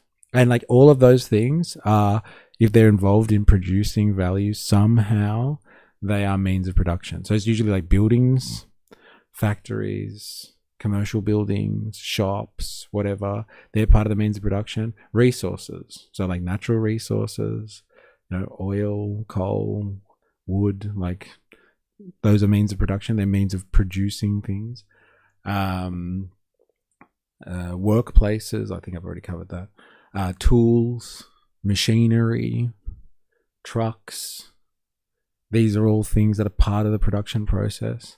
And would you believe it or not, but like humans are technically parts of the production process, because they provide labor power. But like people don't usually refer to them as means of production. But like means of production are all of those elements, materials, inputs that help produce something that wasn't there before, that we need to replicate society. That's what means of production is. So like basically, I like to say the word technology because means of production scares people. But like, yeah, technology, buildings, resources, all of the things, roads, trains, planes, logistics, all of that stuff is part of the means of production. Governing these base resources and industries, basically, yes. And so like they're talking about socialism being the collective ownership of the means of production. That's not enough. Because I would say that, like, you know, some people would argue that, you know, fascism is like socialism in the sense that, you know, fascism, they probably had some level of collective ownership of the means of production. I would argue against that. Like if you look at like Nazi Germany and stuff, like the capitalists still had free reign over their own means of production, but like some of the labor was collectivized through like forced labor, and some of the industry was collectivized through the state. Is that socialism though? No. And like, you know, in the same sense, like if like the state runs something, is that socialism? No, that's just the state owning the means of production. But people will make that that connection and say, oh, if the state owns something, they own it on behalf of the people, and the people are the collective. So like when the state owns something, then it's like being collectivized or something like that. And so that's evil, and that's socialism, or that's communism. But like, just, yeah, the state owning something technically isn't socialism, even if it is collectivized, because society owns it. For it to be actually socialism, the workers have to somehow control that. That's what socialism is really about. Yes, 3, syndicalism is fascism. State capitalism. Moved on to theory. Yeah, we're here. Takes labor to produce a baby and labor to develop into a working citizen that contributes to society. Yes. Yeah, labor, such an important input. And it takes so long. Social production takes so long. Making little humans that can work, that takes so long. Hence why a lot of societies, like, and even capitalism, a lot of societies use slavery. Because like slavery isn't just this system of suppressing someone because you think you're superior to them. It probably is a lot like that, let's be honest, in reality. But objectively, what is slavery about? Slavery is like, I need access to workers, and so I'll just steal somebody else's labor. And so they go like to other people's societies and steal working people, and they have no rights because they're not part of your social system, I guess. And so you just work them without any compensation. Use them as property, like living labor. You corral them into a certain area and make them do stuff. Like it's about, instead of having a nice system built up where you can produce labor through a social system, you educate them, you feed them well, you give them health care, so they're strong, robust workers that can produce value in your system. You steal them from somewhere else. Take them. Socialism is satanic and therefore anti-human. Are you listening to anything that I'm saying? Socialism isn't satanic, like, at all. Like, it's really got to do with like industrial level production. It's really got nothing to do with Satanism. He is Ron Mystery. Holy shit. Oh my god. Ron, is that you? That you've just come in here with a different name? I recognize his talking points. Holy shit. Hey, good sister, have you been here before? And like you want to come back to the stream? Speak for yourself, Mystery. Praise be to the Dark One. Minimum wage means we pay $20 at McDonald's. And that's satanic, paying $20 at McDonald's. Dude, I think you might be right, Volta. I think Ron's just changed their name and come back. Very interesting. All right. Means of production is important. Like, just think of it's in the name. Anything that can be part of the system to produce shit. Your computer, a hammer, lumber, gold, a factory, a farm, land, rain. Like, anything that can be used to produce shit is part of the means of production. Now, in the current system we have, private people own the means of production. So, like, companies own resources. Companies own businesses. Companies own factories. Companies own trucks. Companies own whatever. All of the stuff that we need to make stuff in society. And so, like, that's a capitalistic system where the capitalist class owns the means of production. And, like, the fact that we don't have any ownership of that means of production is strange. Like, when we all lived as peasants, we actually owned our own means of production. Like, part of them anyway. We didn't own the land, but we owned all the tools. We owned our houses. We owned our workplaces, technically. We would make our own clothes. We would feed ourselves. We were technically more free in the sense that we were able to influence our own existence and provide for ourselves. But, like, now, one of the defining factors of capitalism or a capitalistic system is, like, all of that stuff that produces value is not owned by the people that do the work. It is completely owned and controlled by private hands. And if it's not controlled by private hands, controlled by the state. So the state might control water and give out licenses for water in your country, or licenses to get access to natural resources. The state or private companies own that stuff.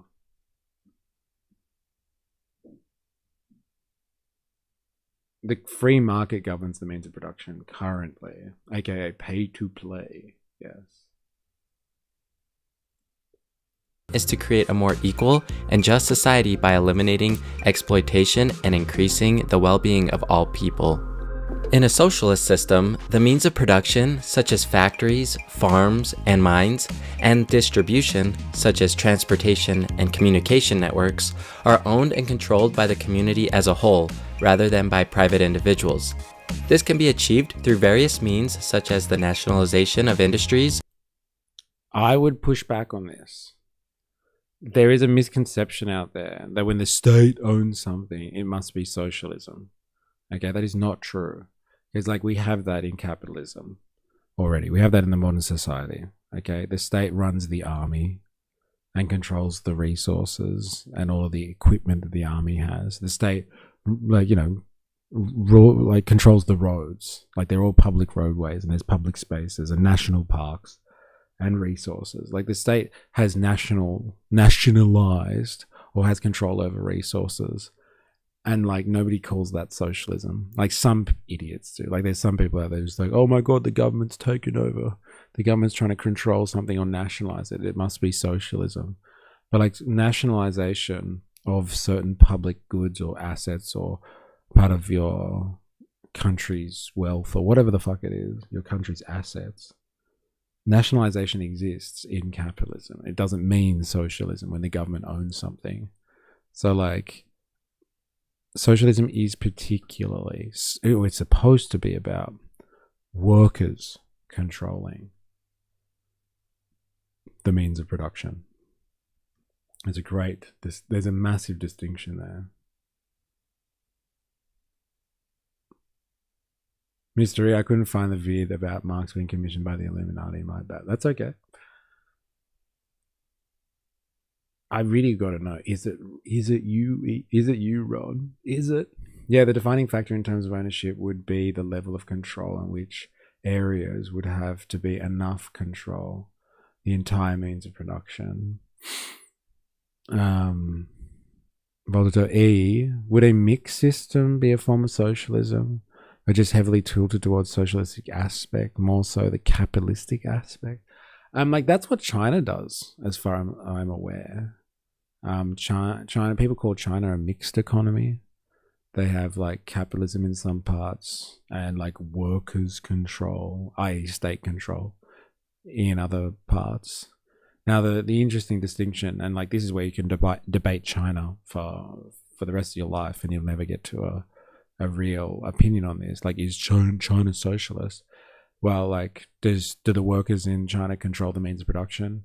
No, not directly, but the Communist Party is technically in control of stuff, and the Communist Party represents the interests of the working class.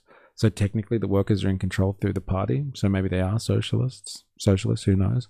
But like, yes, they have a mixed system of capitalism or free market forces and like communistic control through the party over the system. And so they have a mixed economy. So they call it socialism with Chinese characteristics. And like, is that like socialist? It's definitely a transition towards it, if nothing else, away from capitalism towards socialism.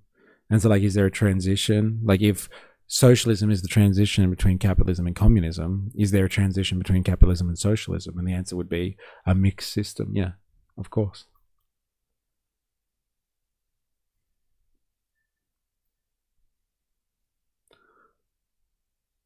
I'm Ron.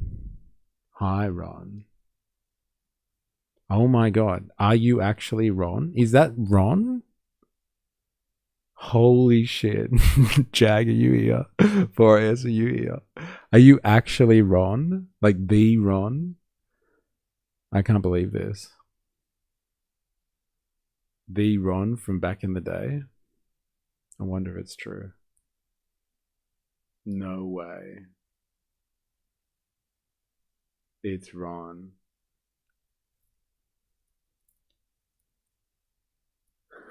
I can't believe this has happened. Why did you come back if you were actually the Ron? Why did you come back? Interesting. All right, back to it. Worker cooperatives or public-private partnerships.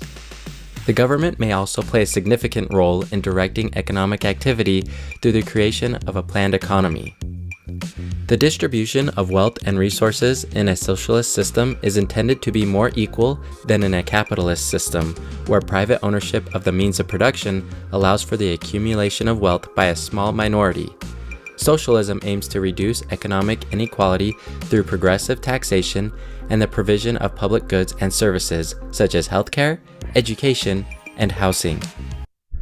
This is not socialism. This is just being human. We call this being human. If you have a society, Ron versus Saint Chi, holy shit, that would be sick, actually. I don't know if we could handle all of that, though. Yeah, if you have a society, right, like you're capitalist, socialist, communist, and you produce a lot of shit, like there's a lot, like it's a productive system because thanks to industrial production, right, you produce a lot of wealth, you have a lot of medicine, you have a lot of services, you have some, you know, great technology around you. You should honestly think about providing people with healthcare, education, and housing. Like, it's just a bare minimum. Like, if you produce a lot of shit, you should just be good to other human beings. And like, it's beneficial anyway. Like, capitalism has benefited so much from educating its population. Like, what happens when you educate people? They can be better workers. Like, that's it. Like, education isn't this utopian idea. Exactly.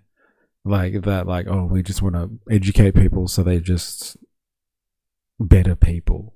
Like, education has a very functional role in a capitalist system, and it'll have the same functional role in a socialist system, I'd say, as well. It's educating people so they're better workers. It's not got nothing else to do. It's not utopian. It's just like, oh, we want to provide education because we'll have more well-rounded people, and won't everyone be happy as a result of that? It's got nothing to do with that. If you look after your humans in a capitalist system and a socialist system and like educate them and give them fucking health care and like potentially even housing and help feed them, but apparently that's too much under capitalism. But like, you know, at least health and education, they're better fucking workers, and then your system gets more productive. But like, this is not socialism. Providing healthcare, providing housing, that's not socialism. That's just being humane, honestly. It's just the sign of a good society. Like you hear people say you can judge a society of how it treats its most vulnerable citizens. Like you can fucking judge a wolf pack by the way that they protect the slowest members of the pack or something like that.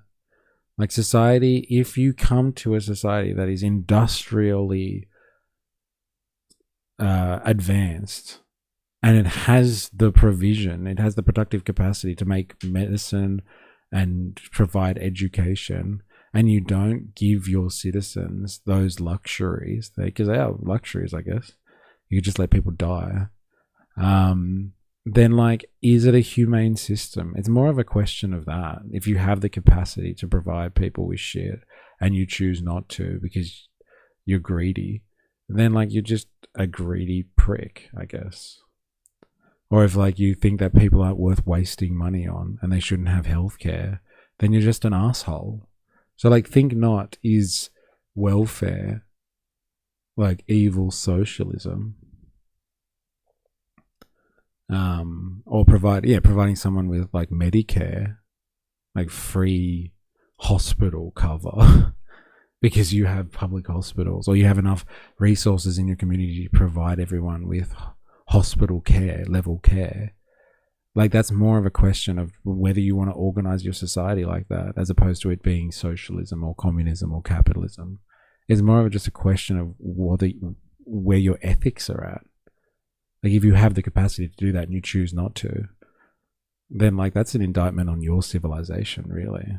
And that's why people, like, kind of scoff at, like, the US from places like Australia. And we're just like, oh, you don't, like, have healthcare for people? So, like, if I get sick, I could become bankrupt? Like, people think that's deplorable in Australia. It's not because everyone's a goddamn commie in Australia.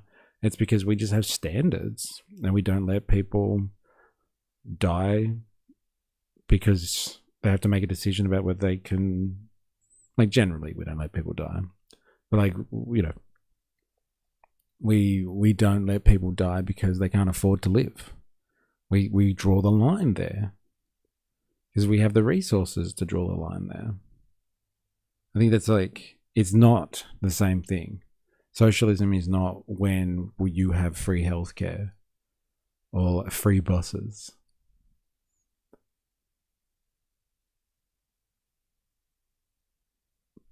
Anyway, it's been good to have a chat. I wish Foltz was here as well. See you later. I wonder if you really are Ron. Because we'll find out.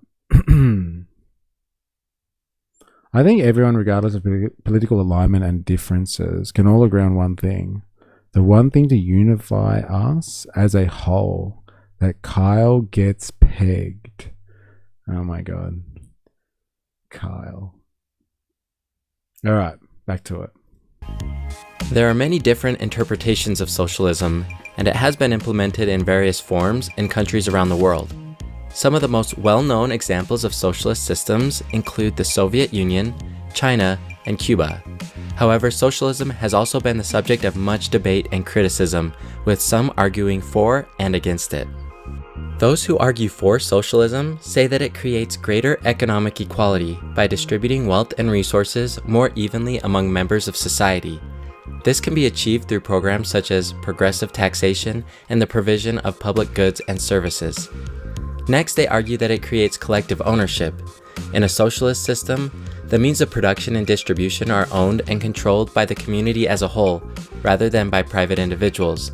This can lead to a more equal distribution of wealth and a more cooperative approach to economic decision-making. Lastly, they say it creates greater social welfare because it prioritizes the well-being of all members of society, including the most vulnerable. This can lead to the provision of a safety net for those in need, such as through healthcare, education, and unemployment benefits, be able to reap the rewards of their labor. They also say that it reduces economic efficiency. A planned economy, as is often present in socialist systems, can be less efficient than a market-based economy because it may not be able to respond as quickly to changes in demand and supply. Next, Some argue that socialism can lead to the loss of individual freedom because the government has a greater role in directing economic and social activity. Lastly, those against socialism say it creates oppression. Some socialist systems have been associated with authoritarian regimes that have suppressed political dissent and individual freedoms. What are your thoughts on socialism? Well, freedom is never under attack under capitalism, that's for sure. Everybody lives in a fucking free wonderland. They can do whatever they want. Never get suppressed by anything. No government overreach, that's for sure. Never happened. I'm off to catch you, everyone. Great Theory Thursdays, as always. Thanks for hanging, Spandunk. It's good to have you. All right. Shall we do another one? Let's see if they get any better. I want to say democratic socialism. We talked about that a bit this week. Democratic socialism is what the Mamdani, like there's a mayor, the mayor of New York is a democratic socialist, Zoran Mamdani, if you've never heard this person's name before. And like there's more democratic socialists that are apparently, taking American politics by storm. And like everyone's talking about democratic socialism and it taking over the American system. It'll be good to see if that's true or not. Or like what democratic socialism is. Now, I believe that democratic socialism is just a way to get to socialism, as we've described, which is some type of workers' control over the economy, over workplaces, all that sort of stuff. They can do that by democratic means. So they can get to socialism by voting everyone out. So becoming the biggest party and like stacking the entire government with just democratic socialists and then bringing in socialism that way, like rewriting a constitution and then making it all about like workers have to control everything. That's what democratic socialism is supposed to be. Let's see how they describe it here. This one is 7 years old. So it's well before the Mamdani wave. So let's see.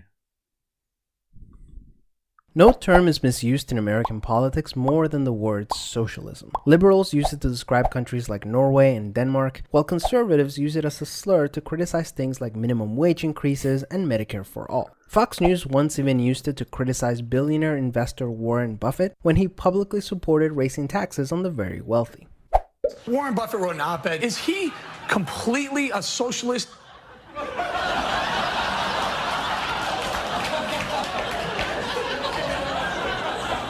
Is Warren Buffett a socialist? You really have no clue what socialism is, do you? Unfortunately, most Americans have no clue what socialism is either, and they definitely don't know how democratic socialism fits into the whole picture. Even though traditional definitions of socialism don't actually fit the current political narratives in the US, let's take a look at where these terms came from. Historically speaking, socialism was seen as somewhat of a halfway point between capitalism and communism. Under this spectrum, democratic socialism fits somewhere in between capitalism and socialism, and the policies that Bernie Sanders and AOC are proposing, things like Medicare for all and free college, would fall somewhere between capitalism and democratic socialism, an area that analysts typically call social democracy. So what do all these terms mean? Capitalism is all about letting the free market generate unlimited profits for corporations and individuals. The downside of capitalism is that when it's unregulated, it leads to things like child labor, contaminated air and water, and the concentration of wealth in the hands of very few. When capitalism is unregulated, it leads to environmental destruction and things like child labor. That's interesting. I would like to know, Han, if you're paying attention, what you think about government overreach when it comes to like child labor and stuff like that. I wonder if like child labor laws are state overreach. Or you're against the idea of child labor. Actually, I wonder what your opinions are on environmental laws as well. If that's state overreach. Capitalism, effectively, is not just like when the free market exists, that sort of stuff. Like free markets and capitalism go hand in hand. But like very quick summary for you. If you haven't been here for the other theory Thursdays.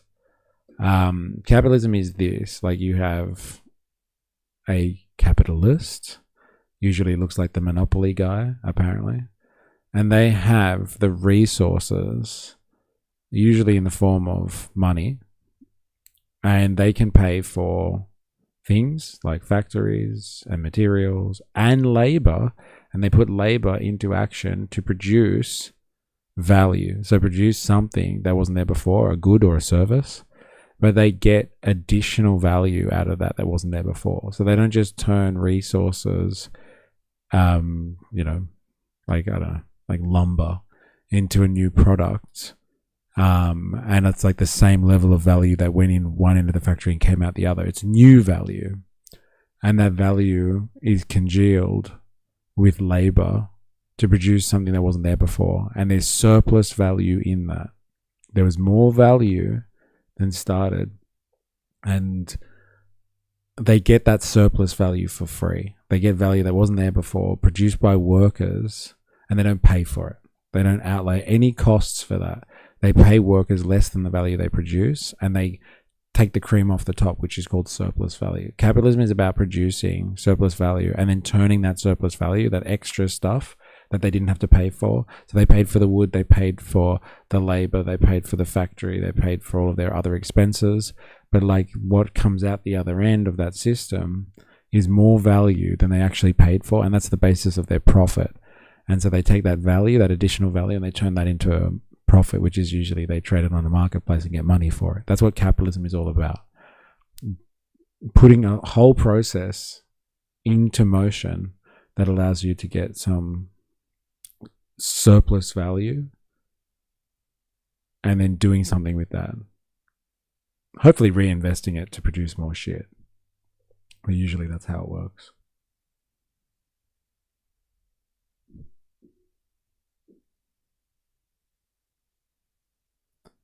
I commented already about socialism. Capitalism created wealthy people who didn't need their children to work. Make us poor again via socialism, and they will be in the mines again.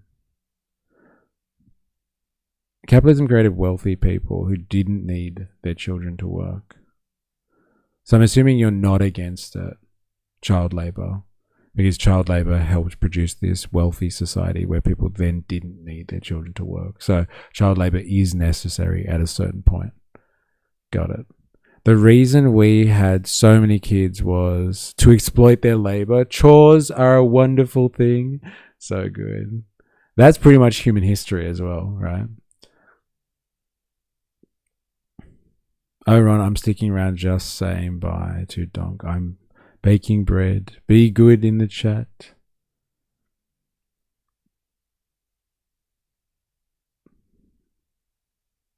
No, auto-modded. Take that.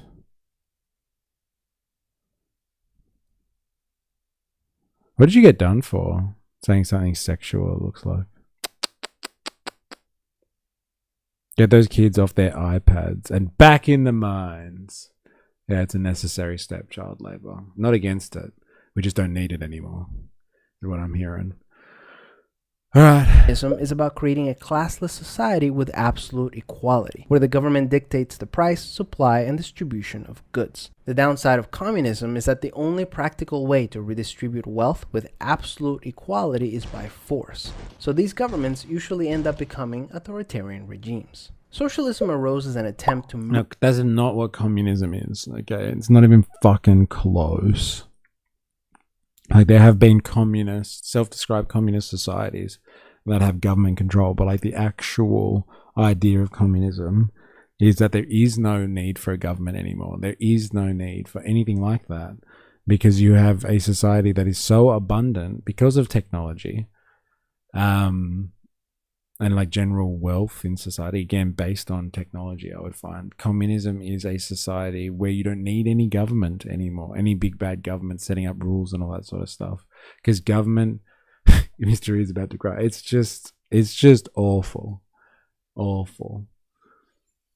Some of these analyses, like there has been people that have called themselves communists, and like there are communist parties out there, and yes, they rely heavily on the government to suppress their populations and all that sort of stuff. I get it, but that's not what communism is about. Communism is a stage of our development. Like, think of human history as like a development of civilization and humans living in certain societies, right? Communism is a idea that we get to a certain point of productive capacity where we are generally so abundant thanks to our technology, right? Thanks to the means of production and our understanding of the world, science, knowledge, rationalism, whatever you want to call it, that we are able to just produce enough for all, for people to, if you know the saying in the Communist Manifesto, or the Great Communist Saying, it's people are able to take what they need and then provide what they are able to. And so, like, if you can set up a society like that, thanks to technology and the way that we have production organized, you won't need government. So, like, when people say stupid throwaway shit like this, is like, you know, communism is like, there's an evil government, and look, there's a picture of Stalin there, and they're oppressive and all that. Communism has absolutely nothing to do with government. It's actually more like anarchism. Communism is actually anarchism, but like, anarchists don't know how to get to the type of society they want. They have absolutely no idea how to get to that society. Certain people would say. But like, they're looking for a society where they don't have like the state, because the state is the big problem for anarchists. Anything that gets evil, anything evil that is done is usually done through the state. Someone controls the state, uses their influence over the state to then like suppress certain parts of society, because the state usually, or the government, has control over the means, control over violence. They're able to use violent force to coerce a population. And so like, communism has got nothing to, like, just get this in your head. Communism has absolutely nothing to do with the government. It's actually, communism is about a point in human history where we are so civilized that we don't need governments anymore to help one group of people suppress another group of people. So like, in the current system that we have, the capitalists use the government, or control the government through politics, and they use that to kind of control or manage the working populations of the world, the great masses of working people out there. That's what the government is for, is managing the economy, and thus the economy is all of the people that work out there. Communism's got nothing to do with the government.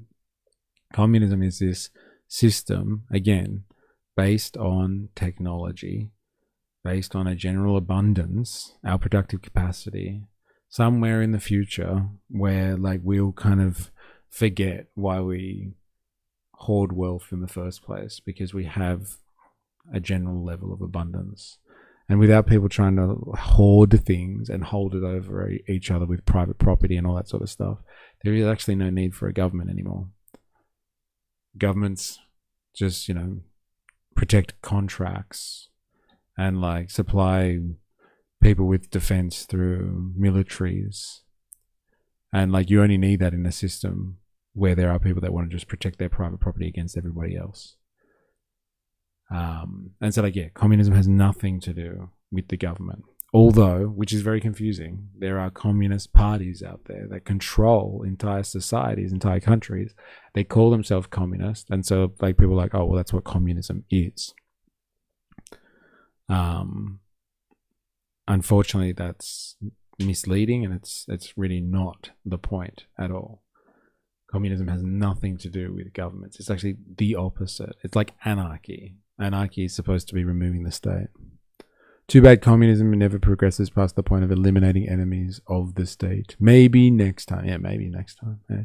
Government should not manage the economy. That is fascism. You know what? I'm going to agree with you right there. When corporations use the government to control the economy, that is fascism, yes. And they merge with the government, corporatism, basically, that's fascism, yes. And that's what your beloved capitalism does, Han. It tends towards corporations, private interests, co-opting the government to help them manage and control the economy. And it always tends towards fascism. You're on the money finally, Han. Capitalism is how we get almond mum influences. That is corruption, not free market capitalism. There's a difference. Yeah. Sure, man. Sure, buddy. All right. Let's get back to it. governments usually end up becoming authoritarian regimes. I wish you would stop conflating them. Well, you have failed to provide any evidence as to why they are not related to one another, because they are exactly developments of one another. You don't have fascism without capitalism. They're fully related to each other and rely on each other to exist to a large extent. So without you explaining why I should stop conflating them, I'm not going to just take your word for it. I'm sorry.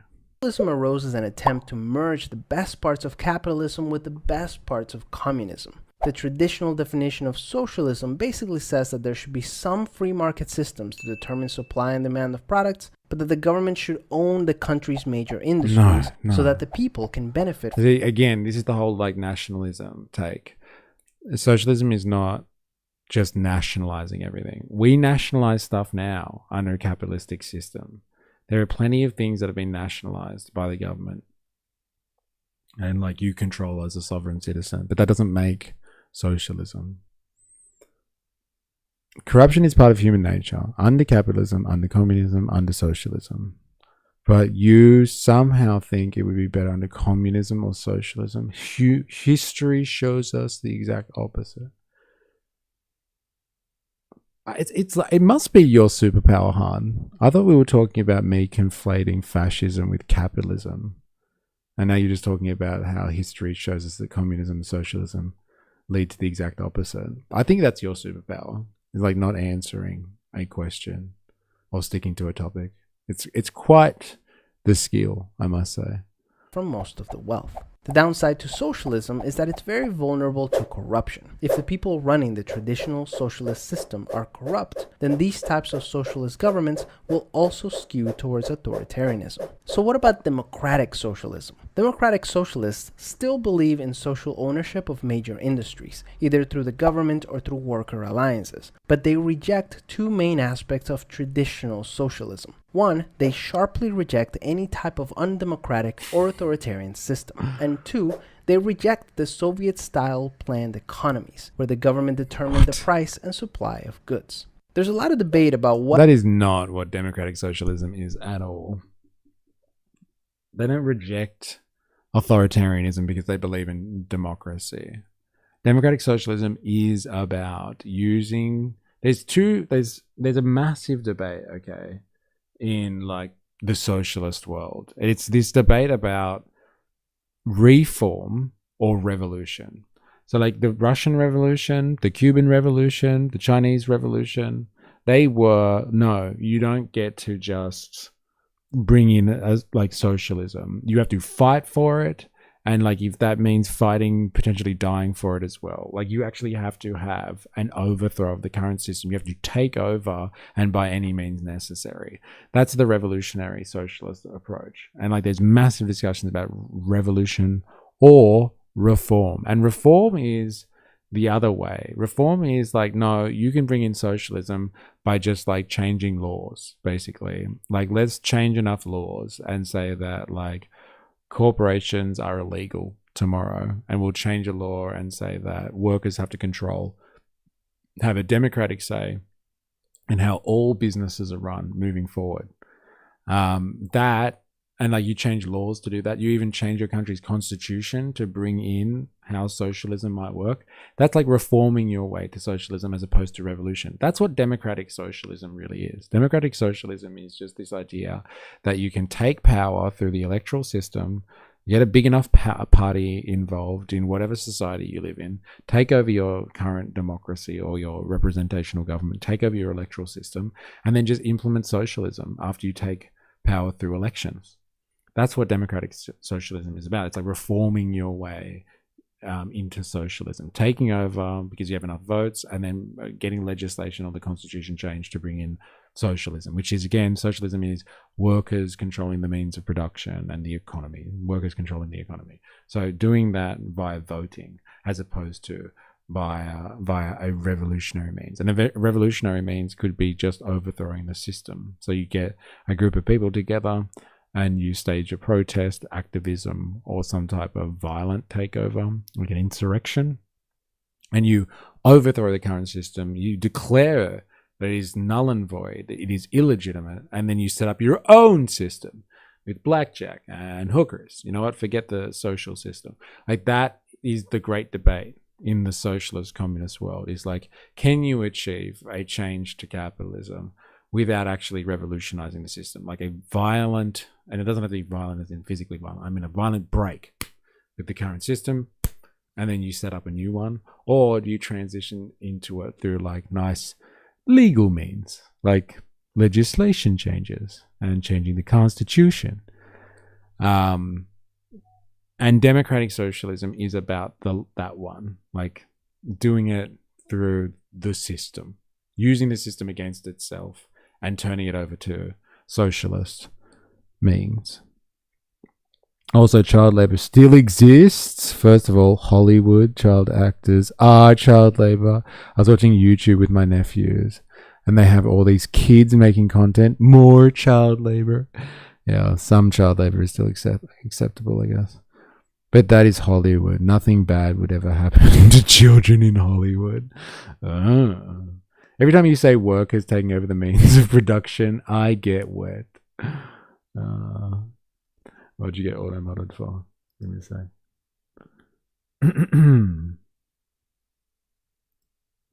There you go. Alright. Focus in as they think it is cheating that I can count a 6-deck shoe and ask me to leave. Fuck them. Alright. Back to it. What exactly democratic socialism entails, but in essence, democratic socialists believe that workers should enjoy a larger share of the profits that they are helping to generate. They also believe that strong social safety nets are essential for the stability and long-term growth of society. It's interesting to note that America's most famous self-described democratic socialist, Bernie Sanders, is opposed to the idea that the government should own the country's major industries, which in economic terms are called the means of production. So the next time that you hear me attacked as a socialist, remember this. I don't believe government should take over, the grocery store down the street or own the means of production.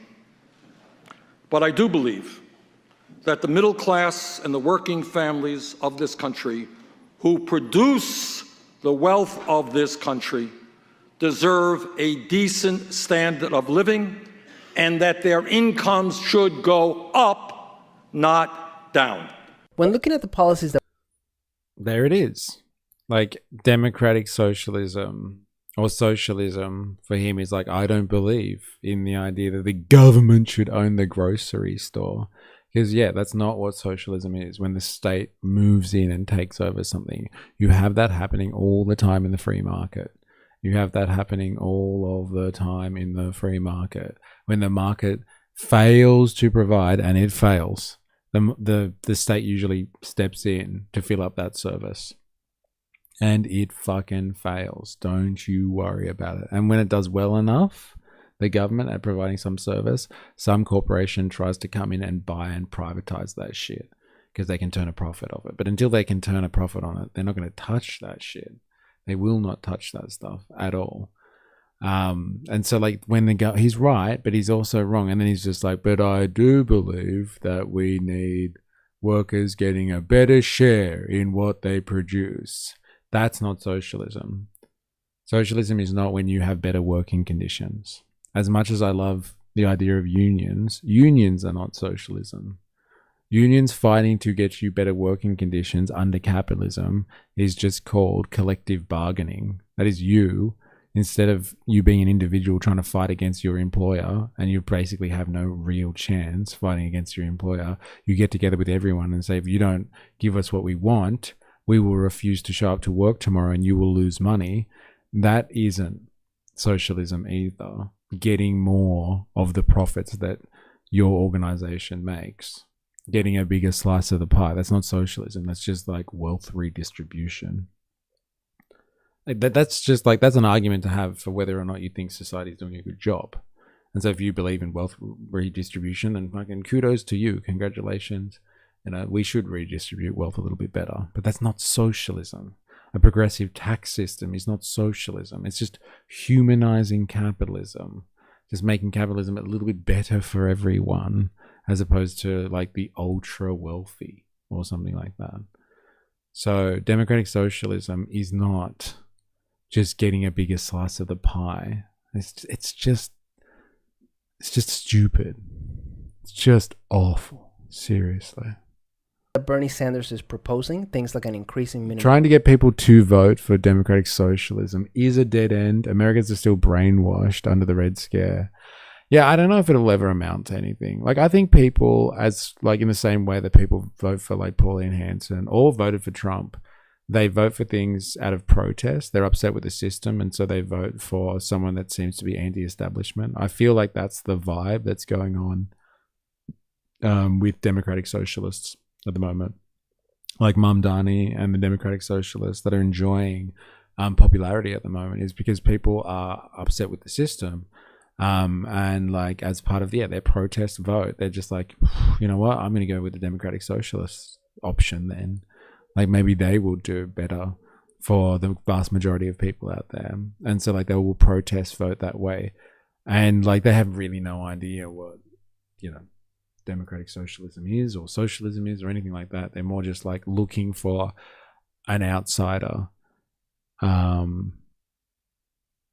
they can pin their hopes on, that like maybe they'll help the system and make it get a little bit better. This is why you should do the revolutionary thought video that I posted in Discord. She goes over this. Oh, really? Over the democratic socialist stuff? Okay. Interesting. Very interesting. What, Far Right Friday better be goodie. Well, what's that in relation to? Does anyone actually have material they want to cover in Far Right Friday tomorrow? She goes over this. Now fascism.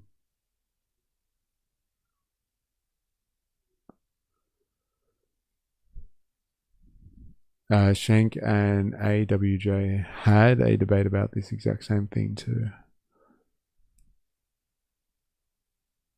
That right-wing guy from the UK, and how they have revolutionary vibes, but they offer nothing. I posted a Medi piece. Really? Is it for like Far Right Fridays? What did you put it in?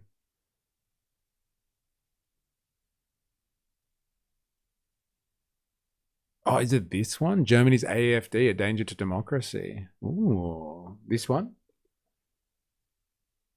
I can't be a Nazi. My wife is an immigrant. Yeah, that one? Okay. Okay, fair enough. I'll put on the list then. Let's have a look. Let me just put it down. Give me a second.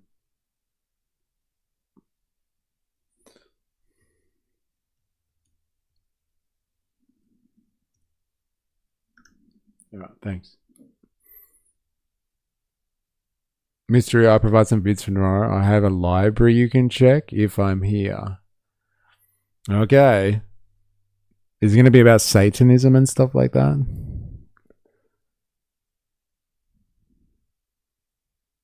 All right, back to this one. We're almost there. We're almost there. Wage, Medicare for all, and free college education, most analysts agree that these ideas fall in line with the successful policies of the Nordic countries, where they call themselves social democracies. Social democracies are basically capitalist systems with really strong social safety nets. So what can you do? It's important to look at the actual policies that each candidate is proposing and not just the words they're throwing around. For example, just because North Korea calls itself a democratic republic and the rapper Dr. Dre calls himself a doctor does not mean that North Korea is anything close to a democracy, nor should you seek medical advice from Dr. Dre. Also, let's remember that most countries in the world have mixed economies, and none of them fit neatly into one economic model. The word socialism has basically lost all practical meaning in political discourse, so it's ultimately up to us to determine what it means based on who is using it and the policies that they are supporting. Peace. Peace. No, not peace. Piss. Piss. All right, that was awful. Like, they're all just fucking awful. Like, honestly. Like, these people shouldn't be making these videos because they just don't have any idea what they're talking about. Like, honestly. Like, this is why I started at the beginning, and we're going to go back there now. Now you've watched these two pieces, we've talked about it, like all that sort of stuff. Socialism, very, very simple. Okay, now we live in an industrial society where we have a very complex division of labor. What's division of labor mean? It means I do this part, you do that part of the process. I'm not going to do the whole process. If I was going to make this bottle, I wouldn't be doing the whole fucking thing. I wouldn't be mining the metal that goes into it. I wouldn't be making the plastic that goes into it. I wouldn't be assembling it. No, I wouldn't be painting it or airbrushing it at the end or putting the little symbol on. I do one of the pieces in that process, and that's the social division of labor. Everybody comes together at various points to do a little part of the process to produce this, which ends up being a valuable item, a commodity in which it is exchanged in the marketplace. A recognition of the socialized way in which we produce stuff now is socialism. Hey, it takes many people to make shit. Hey, the entire global system is dependent on the work of everyone in the human race.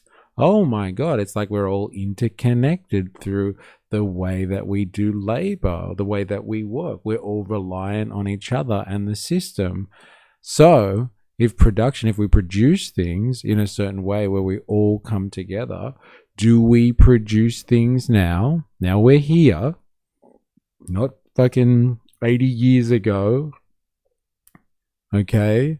Not during the Soviet Revolution or the Bolshevik Revolution, not in Soviet Russia. Now we've got a system where like the world is capitalistic and we all rely on the global supply chain to work. Do we set up a system, or do we transition to a system now where people who produce, who are involved in that supply chain and production process, get democratic control over it? They get political control over that system, and they decide what to do with that system, as opposed to it being run by people who want to profit, who make shit just for profit, who make stuff, who set up the global supply chain just so they can extract profit out of it. What if we produced, because we socially produce stuff and focused on social production? What if we focused on that instead of producing stuff because it's profitable? What if we thought about how we could make shit in a way where the people that do the work and are involved in that system get to call the shots? That's what socialism is. Now, you get to debate about whether that's a good system or not. And like, you will see that everywhere. You will see that everywhere. People will debate all the time about like why capitalism is better and doing it for profit is better, and like why socialized production would be better, because like maybe it'll shore up overproduction and it'll shore up the inefficiency in the system where we have a lot of waste, or we do a lot of environmental damage, or we affect the climate, or we patent things, and we have all of this wonderful knowledge held behind intellectual property walls and legal avenues to which hold back the human race from developing more. If we didn't have a profit-focused system, we would have better production, because like people would focus on what the production should be producing, which is beneficial to society and the social system, as opposed to what's just going to be the most profitable thing. But the power of the profit motive is pretty productive. So like, you know, maybe profit is the best way to go, because the profit motive is just sorts everything out, baby. Let's just leave it to the profit motive. That's where you get to debate. But socialism isn't about the debate. And it isn't even about an idea of being like socialism is better than capitalism. It's not about that. Most people get caught up in that. And they're like, oh, socialism is better than capitalism, or capitalism is better than socialism. It's not about that. Socialism is a recognition that the supply chain is now global, and there are many humans that are involved in it. And like those humans are really the ones that should have control over the system, because they can make it more efficient, because they understand it. They're experts in what they do. When you work, you go to work, whether you fucking consciously think about it or not, you become an expert in what you're doing. You're the expert, not some politician, not someone who pays your wages. You're the best person at doing your fucking job. Okay, there might be other people that can do your job better than you in the same workplace, but you do your fucking job and you become good at it. You might not be the best, but you become the most proficient in your job and you add value to the system. And so, like, if you are in your position at the moment, at your job at the moment, and you have a level of expertise, the question really is, should you use your expertise to decide what happens in your workplace, because you know it probably better than anyone else in the human race, apart from maybe your co-workers who did the same sort of function as you. You know best. You do it every day. And so the question is, should you have a say? I think yes, you should. But many people would debate me on that. And that's what we've learned today. That's what we've been talking about today. But I have got to bounce. Did you know that Labour banned communists from the Labour Party 100 years ago? Not relevant, but fun factoid. That's interesting, isn't it? Very interesting. That was in 1926. That is really interesting, actually. But anyway, I have to bounce, but I'm going to leave it there. But like, that's what we've been learning about today. Socialism has got nothing to do with what you think it's about. It's not when the government does stuff. It's not when you have Medicare. No. It's about when the people working have control of their workplaces, i.e. ultimately the economy. That's what it's about. Everything else is garbage and is propaganda to confuse you, honestly. All right, thank you everybody who's been hanging out. It's been an interesting day today, that's for sure. I can't believe it is the Ron who has returned. I'm actually surprised about that, to be honest. But yeah, we're going to have Far Right Fridays tomorrow. So if you've got anything and you're interested, I know you have a different definition of socialism. I know you do. But it's called Fear E Thursdays. So I get to say it. Here's Discord. If you're interested, go and join us on Discord. There's an invitation. And if you want us to look at something for Far Right Fridays, put it in Discord, maybe reaction recommendations, video topic suggestions. I'll leave it with you. Thank you everyone who's been contributing today, interacting and chatting. If you've been lurking, thank you. Watching after the fact, whatever. If you're on YouTube, you haven't already, make sure you activate the like button. Do yourself a favor. If you're new here, subscribe for more, follow on Twitch. I put Jack Lang's thoughts on communism in the stream chat. Fuck yeah. Interesting. To my mind, a radical change could be made in the world if the people who live on dividends and profits would be satisfied with a fair thing. There is no reason why a community should exist merely to enrich a handful of shrewd exploiters. It is rather remarkable that business is the only occupation in which money making for self-use is the mainspring. Science, art, literature, research, and all the higher branches of human effort are carried on more or less for the love of achievement and humanity. Business alone glorifies selfishness and greed.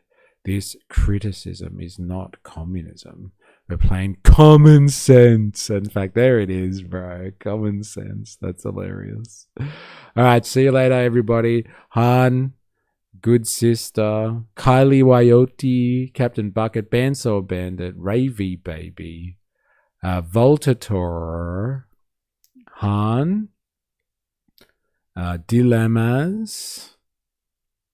Who else we got here? 4IS, in and out today. It's good to have you. Ninja Nurse. Voltator, I still can't believe you called it. It was Han. I can't believe it. Not Han, sorry, it's Ron. I can't believe you called it. Still stoked on that one. I'm sorry if I've missed you. I can't go all the way back. I do apologize. Spandonk was in here earlier, yeah. So, yeah, thank you to everyone. And we will be back tomorrow, same time, same place for Far Right Fridays. Until then, please remember, you know how it is. Say it with me now. I am, you are, we are a mystery. I'll catch you on the morrow. Cheers.